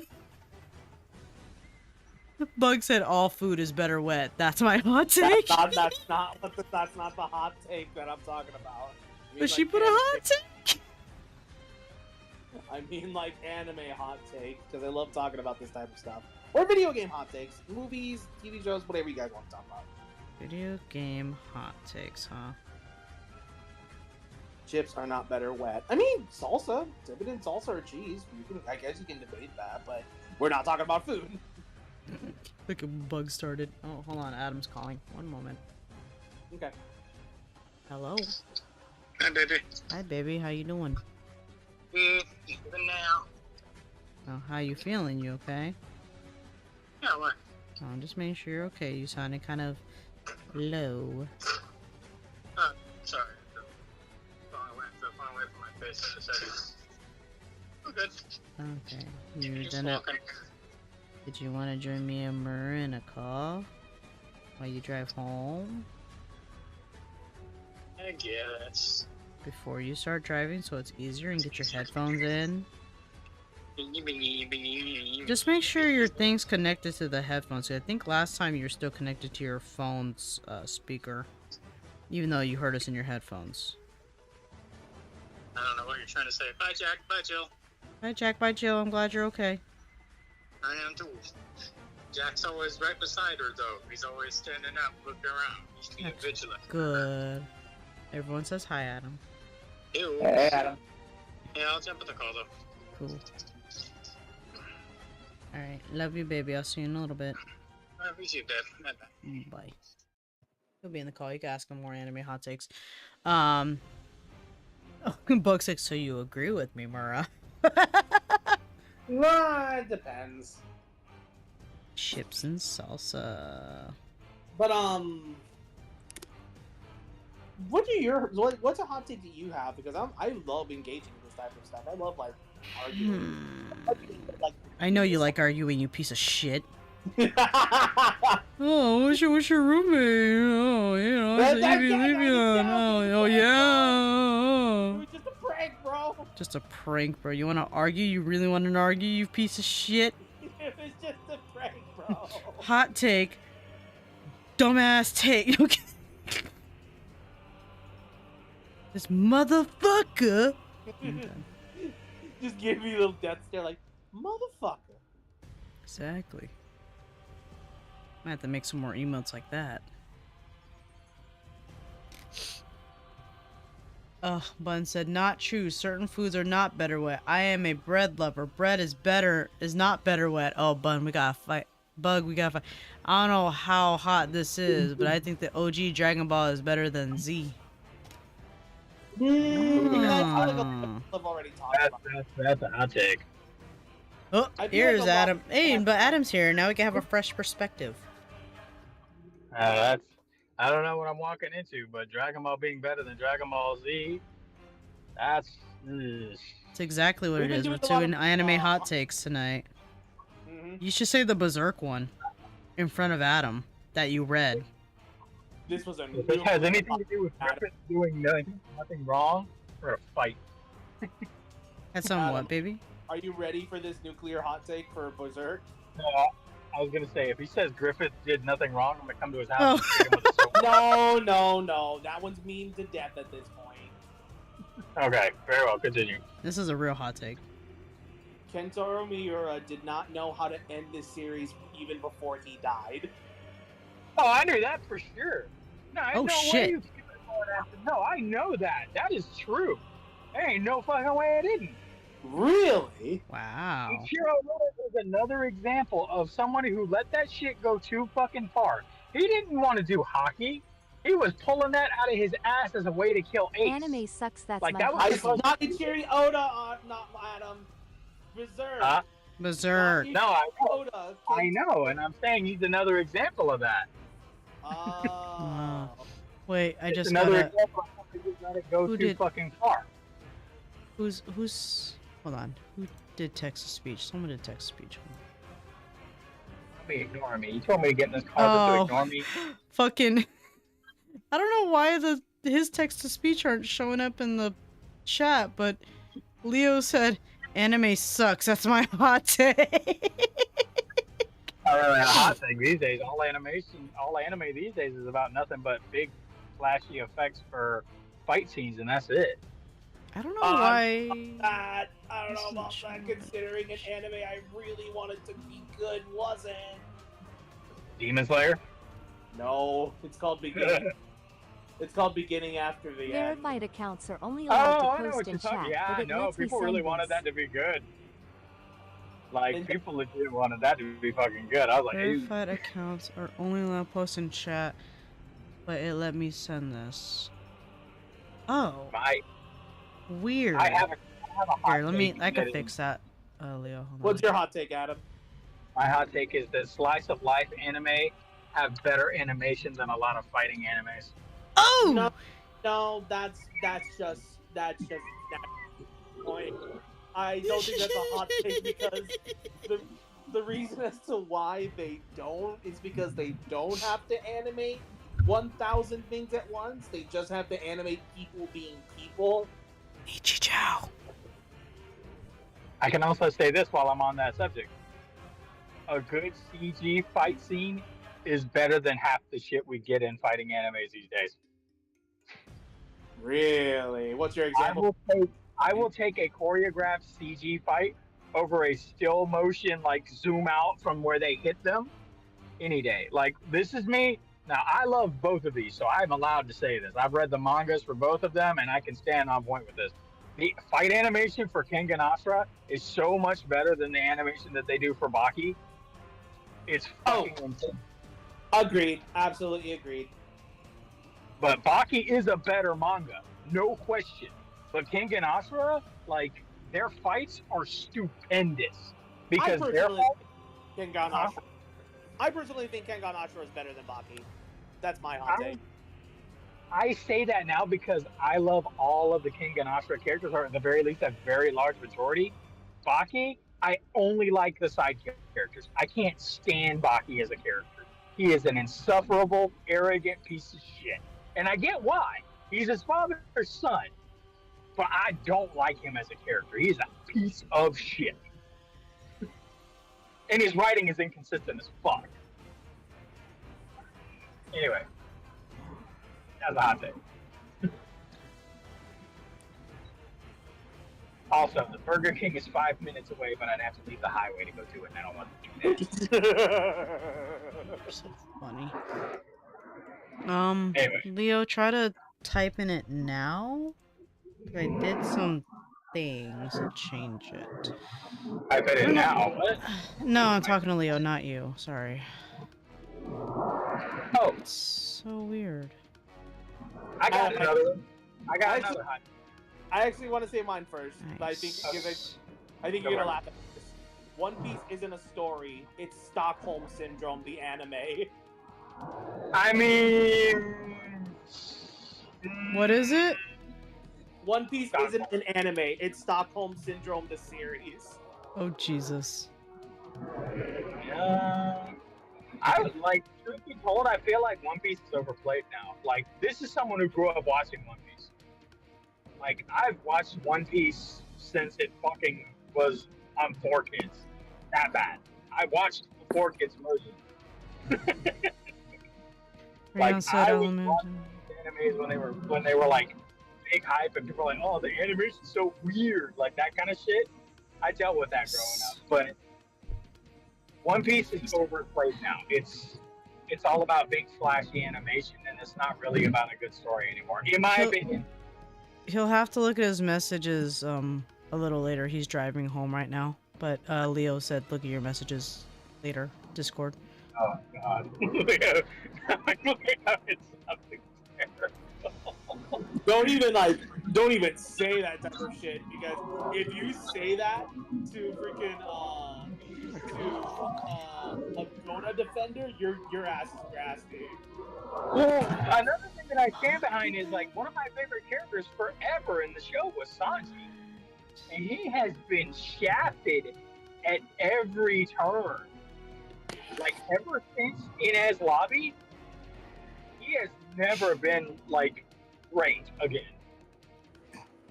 That is hot take territory that I don't think people are ready for, dude. It's the only reason I say that shit is because he got all these epic power-ups, and it's like, yeah, he still can't stand up to Zoro. And it's like, yeah, he can't.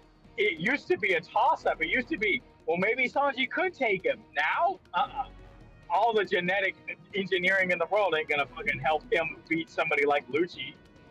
Zoro's bodying his ass now. But like Sanji, no, I'm sorry, but that's not anymore. They used to be rivals, and they may not like each other, but Zoro's never gonna fight him seriously.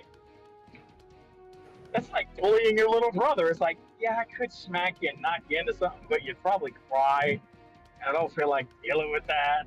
That's what it is now. Like, it's hard to like Sanji nowadays, man. I'm sorry. I loved his fighting style. I created dozens of original characters with that same kind of fighting style. But like now, like, damn. What about what happened? Oh again? God, Adam, hold on, I have to interrupt you guys. Bug says, "Look now, drive with knees." But then Leo says, "It's important. He needs to see right now. The urgency of him needing to see it right now is like DEFCON 5." Oh my God, Mazzy, hi. You're rating me. Hi, Mazzy. Hi. How was your stream? I hope it went well. Oh my God. Big raid. Oh gosh. Hello y'all. Hi. Why are you in pain? What did you do? Oh, thank you for the follow. Literal cake. I couldn't read it. Fuck. It's so tiny for me right now. Thank you for the follow, literal cake. Thank you. You overworked your hand. Why? You know better. At least you should. Well, then again, I have no room to be scolding. I kind of do that shit too. It's okay. But still. Maxie! I have a due date. Oh. Okay, I guess I understand it. What? No, she's got a due date. Mazzy does. A due date? Yeah, she's working on stuff. On project. Oh, I was You about to go- stupid! No! I was like, what? No! Not that! No! I just heard due date. That's all I heard. Oh my god. Mazzy said, Adam! And laughs. She's Jelly, do you want to tell them what happened earlier about one of the questions I asked? oh no, You're you so can mad. say it. Let's see if I still am okay with it. You can say it. I asked a simple question of what kind of roommate would you want? Fictional character. We threw the around, and she said, I'd love to have EVs and all that stuff. You can have cuddle buddies. And then I said, oh, of course you'd pick that. You're so easy. And then she got mad. I mean, babe, he's kind of based. Damn!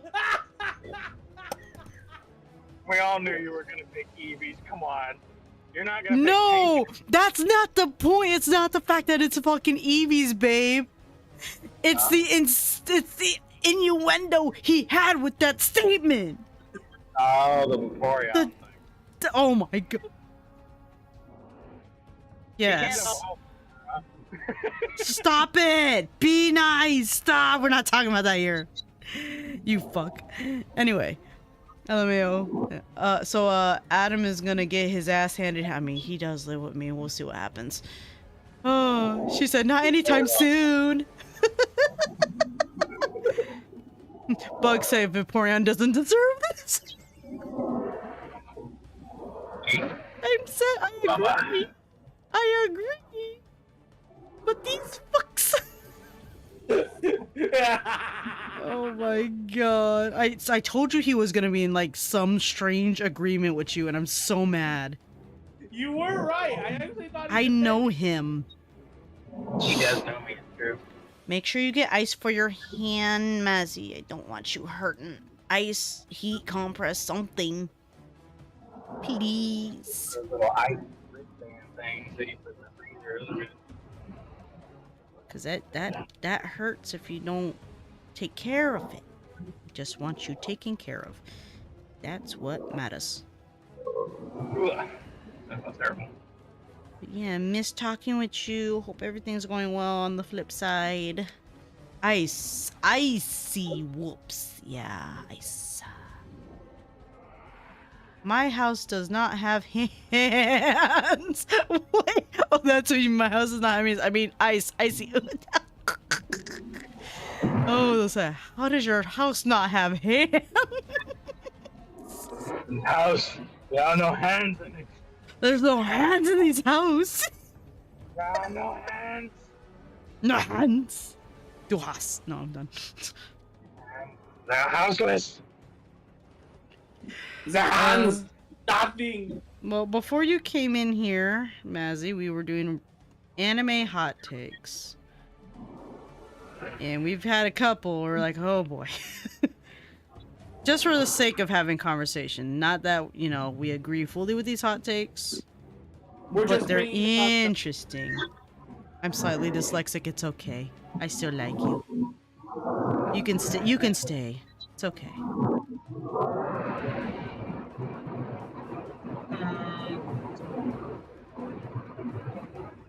Are you about to have another hot take, my love?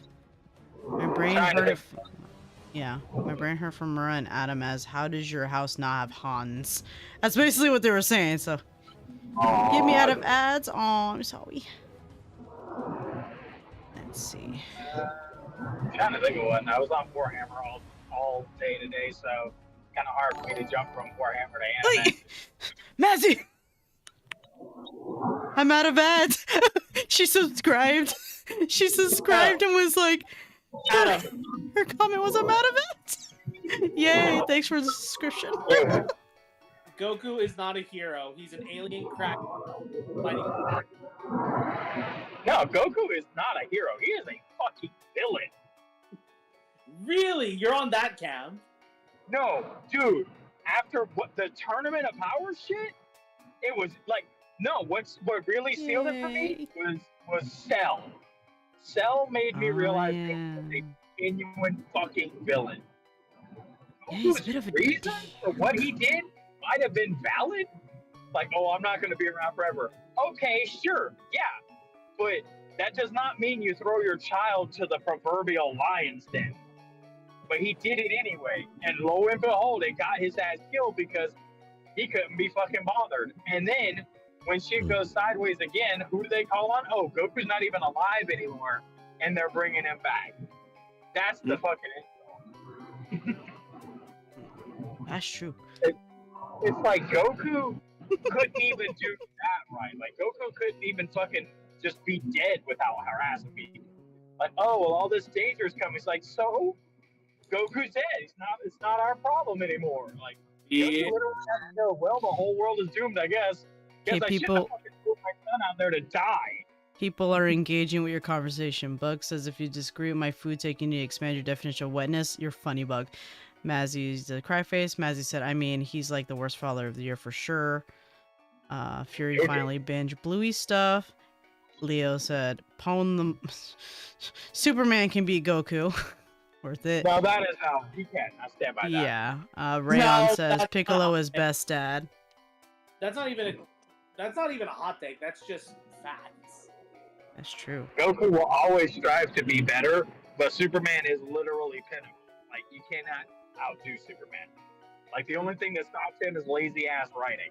Same reason with the Flash. Like, the Flash is only limited by the fucking lack of creativity on the writer's part. That's why That's whenever true. people want to write a fight for the Flash, they have to find an opponent that actually puts him like on an even level. Well, you saw what got his ass in the fucking Injustice movie, right? Oh, let's not talk about the movie. I mean, shit, that was fucking stupid. It's like, uh-oh, he got clamped. Uh-oh, here comes a buzzsaw. Somebody with super speed and super processing power can't realize that A, they're being drugged, and B, that there's a buzzsaw coming at their head and they need to duck.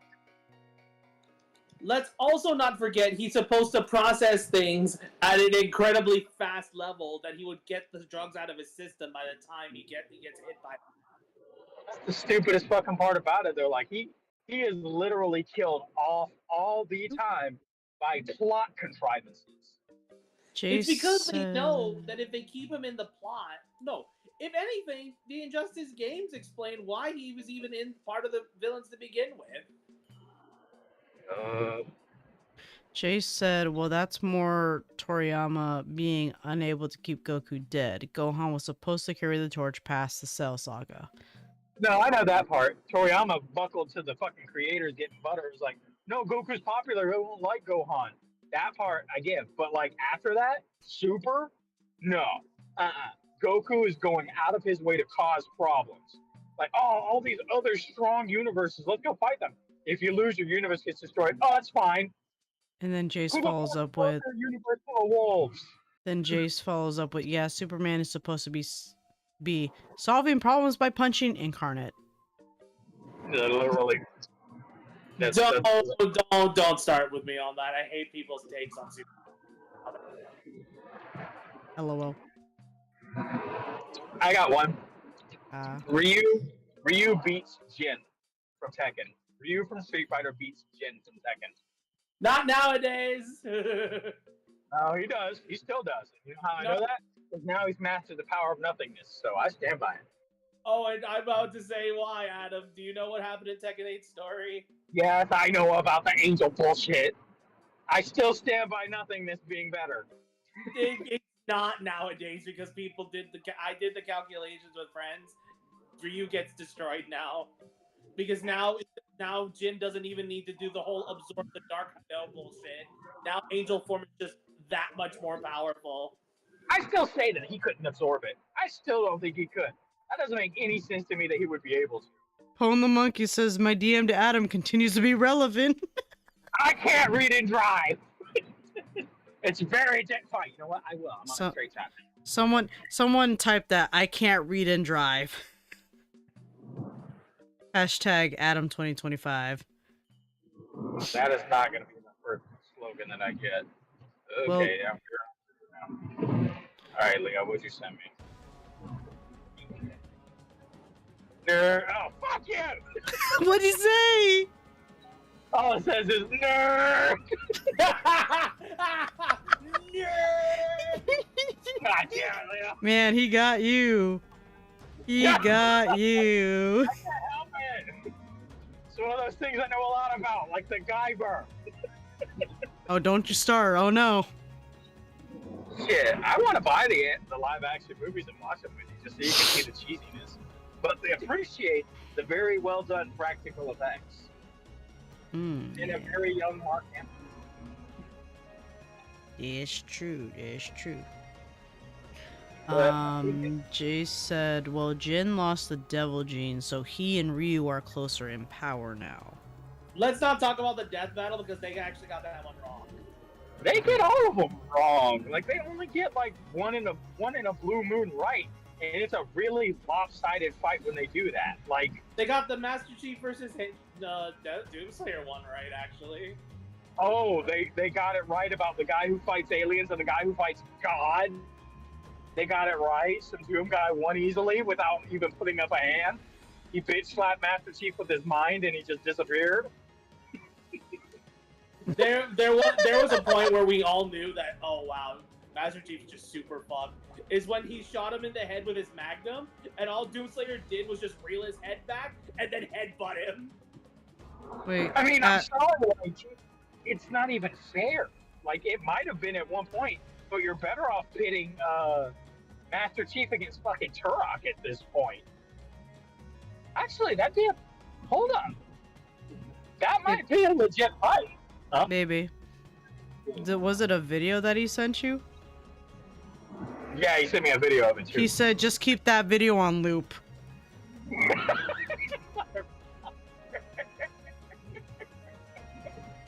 My friends love me, I can tell.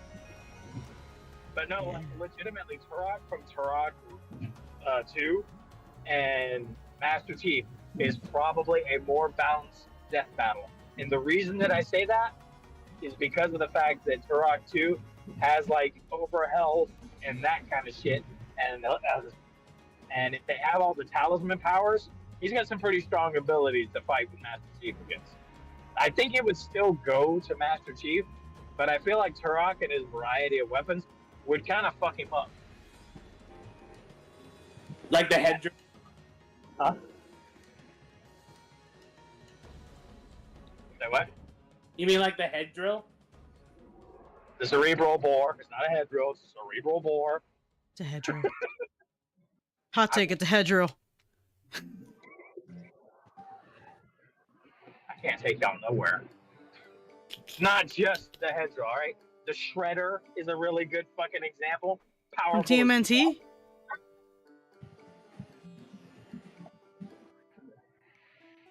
I'm gonna I'm swear off the road to die now. No! I don't need to live anymore. This ditch will be a nice new home for me. Oh my god. Into the swamp I will live in for now. Merle, what did you do? Why are you making him do this shit? Why? What'd I do? What'd you do, Merle? Damn. I didn't do nothing. Gonna make my fiance drive in a ditch? What the hell?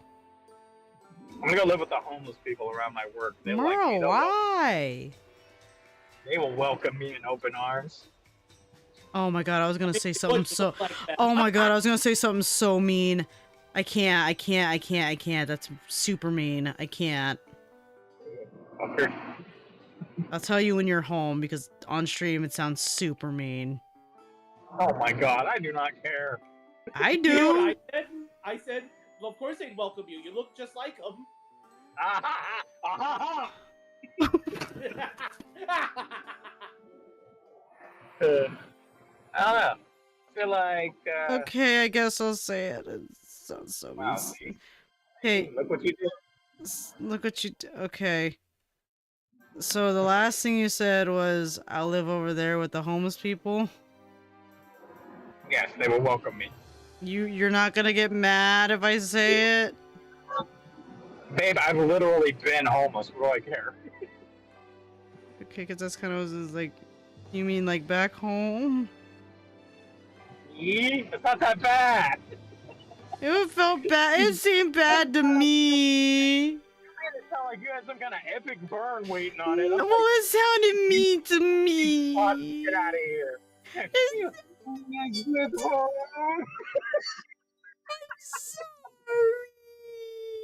No, Oh my Mazzy, Adam was making jokes about going to live with some homeless people outside because I was poking fun at him earlier, and I thought of a mean thing. At least to me, it was mean. Yeah, But I was poking fun at his homelessness before he lived with me. And he's Yeah, like, there that's was not that mean. I'm like, it's pretty mean. In my head, it's There was- pretty mean. which I was actually. What about me? What about talking about his taste in anime women? There is mean? nothing wrong with Kuroro Gunso. I will stand on that hill. Who? Sergeant Frog. Oh. Are you It's talking about because the you... mom? I will say this. Animes now care much more about, like, if it's not an isekai or if it's not like a slice of life one, they care way more about how well animated everything is than a good story now. And that has been the case since pretty much One Punch Man, in my honest opinion. Ooh. Think about it. Season 2 is where everybody got bored with the show because that's where the animation changed up and it wasn't nearly as entertaining. That showed me everything I needed to know because it wasn't about a good story. It was about cool fight scenes. But most of those fight scenes consist of people getting their ass kicked and then Saitama shows up, one-shots them, and everything's fixed. I would argue against that because I actually just reread the Monster arc recently, and I really feel that it's actually the anime's fault that people don't like the series anymore. That could be it. Although, to be fair, there's also the fact that a lot of people don't like what they did with the manga.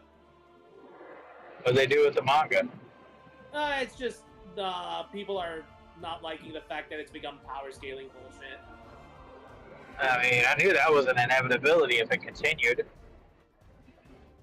It's always just a matter of time before it turns into power scaling nonsense. True. True. That's why I like Kengan Ashura.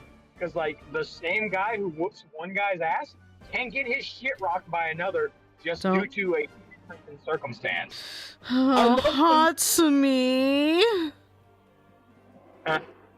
Not Hatsumi. They didn't. My Hatsumi. Ashura wins a bunch more fights in the manga, babe. Don't worry. I believe He's still you. hot. Oh, you know, he's got a point. Apparently, in the One Punch Man game, you don't play a Saitama. Saitama is your finishing move, said Mazzy. What the fuck? That's crazy. So wild. Wow. Oh my You know god. what the funniest thing about that game is, Adam? Eh. If you lose a Saitama, he just wakes up from a dream. Wow. That's stupid. He can never lose. Nah.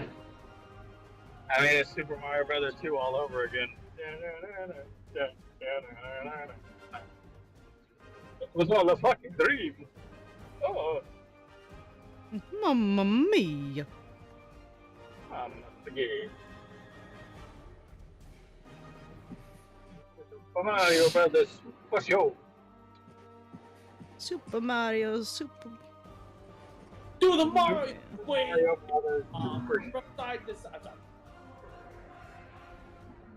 I feel like I'm about to be scolded right now. Why?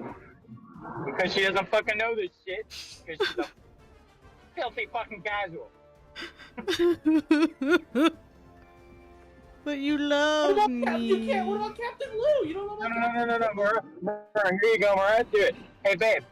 Huh? Sing the theme song for the Super Mario Brothers Super Show. Seen the what? You're cutting out what? Sing the theme song of the Super Mario Brothers Super Show.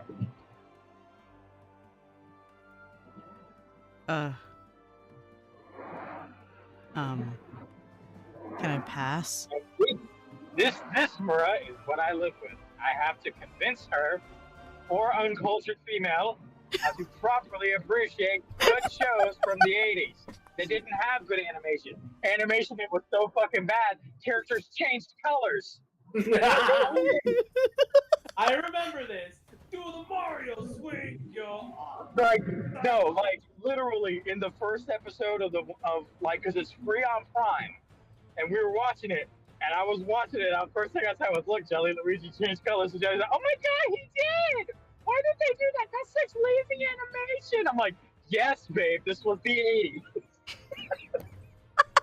I had to fucking explain to her not everyone was Studio UFO Table.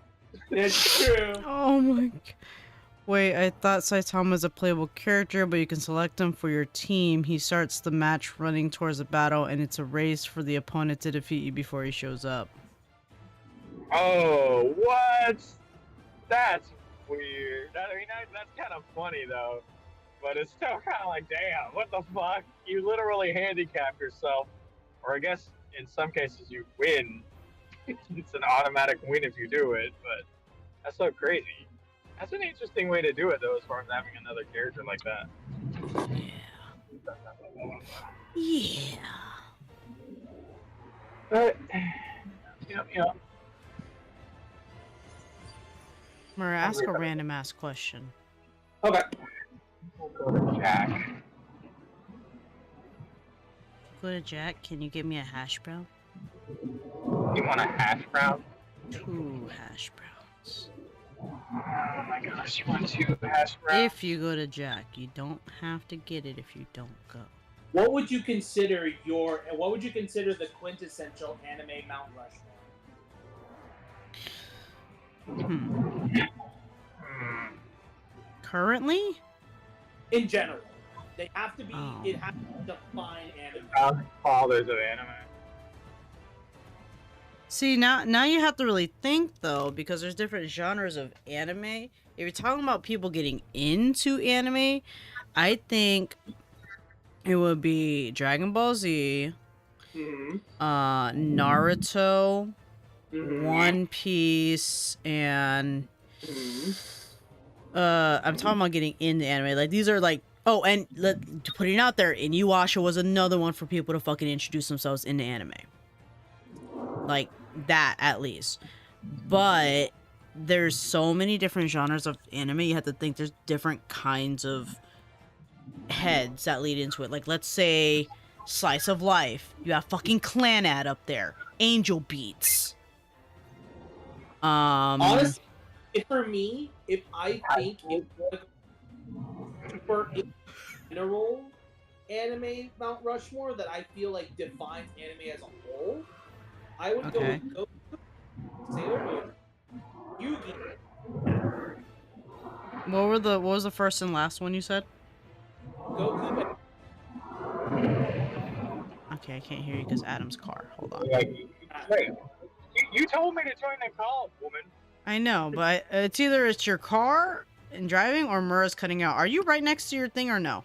No. I am right next to it, but I think it's the wind that's maybe cutting me out. No, because now you sound clear. Yeah, you're saying clear now. Okay, so I said my Mount Rushmore that I feel would define anime as a whole is Goku, Sailor Moon, Yugi, from Yugi, Apple. Yugi from Yu-Gi-Oh. It's an interesting take. I feel Yugi and Ash, like along with Sailor Moon and Goku, those are the ones that I feel would define anime in terms of anime Mount Rushmore.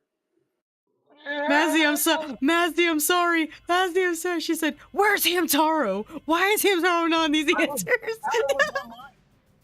I like Hamtaro. I like. I love Hamtaro. I'm sorry, but Hamtaro is not an anime that deserves the Mount Rushmore spot. Yeah, I can't say that. It really was a gateway for a lot of people. It was. To come in. Like Hello Kitty and Hamtaro were some of the ones that Oh a yeah. lot of people don't realize was their gateway into anime. Like, shit. Y'all sleeping on Hamtaro. Shit, I can't slide. Hello Kitty's on mine. Like, truth be told. Sorry. Ash, Keep going. my 4 were Hello Kitty, Fist of the North Star Kenshiro, Ash from Pokemon, and Goku from Dragon Ball Z. And the reason I used all of those is because every one of them is like in their genre or defined as genre in their way, shape, or form. Let's see. Fucking. I gotta read chat real quick. It's just so funny. Hold on. First, it started with. Well, let me scroll down. Mazzy said, "Where's Hamtaro?" Bug said, "This is the only right answer." Mazzy is speaking the truth, said Fury. Mazzy said, "Why is Hamtaro not on these answers?" Fury said, "Adam's cars win his overpowering murder sometimes." Yeah. Mazzy said, "The people demand." Jace said his are Mobile Suit Gundam, Dragon Ball from OG to Z at least, Sailor Moon, I can't think of fourth. Jace said, did Hamtaro revolutionize the industry? Bug said, oh, he's ordering his food. Bug said, mods banned this guy. Mazzy said, you saying that because Hamtaro is a hamster? LOL. When we work together, it's much better. Hamtaro. Hamtaro was mine. Oh, these are good answers to Jace. Okay. We like sunflower seeds. Crumb, crumb, crumb. Oh my god, I gotta remember the fucking songs. Maybe I should do Sailor Moon instead of Goku. Probably. Yeah, Sailor Moon instead of Goku. Yeah, Sailor Moon fits a little better because it was like the whole Power Ranger trope. So yeah, I'll go with Sailor Moon instead of Goku. Kenshiro, Okay. Hello Kitty, Pokemon, and So if we're going I mean, into Honestly, Adam, honestly, this big hot take, I still believe that Kamen Rider and Super Sentai is just magical girls for boys. I absolutely agree. yeah, that sounds right. But what's it called? The if we're talking about personal, you know, the anime Mount Rushmores, I guess for me it was that got me into it Inuyasha, Death Note, Pokemon. Yeah, it did get me into it even further for more complex animes. Pokemon, obviously, because Pokemon This and is not Digimon and Digimon. Mount Rushmore, man. This is your favorites. Well, I know. I thought, but it seems like everyone's naming their fucking favorites right now of how they got into it. Fucking genre. I have a whole different set of them. Okay, then go. Then do it, fucker. Fucker me. See, I used to put One Piece up there, but I don't anymore. It's just kind of meh now. I liked One Piece a lot. I still enjoy it when I watch it, but it's just not the thing for me anymore. It's bad, but that's how I feel about it nowadays. Like, it's just kind of falling off for me. I get you. I'm not gonna force you to still like it if you don't like it. Ooh. I think as far as animes that I have watched recently, Overlord is probably one. Solo Leveling is really good, but I feel like it's gonna. Oh. Huh? I'm glad you brought that up. I actually have a hot take that I really want to bring up. All right, but Solo Leveling. It is for Solo Leveling, actually. It is related to Solo Leveling. Oh, I think the only anime I've really been watching lately, like as far as like favorite ones over the years, Yu Yu Hakusho, Outlaw Star. Oh man, Outlaw Star. I haven't heard that one in a while. God, I love Outlaw Star. Trigun Stampede actually overtakes the original, in my opinion, as far as story goes. Oh, Adam! Oh, don't say that. Don't say that. I know it's a hot take, but that's what you call a hot take. I like genuinely it. like the story more. The original was far more episodic than what we got with Stampede, and they did more with Wolfwood's character, and he was my favorite character from the show. So I'm not against it. That's just me. That's a hot take. But I liked the animation. The faces were really well done. It was still comical and still amusing. The animation was fire when they were doing fight scenes and shit. I didn't see anything wrong with it. Thank you so much. Have a good one. Did you get my hash browns? Yes, I got your hash. He loves me. He loves me, guys. Yeah. Hold on. I'm gonna read chat real quick so I catch up. pretty much. Fury said the animes that got me into anime: Hamtaro, Sonic X, Inuyasha, Power Rangers OG. Nice. Sonic. Jay said Sonic X was my first anime. I tuned in constantly. Fury said Pokemon there too, but I didn't watch much of the anime till later. I got into the games first. Mazzy's is, but really my answer is Mobile Suit Gundam, Dragon Ball, Sailor Moon, and Evangelion. G Gundam. Fuck! G Gundam. There you go. Bug I said love one of my Gundam first so was Kodacha. That was- What's Kodacha? For fucking Gundams ever. I will stand by that for eternity. G Gundam is the only practical Gundams that ever made sense as far as controlling them. There's no way you can tell me somebody sitting in a chair with arms on fucking buttons to shoot shit is gonna control a fucking arms, fingers, and legs of a goddamn mobile suit. I will never stand by that. G Gundam gave them a fucking suit that was all over their body, and that suit, whenever it took a hit somewhere, it glowed on the person. That was how you knew you got hit there. Chase said, I woke up at 6 a.m. every Saturday, tuned in 4Kids, Cash New Sonic X. Trigon was good, was so good though, even Stampede is pretty good, said Fury. Bug said, did Adam get... Bug said, did Adam get my Crunchwraps free? I didn't go to Taco Bell because they won't fucking take orders at midnight, apparently. Mazzy said, you don't believe in space magic? LOL. Okay, so really quick, Yes. I want to bring up, I like Solo Leveling.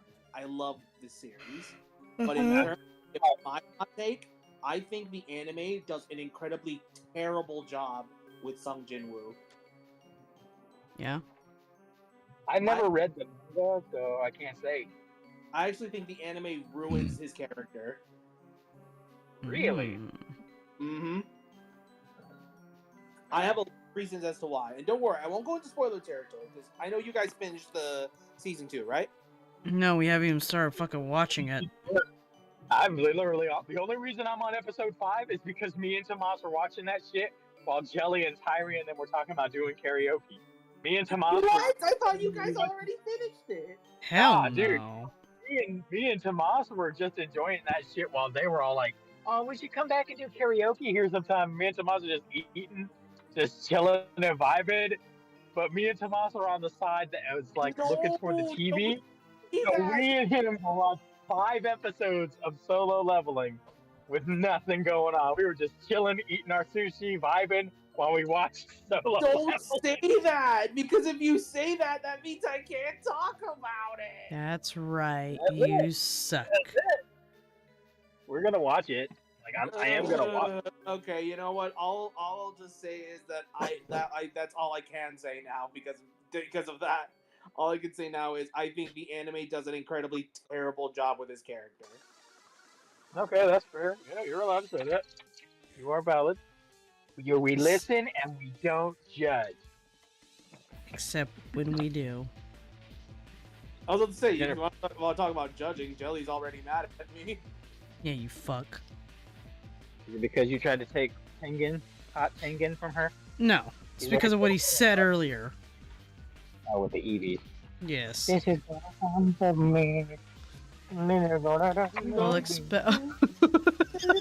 Bugs. Because you forgot Bugs Crunchwrap Supreme said, well, expect a horse on your doorstep within the next month. Maz said, I shall take my leave. My head is having a rash. Oh, God, Mazzy. Yes, please rest. Please take care of your hand. Don't break yourself, please. We like you. No better. 11:47. Well, I'm waiting till Adam gets fucking home. Now I'm gonna take it easy. But I shall leave with my hot take. Oh, you're gonna leave me with a hot take, huh? Okay. AOT, Attack on Titan, help revolutionize modern anime. Just saying. Oh, Mazzy, don't pull a Jelly. Oh, thanks, Fury. Fuck you. Yeah, take care, Mazzy. Thank you for stopping by. Please give Mazzy some love. Also, I should do these. I forgot to do these earlier, and I'm being terrible about it. And then...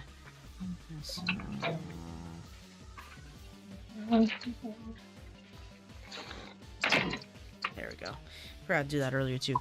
Hey, I'm not wrong, Jelly. Even you admit it. I never said you were wrong. Don't have to just put it out, put my business out there, though. I'll disagree. I know who's home, because I hear a certain dog whining. Wonder who that could be. Let him go nuts. I'm not trying to let them go nuts, they're just already going nuts. Kai You are doesn't right. need to go. He doesn't even like me. He likes you. Huh? Kai doesn't even like me. He likes you. He is whining, though. Yeah, but that's not even remotely The accurate. children are happy to see Dad, potentially. Sometimes Kai doesn't even say hi to Adam. Speaking of, you can get out the call now, babe. You're gonna hurt yourself. I'm gonna disconnect him so it's not doing some weird stuff. I disconnected for you. Was it? Brown? Maui! Stop! Oh my god. I want my hash brown. Don't talk about hungry. French fries. Where's my hash brown? Ah, there they are. Mm.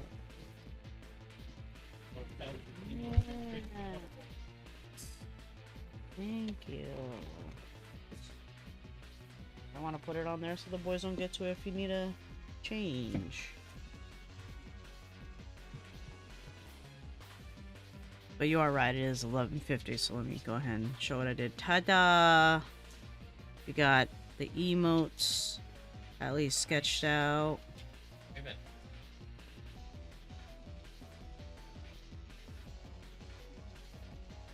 I'm gonna let y'all make your food. And then that's most of what we did, and then I finished the beanie picture, which is great. So with that said, I'm actually gonna call the stream here. Good streams. I think we did good work. I'm just saving some works right now. You guys are amazing. Okay, but wow, I did it for 4 hours and 45 minutes. For some reason I thought it was shorter than that, but I guess so that did a pretty decent job at time. But yeah. Thank you guys so much for stopping by. Thank you for the raids, thanks for the follows, and the subs tonight too. That's rare. I like to get more subs, but it's very rare. I need to figure out, you know, what I gotta do to get that, you know. I don't like to force...